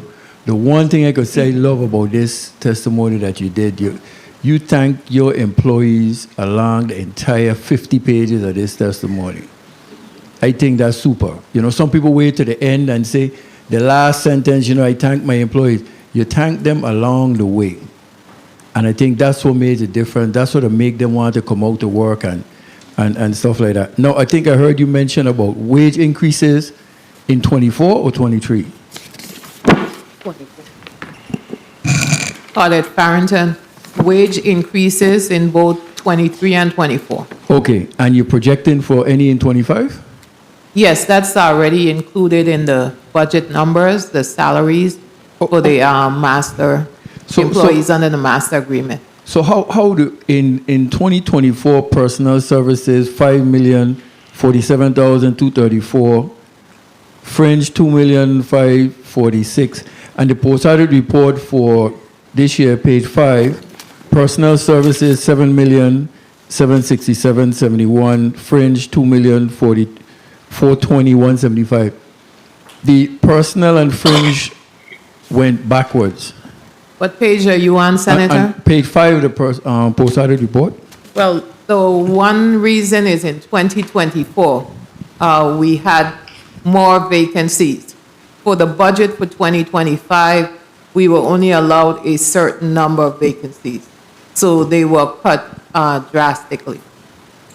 Okay, so you're saying just the vacancies is what were cut. So would going backward on personal services still cover wage increases in the 23-24 and going forward 25? Yes, we received additional funding in 2024 to implement the master agreement, the wage increases. Right. So we receive additional funding over and above our initial initial allotment. Okay, over and above, and to cover retro, if any, and all of that. Yes. You have GS employees? No. No? Okay. Okay, so the wage part of it covered. That's for sure. You know, Mr. Mills, I think I'd heard that you were looking to leave, or you're going right through with us. You're going to be on staying, right? Senator, I think that that is in the air. I am eligible to leave, let me put it that way. Okay. I think nonetheless I've promised the employees of that division that I'm going to do my best to leave it in a better state than I met it, and I'm committed to that. Fair enough, fair enough. 'Cause like I said, I know when I joined the government in 1979, I met you here, so. I got few people ahead of me, so I just want to make sure you ain't going yet. Chief of Staff, Attorney Carbone, you know what's troubling to me is I don't normally ask one of my colleagues questions in regards to KPIs, but this jumped out at me. So prevalent is that if he asks it, I apologize, but I got to ask again.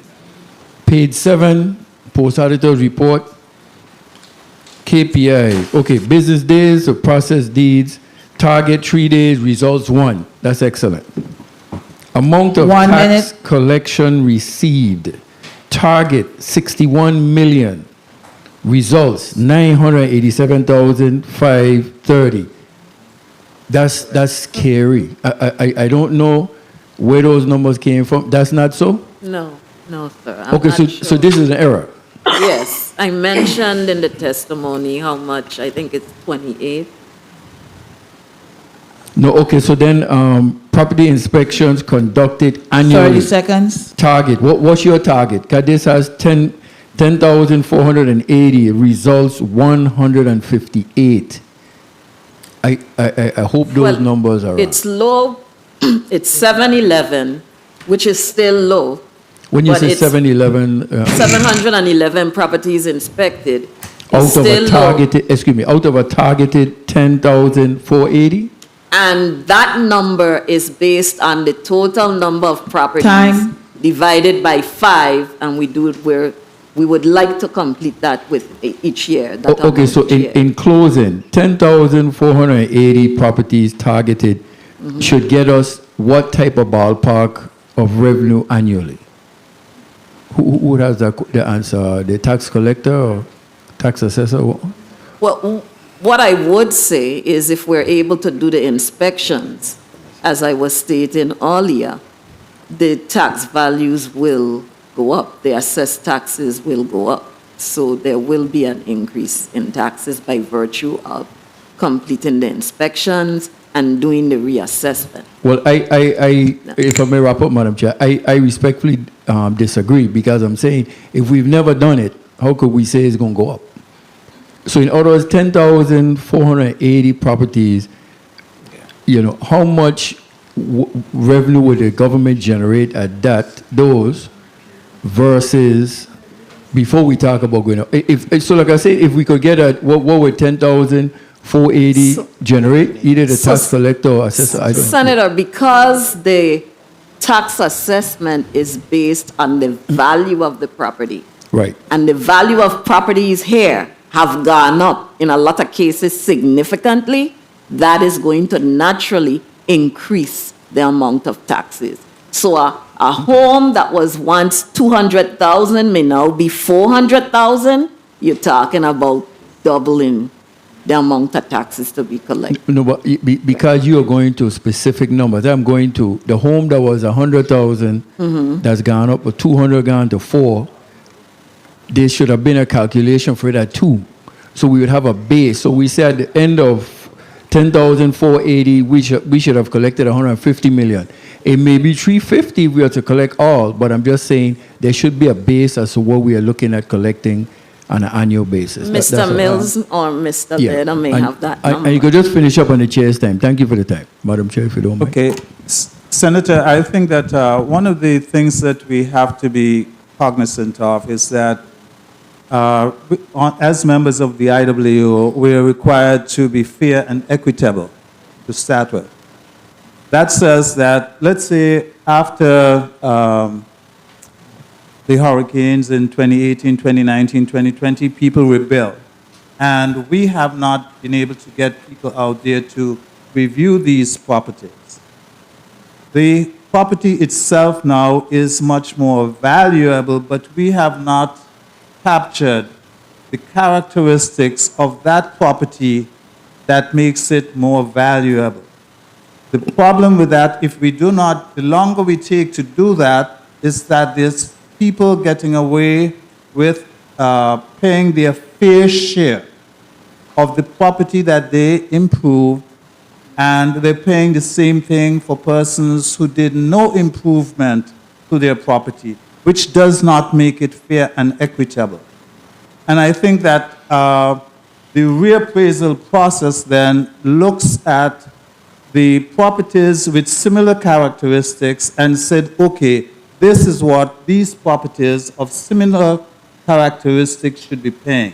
So the fairness and equitable part of it is what we concentrate on, because we're not trying to kill anybody with taxes. Because if you tax them and they can't pay it, it's still not paid. All right? But we're trying to make sure that all properties within certain characteristics, certain neighborhoods, that they are assessed at equitable value.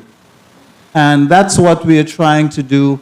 And that's why I think the legislature at the time, in the passage of Act 6991, that's what they were trying to get to in making the reappraisal at least happen over a 5-year period. If you don't do that, then what happens is that when you get to your next reappraisal time, the property value is going to jump sky high. Nobody wants that. Nobody wants that for our people. And so we want to do it as often as we can, and that's why we are trying to see how we can do a rolling reassessment process. And the rolling reassessment process says, listen, let's take the values in a 3-year period, let's see where they are, how they have changed, and bring about that fair and equitable process for properties of similar characteristics so that they can have that fair and equitable process applied to everybody. I could just answer. I also wanted to add, I'll refer you to page 12 where I covered the amount of taxes collected thus far in 2024, which exceeds the amount that we collected the same time last year by 38%. It's not 900, it's $28,986,021, which Okay. again is 38% higher, and we collected the same time last year. Okay, just in closing, I get what you say. I do apologize for disagreeing with you because I didn't see what was being said. Now that Mr. Mills put it in perspective, but if you're able to do it on an annual basis, then it would be different versus every time we come, it goes higher. Okay, thank you. Thank you for the time, Madam Chair. Thank you, Senator DeGraff.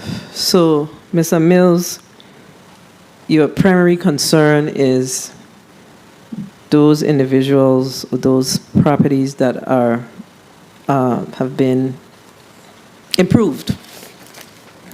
But we also know that we have a large amount of damaged homes in the territories. And I know that after the storms of 2017, your office sent out, there was a document you could fill out and say that your property was impacted, etc. Did you all actually do anything with that paperwork? Yes, Senator. Senator Ira Mills, tax assessor. Senator, what we did is we looked at what we call the informal review process, and we asked the homeowner, tell us what damage took place to your property. Tell us what you think the value should be. Now, and this is a fair way to do it because they may or may not know what the fair value should be, but you ask them nonetheless because you want to get a feel as to what they think is reasonable.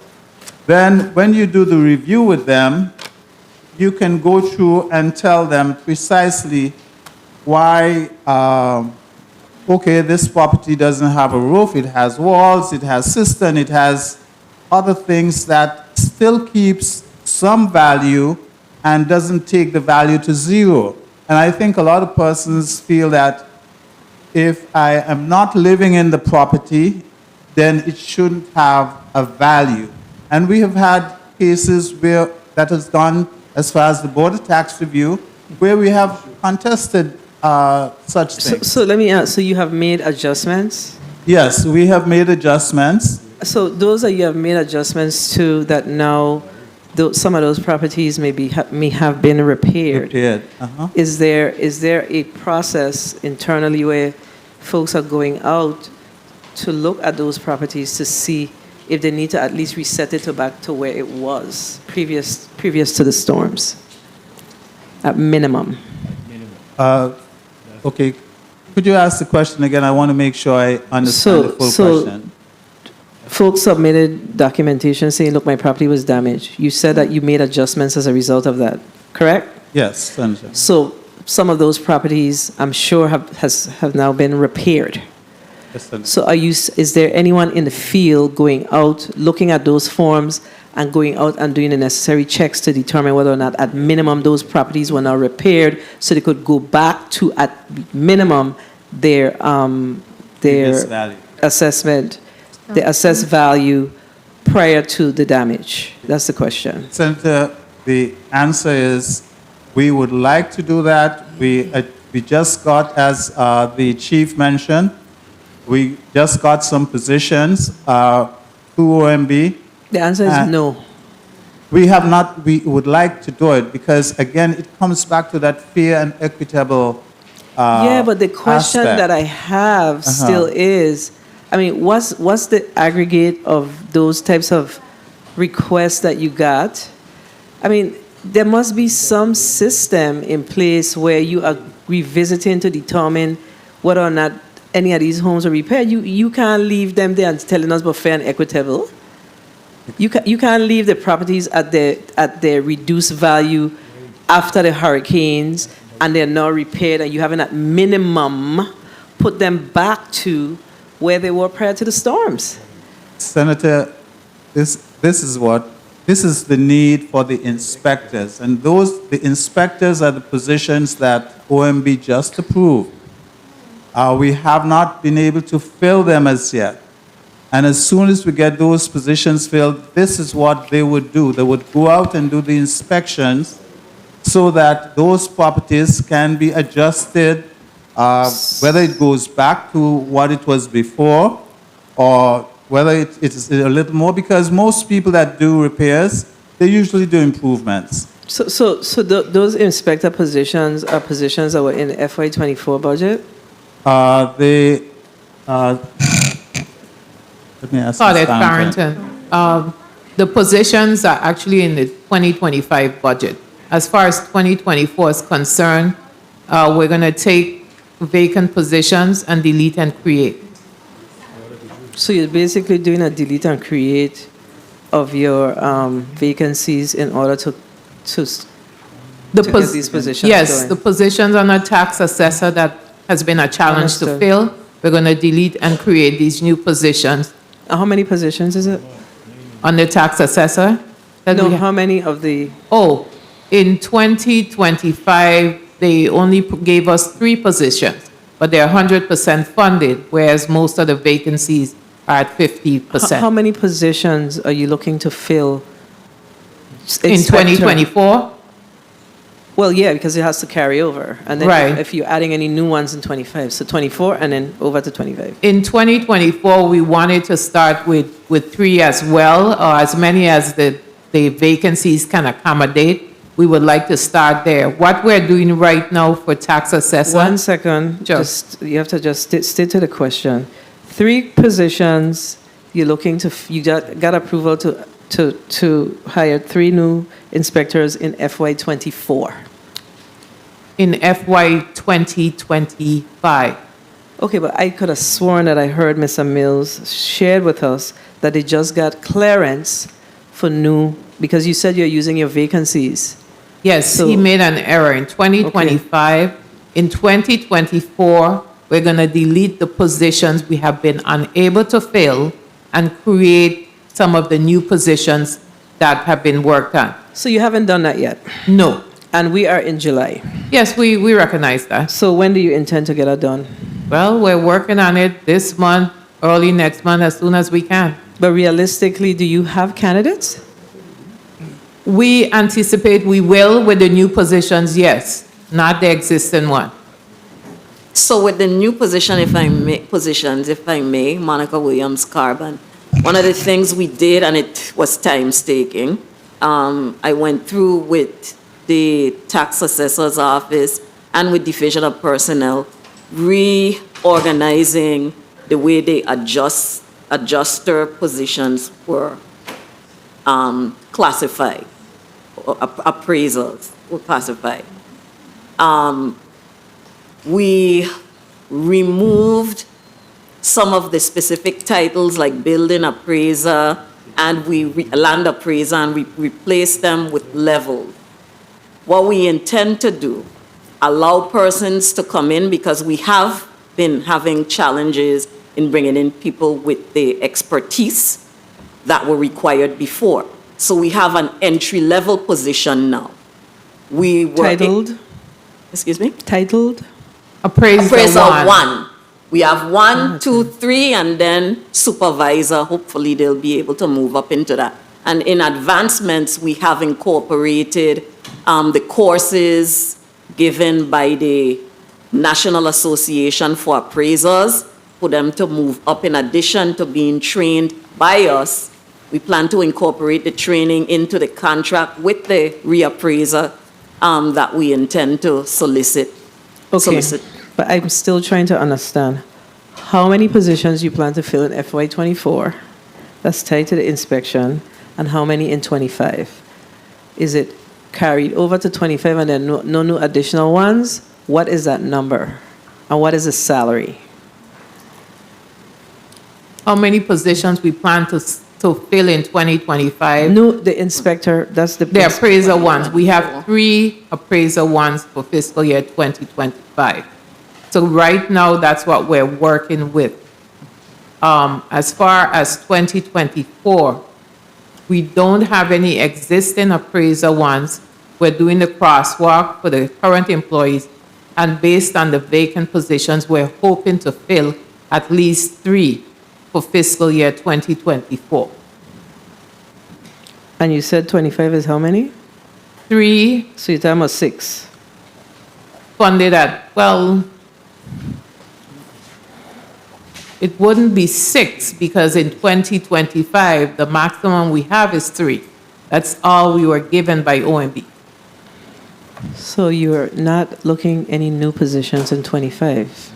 Those are new positions for 25. You mean over and above those 3? I am sure Mr. Mills would love positions in 20 over and above those 3. Y'all are making this very difficult.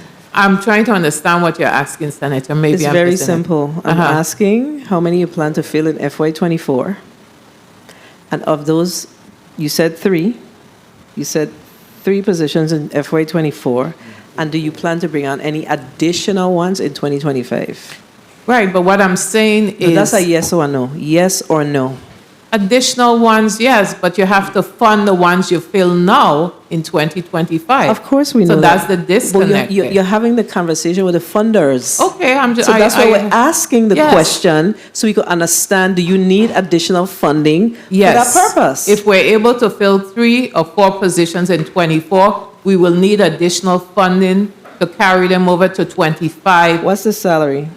The salary is, 1 minute. For the appraiser 1 is 42,561. Appraiser 2, 45,593. And for the 3, 49,076. Okay, so this is what you're going to do. You're going to send back to the committee the breakout of the appraiser positions that you're looking to hire in FY25. So some will carry over. So if you're able to get those in 24, which I don't see that truly happening based on how long things take. So let's see what that final number is. So send that back to the committee so we can have a clear picture of what it is you're trying to accomplish. Senator Carrion, you're recognized for your 5 minutes. Thank you, Madam Chair. Good afternoon to the team from Lieutenant Governor's office. A few questions. Where are you regards to your outstanding vendor payments? Vendor payments. Currently in the system, we have about 400 and something thousand, but most of those are current payments. We had a large amount for a subscription, and we have 2 more invoices that came in, would probably take us to 7 something. But those are on a current basis for the most part. Okay, on current basis, that means that they're within the window period of 60 to 90 days? Yes, we've played catch up, like other, I guess, working through the payments that go through finance, we played catch up. So more on a current basis, but we have invoices coming in now for some large payments. Okay, so your window turnaround period is what, 30, 60 days? For payment, yes, about that. Very well. Federal grants that the agency have, do you have any that are in jeopardy, expiring? We have 2 divisions that receive federal grants. I can let Ms. Heaney speak to the VI SHIP Medicare program, the status as to those.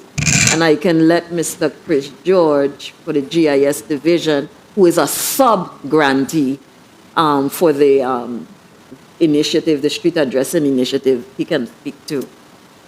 I just basically want to know if we're good, if We're good. any extensions We're have been good. submitted, Yeah. any grants that are in jeopardy good. to be, okay. So everything is good. Yes. Okay, that's good news. Now, there was a decrease in personnel, and I know we were here having a little discussion, my colleagues, regards to that.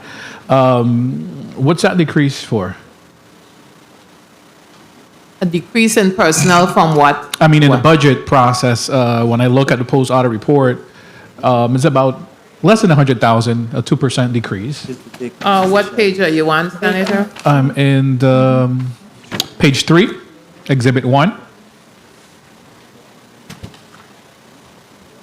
You're looking at $80-something thousand. Basically, from what I saw, if you go back to even the prior page, 2 of 20, there's a difference there. And that difference is, has to do with the salary increases. Okay. Leases. How are we with our contracts with leases? In terms of leases, we are current for the most part, with 1 or 2 exceptions.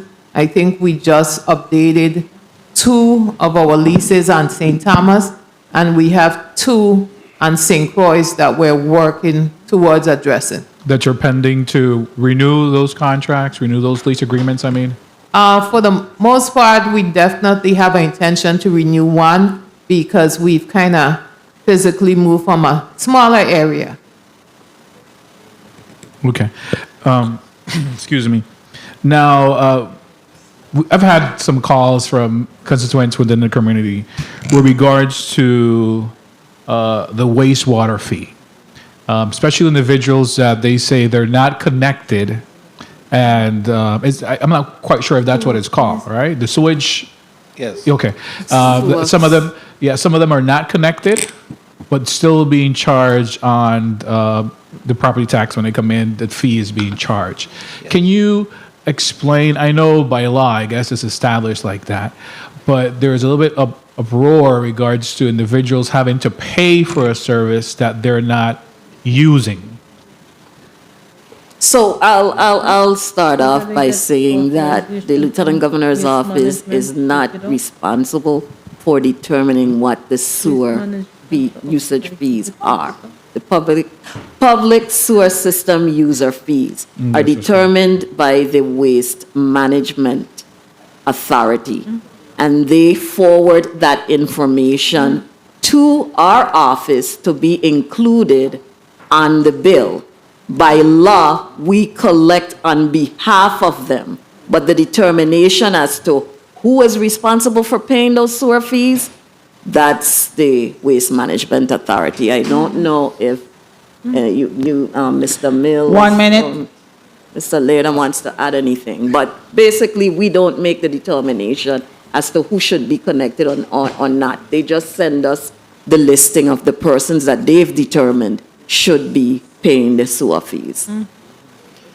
Brent Laird, I'm tax collector. I'd like to clarify. Yes, please. That while it is the responsibility of waste management to indicate to the office of the tax assessor whom should be billed and how 30 much. seconds.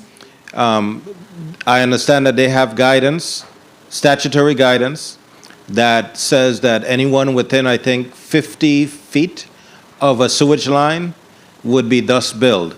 And so my understanding is that people are billed for the build-out of the sewage line. If it's built out past your street, you're going to pay whether you're using it or not, because it's paid for the build-out of that. And what is that amount? I think it's 50, is it 50 feet? No, the amount that individuals are being billed.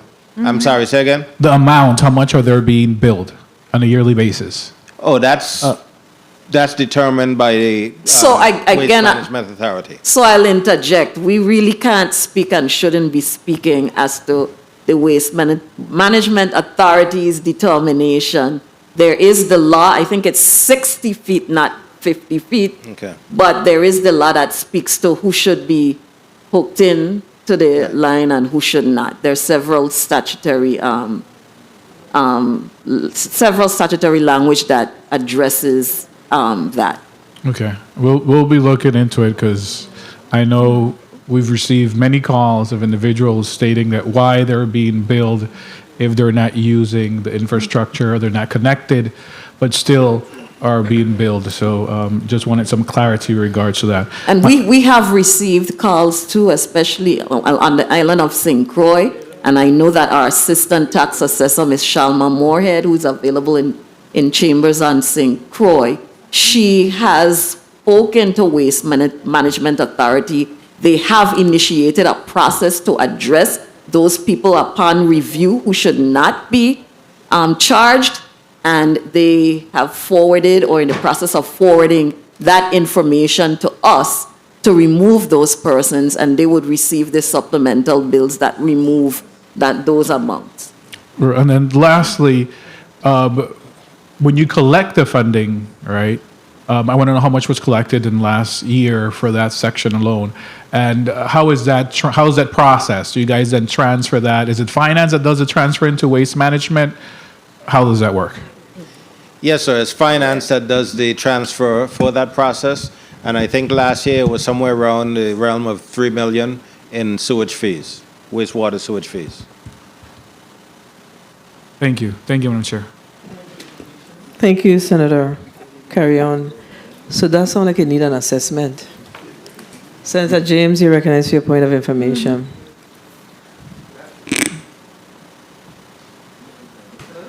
Recognize the mic of Senator James. Madam James. Yes. Good afternoon. Thank you, Madam Chair. I want to follow up on my colleague's question with respect to the sewer fee.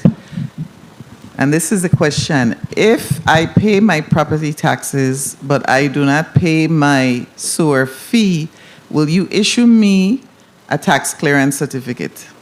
It's all included and it's by statute. I had someone inquire, and it was an attorney actually, with regards to their personal sewer fees. By law, the law was amended when I looked at it to include sewer fees. So even if it's only sewer fees owed, we can have an action to have your property sold for those outstanding sewer fees. Right, I just wanted that to be clear out there because that question came up. So thank you. Senator, thank you, Senator James. Senator Fonseca, you recognize for 5 minutes. Yes, thank you, Madam Chair. Okay, so this is actually one of our most important divisions in the government. I think next to the IRB, most of the revenues come in. Okay, you know, on page 4 of 8 with on the chart, the pie chart, you have the taxes, right? The real property taxes. Do you have that broken down by island, by district, St. Thomas, St. John, St. Croix, etc.? Do you have that number? That's 64 million. Do you have that broken down? No, No, Senator. Through the chair, can I request that the real property taxes be broken down by district, St. Thomas, St. Croix, St. John? Okay, through the chair. Okay, so, you know, it's so interesting that your budget is actually decreased by 283,000. Going back to the question of the appraisals, how many appraisals do you need? I see the amount of work you have there. How much do you actually need? Good afternoon. Ira Mills, tax assessor. Senator, I think for us to do... Excuse me, just a number, please. I don't need a dictation. How many appraisals do you need? Sure. 8. 8. Okay, and how many do you have? Right now? Yes. None. None? N-O-N-E, none. That's St. Thomas. For St. Thomas. For St. Thomas, St. John District. Okay, noted. You know, see, what I wanted to question here, right, is this division can actually help the people of the Virgin Islands, right? Because you have banks division in this division, and you have banks that have offices in St. Thomas, in the Virgin Islands, in the British Virgin Islands, and in Puerto Rico. The same set of banks, we know who they are. And I was wondering if you know the property tax rates in the BVI, the Virgin Islands you have, and Puerto Rico, if our rates are higher than the British Virgin Islands and Puerto Rico. And also, even more important, is the mortgage insurance rate. Because you know what happens, right? We get hurricanes, and our mortgage insurance rate is affected. But the BVI gets hurricanes and Puerto Rico gets hurricanes too. So do you know the mortgage insurance rates per 100,000 in the Virgin Islands as opposed to the BVI and Puerto Rico? Does anyone have those numbers? I can defer to Attorney Matthew to see if she may have that information. Yes, Attorney Matthew, you understood the question? I'm trying to see. Good afternoon. Glendina Matthew, Director, Division of Banking, Insurance, and Financial Regulation. Yes, by law, the Title IX provides a formula to determine the rate that can be charged for banks in the territory. Now, in terms of what is a comparison between what is charged in BVI, I'm not privy to that information. Okay, so I want to know per $100,000 because, you know, someone may have property on Tortola and it's the value the same, but the rates are, the mortgage insurance is so much difference. So if I can get that information through the chair, because the banks charge you based on your appraisal. If you can if you can give the detail on how that mortgage insurance rate is calculated, I think it was 3-4%, something like that, but I'm not sure. If you can provide that information through the chair, because that's another way that you make money. Because if you increase the property tax, then it increases the value. The banks then increase your insurance, and so more money comes to you. But I wanted to get a comparison of how it is in the Virgin Islands, because, you know, we 30 are seconds. all in the same community. Our houses are built very similar, especially the BVI. And our rates are so drastically different. Okay, my time was called, Madam Chair? No? Okay, yes. Okay, so those unclaimed accounts, you mentioned those unclaimed accounts, and do you have a number? And because I know, actually it happened to me. Time. I had a couple dollars in a bank, and I hadn't been in the account for a few years, and I actually lost it. I didn't know. But the mold remediation, I noticed you mentioned that about 4 different times. In your offices, are your employees working in offices that have a lot of mold issues? And can you address that on the chair's time? Do you have mold in your offices that the employees have to work through? Well, as a result, I believe, of the 2017 hurricanes, the occurrence of mold issues has increased throughout the territory. There have been instances where we have had mold and we've had to pay to get it, taken care of. In some instances, we have moved employees out of particular locations that had mold, and, we couldn't have them working there. But the occurrence of mold issues has something that we didn't really address, at least not on such a large scale basis. It has been occurring, especially, I guess, since the 2017 hurricane, even in the main office. Okay, that's a yes. Thank you, Madam Chair, for the time. Thank you, Senator Fonseca. I don't know that the unclaimed property response was provided. What was the question? Yes. You have, thank you, Madam Chair. You have a lot of unclaimed accounts, and I wanted to get a breakdown on that. The reason, some of them could be savings account, give some more detail on that. Attorney Matthew. Good afternoon, Glendina Matthew, Director, Division of Banking Insurance. So unclaimed accounts can be whether bank accounts, refund due, whether utility bills, via life insurance benefits, refund from maybe a payment that you made. So it's a wide variety of items that can be considered unclaimed property.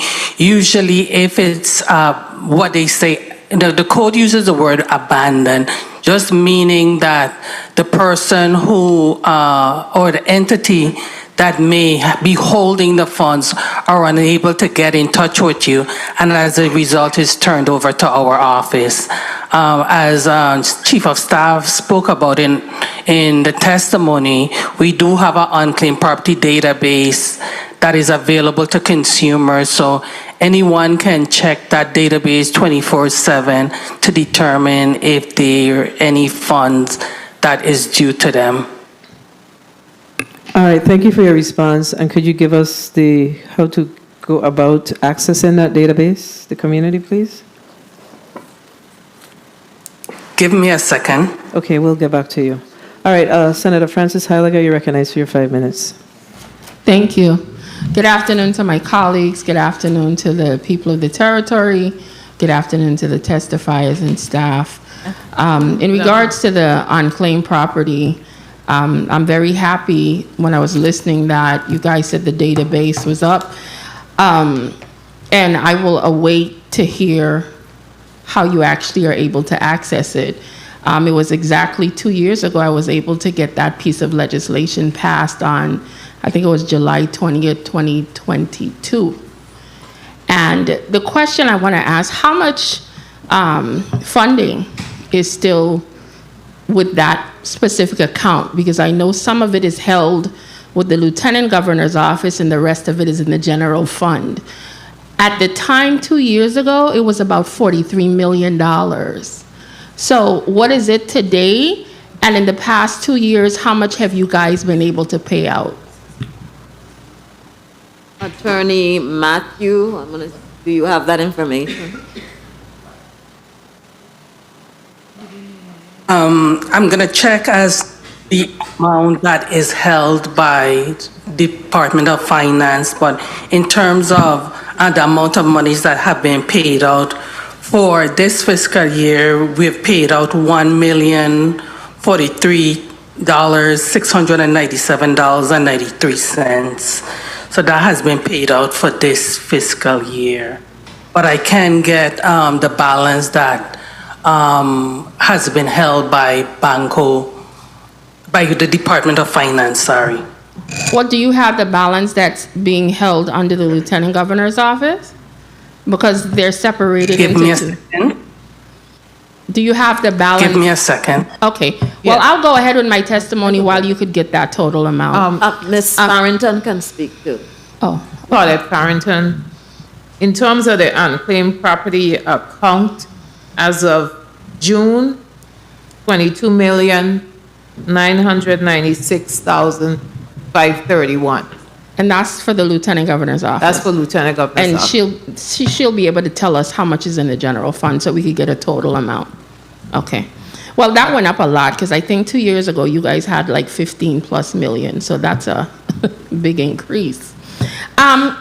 One of the things I want to say is I am happy that you guys have transitioned a little bit more to the technological age because, for example, I prefer to pay my property taxes online. So I've been kind of happy being able to utilize the system to do it.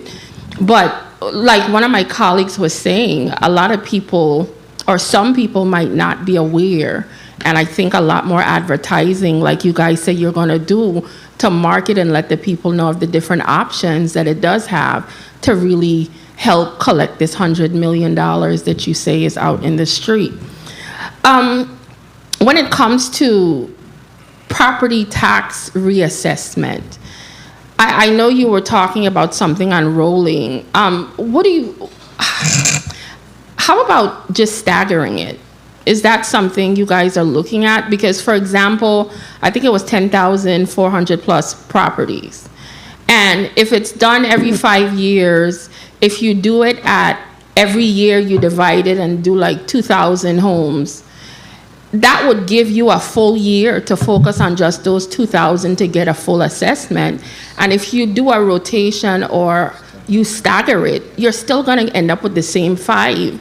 And it gives you more time to focus on that and less mistakes instead of trying to do 10,000 in one short period of time. 1 minute. And that also assists with reducing the cost because to come up with 10 million one time, you could potentially that year just have to do 2 million. So is that something that you see is a possibility if we were to amend the code instead of just saying every 5 years? Because I see that as a better way to do it, and still it's being done every 5 years. So I'm going to let Mr. Mills elaborate, but 30 seconds. His division has been created because it is 60,000 properties, and that 10,000 is 1/5 yes. of so even if we split it up that way, properties. take the 60,000 and split it up. So that's how the 10,000 does. So instead of getting those 60,000 done in 1 year, they've spread it over the 5-year period that they're required to do. That's excellent. So when we spoke about the 10 million to do the reassessment, that is for the 1 year or that's for a 5-year period? That's over the 5-year period. Okay, so Madam Chair, could I wrap up? So how about we request those breakdown in smaller amounts to cover on an annual basis? Because like we said, we're in a money crunch. And if we could just put out 2 million versus 10, that's a better deal for us. Yeah. The last question I want to ask, when you spoke about, did you guys with the abandoned properties, have you guys been publishing outside of going to the database, have you been publishing the listing in the newspaper? Because everybody is not going to go to the website. Have you guys been publishing that so people can see it? I can the last publication I think was in 21 and we plan to do one later this year. But it's supposed to be done annually, November the 30th every year. Okay, So how Brent does that Latham, work? tax collector. Senator, are you referring to abandoned properties that's not real property? Sorry, you're talking about the unclaimed property. unclaimed. Okay, sorry. 1 second, only that for the sake of the reporter, only one person can talk at a time, please. Attorney Matthew can speak to that. Sorry about that. Good afternoon, Glendina Matthew, Division of Banking and Insurance. We haven't been publishing through the newspaper. We have been publishing the listings online. What we are working on right now, because as you're aware, the listings were not being created timely. So we're working on creating the listings as well as publishing. But at this time, we're working on publishing them on our website. Well, the only thing, and just to wrap up with that, is I know, like I said, they're supposed to be done on an annual basis. And one of the things when we had pushed for that piece of legislation for the database was for you guys to hire individuals to focus on making sure those listings were done and up to date. Did you guys ever hire those individuals to guarantee that? Because I know it was something that you guys were supposed to put in the budget. So I didn't expect to hear that we're still saying we're behind. Yes, we have. And as of April of this year, we were in a process, and every week actually, we've been meeting with the contractor that has created a database for us. So because of that, the individuals have been focusing on creating the listings to be placed on the website so that persons can obtain those information once they do a query of that website. But we are looking at eventually placing them on the website as well as publishing them. Do note, however, one of the issues that we've found with placing them in the newspaper is the cost associated with them. When we did, based under the current legislation, it does say publish in the newspaper of general circulation. I don't know, we no longer have the newspaper on St. Croix, but we still have daily news, and we're talking about at least $10,000 for every subscription that we place in the newspaper. So I would like to really see us reconsider having to do that advertisement and persons be able to come into our office and receive copies of those listings because of the cost associated with publishing those on a yearly basis. Okay, thank you, Madam Chair, for the additional time. I'll continue to listen. Okay, thank you for your questions. Senator Madam Chair, can I give you the website? Yes, where you can. persons can.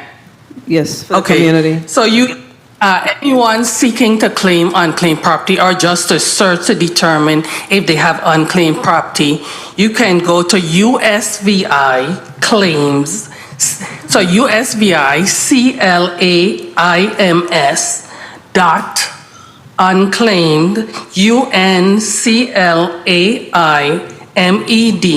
property PROPERTY.com. And if you go to that site, it'll prompt you, and there's instructions and different information that is on that site that you can be able to access that site. Okay, thank you. So it's usviclaims.unclaimedproperty.com. All right. Correct. Thank you. Senator James, Maurice James, you're recognized for your 5 minutes. Thank you, Madam Chair. Good afternoon, Virgin Islands. Good afternoon, colleagues, testifiers, everyone present. Because my legal career really involves your offices more than any other office, I have a few questions, but I know the longer I keep you, the longer I will be here tonight. So I'm moving fast. I want to commend the offices that I deal with, the cadastral, recorded deeds, tax assessor, tax collector, all those offices that have to do with real property. But I wanted to ask a really quick question. When, and I'll use this scenario, and that's the only question I'm going to ask. A house is built in 2023. 2024, January 2024, it's sold. The 2023 bill, because there's a proration between the buyer and the seller, right? You can't really use the assessed value from the year before because that is based on unimproved property. But when you do the closing, you actually use the formula for the purchase price. I think you understand where I'm going, right? Do you, as the tax assessor, then assess it based on the sales price for 2024? When you send that bill out in June, are you doing that? Because on the closing statement, we're not using the 2023 assessed value anymore. We're actually giving the buyer a credit. I know it's a very technical question, but I wanted to find out because it seems to me as if the government then loses money, right? If this credit is given to the buyer and the buyer gets a bill based on unimproved property when they bought a $500,000 house, for example. You understand what I'm saying, right? Okay. Ira Mills, tax assessor. I'm going to try to repeat what I thought I heard, and you'll tell me if I'm correct. There's a piece of land in 2023. Someone puts an improvement on that land in 2023. So January 1, 2024, that property should really be assessed at the land and improvement as of January 1, 2024. Now, if the person bought the property in 2023 with the land and improvement, no improvement. No improvement. Raw land. Raw land. Okay, then, if they bought it and January 1, 2024, was it still just raw land? No, it has a house on it now, but remember, you now want to prorate the 2024 taxes, and you have to then, you shouldn't be using the 2023 assessed value because that has no improvement. Correct? Okay, let me just indicate. At the tax office, we don't do any prorating between the owner, the seller, and buyer. It's just whatever the price, whatever the value is, that's what we charge.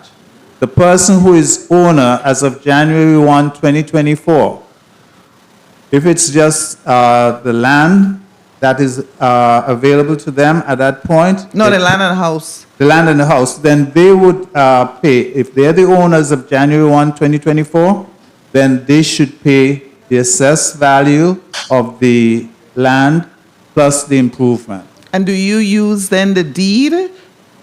We use the deed. Because you don't have people. That's why I'm trying to figure out if you don't have people, then you're using the deed that is recorded to now increase the tax bill. Well, we use the deed primarily because the deed should normally say land and improvement. Right. Because then you're handing over all of these rights to the next owner. And that's what we would charge for. But you use the deed to do that.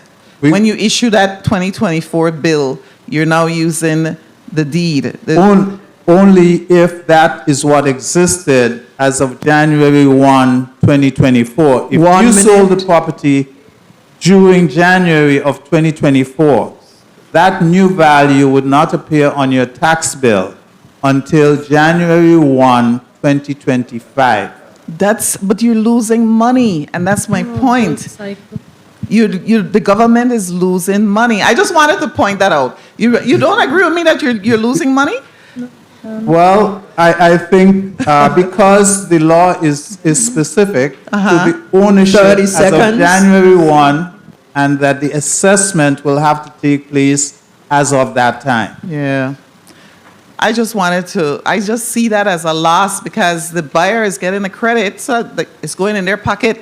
It's not going to the government of the Virgin Islands. So we really need to look at taxes and collection and assessment. Thank you. I'm not going to go any further. I have a lot of other questions, but I'll call you offline. Thank you, sir. All right. Thank you, Senator James. I have to agree that once we're done with the budget hearings, we probably need to re-engage in another conversation with this, with the tax assessor office in particular,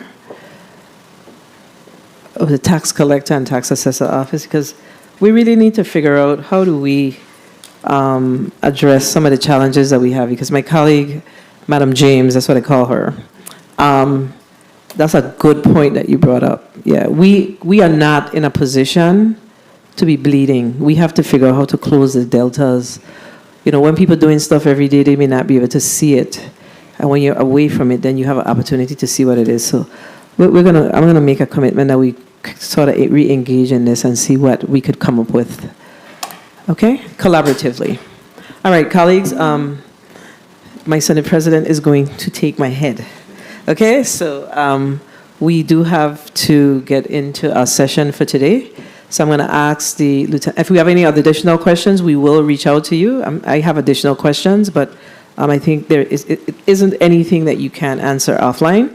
So I'm going to ask you to give a 30-second close, and we will move on to the rest of our day.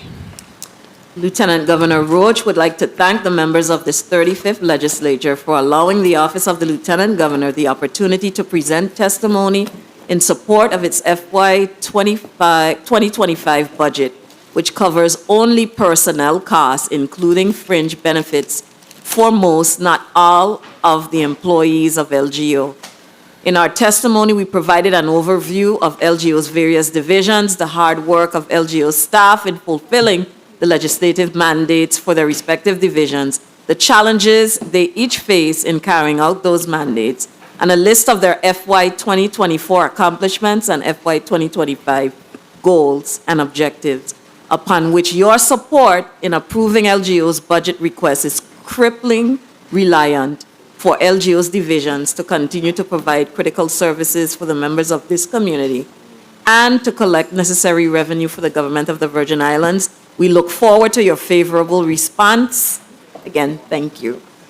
Well, thank you. And as we were speaking, I received a text. So I have to ask this question. It did come up earlier with regards to the online payment. The question is around when will we be able to pay our property taxes beyond the Visa-backed account? Meaning, when can we see MasterCard in particular? Okay. American Express might be a little tough because the fees are very high. But definitely MasterCard. So we are going to engage in those discussions with the vendor and see what needs to be done. It's going to come at a cost, but we'll assume the cost because it's for, in order to increase our ability to receive taxes. So we don't have an exact date now, but we have spoken to the vendor in the past, but we'll resume discussions. We just kind of wanted to get paid up with the outstanding. We've all had challenges with payment to vendors. So there we is a just- differentiation between the cost for Visa as opposed to MasterCard, or MasterCard as opposed to Visa? There will be an additional cost. It was our understanding that we were supposed to get this whole MasterCard issue resolved, Yeah. but it has not been. So we're going to have to revisit with the vendor. Okay. Well, thank you for your responses today. Thank you for spending part of your day with us. And we do have some through the chair requests. Usually I would read them at the end of the meeting, but we'll just send you the letter. Please make sure you submit the information so we can do our best to make an informed decision as we work on your 2025 budget requests. And I just heard in my left ear that session will start at 4 p.m. Without further ado, I have nothing else for today. The Committee on Budget Appropriations and Finance is hereby adjourned.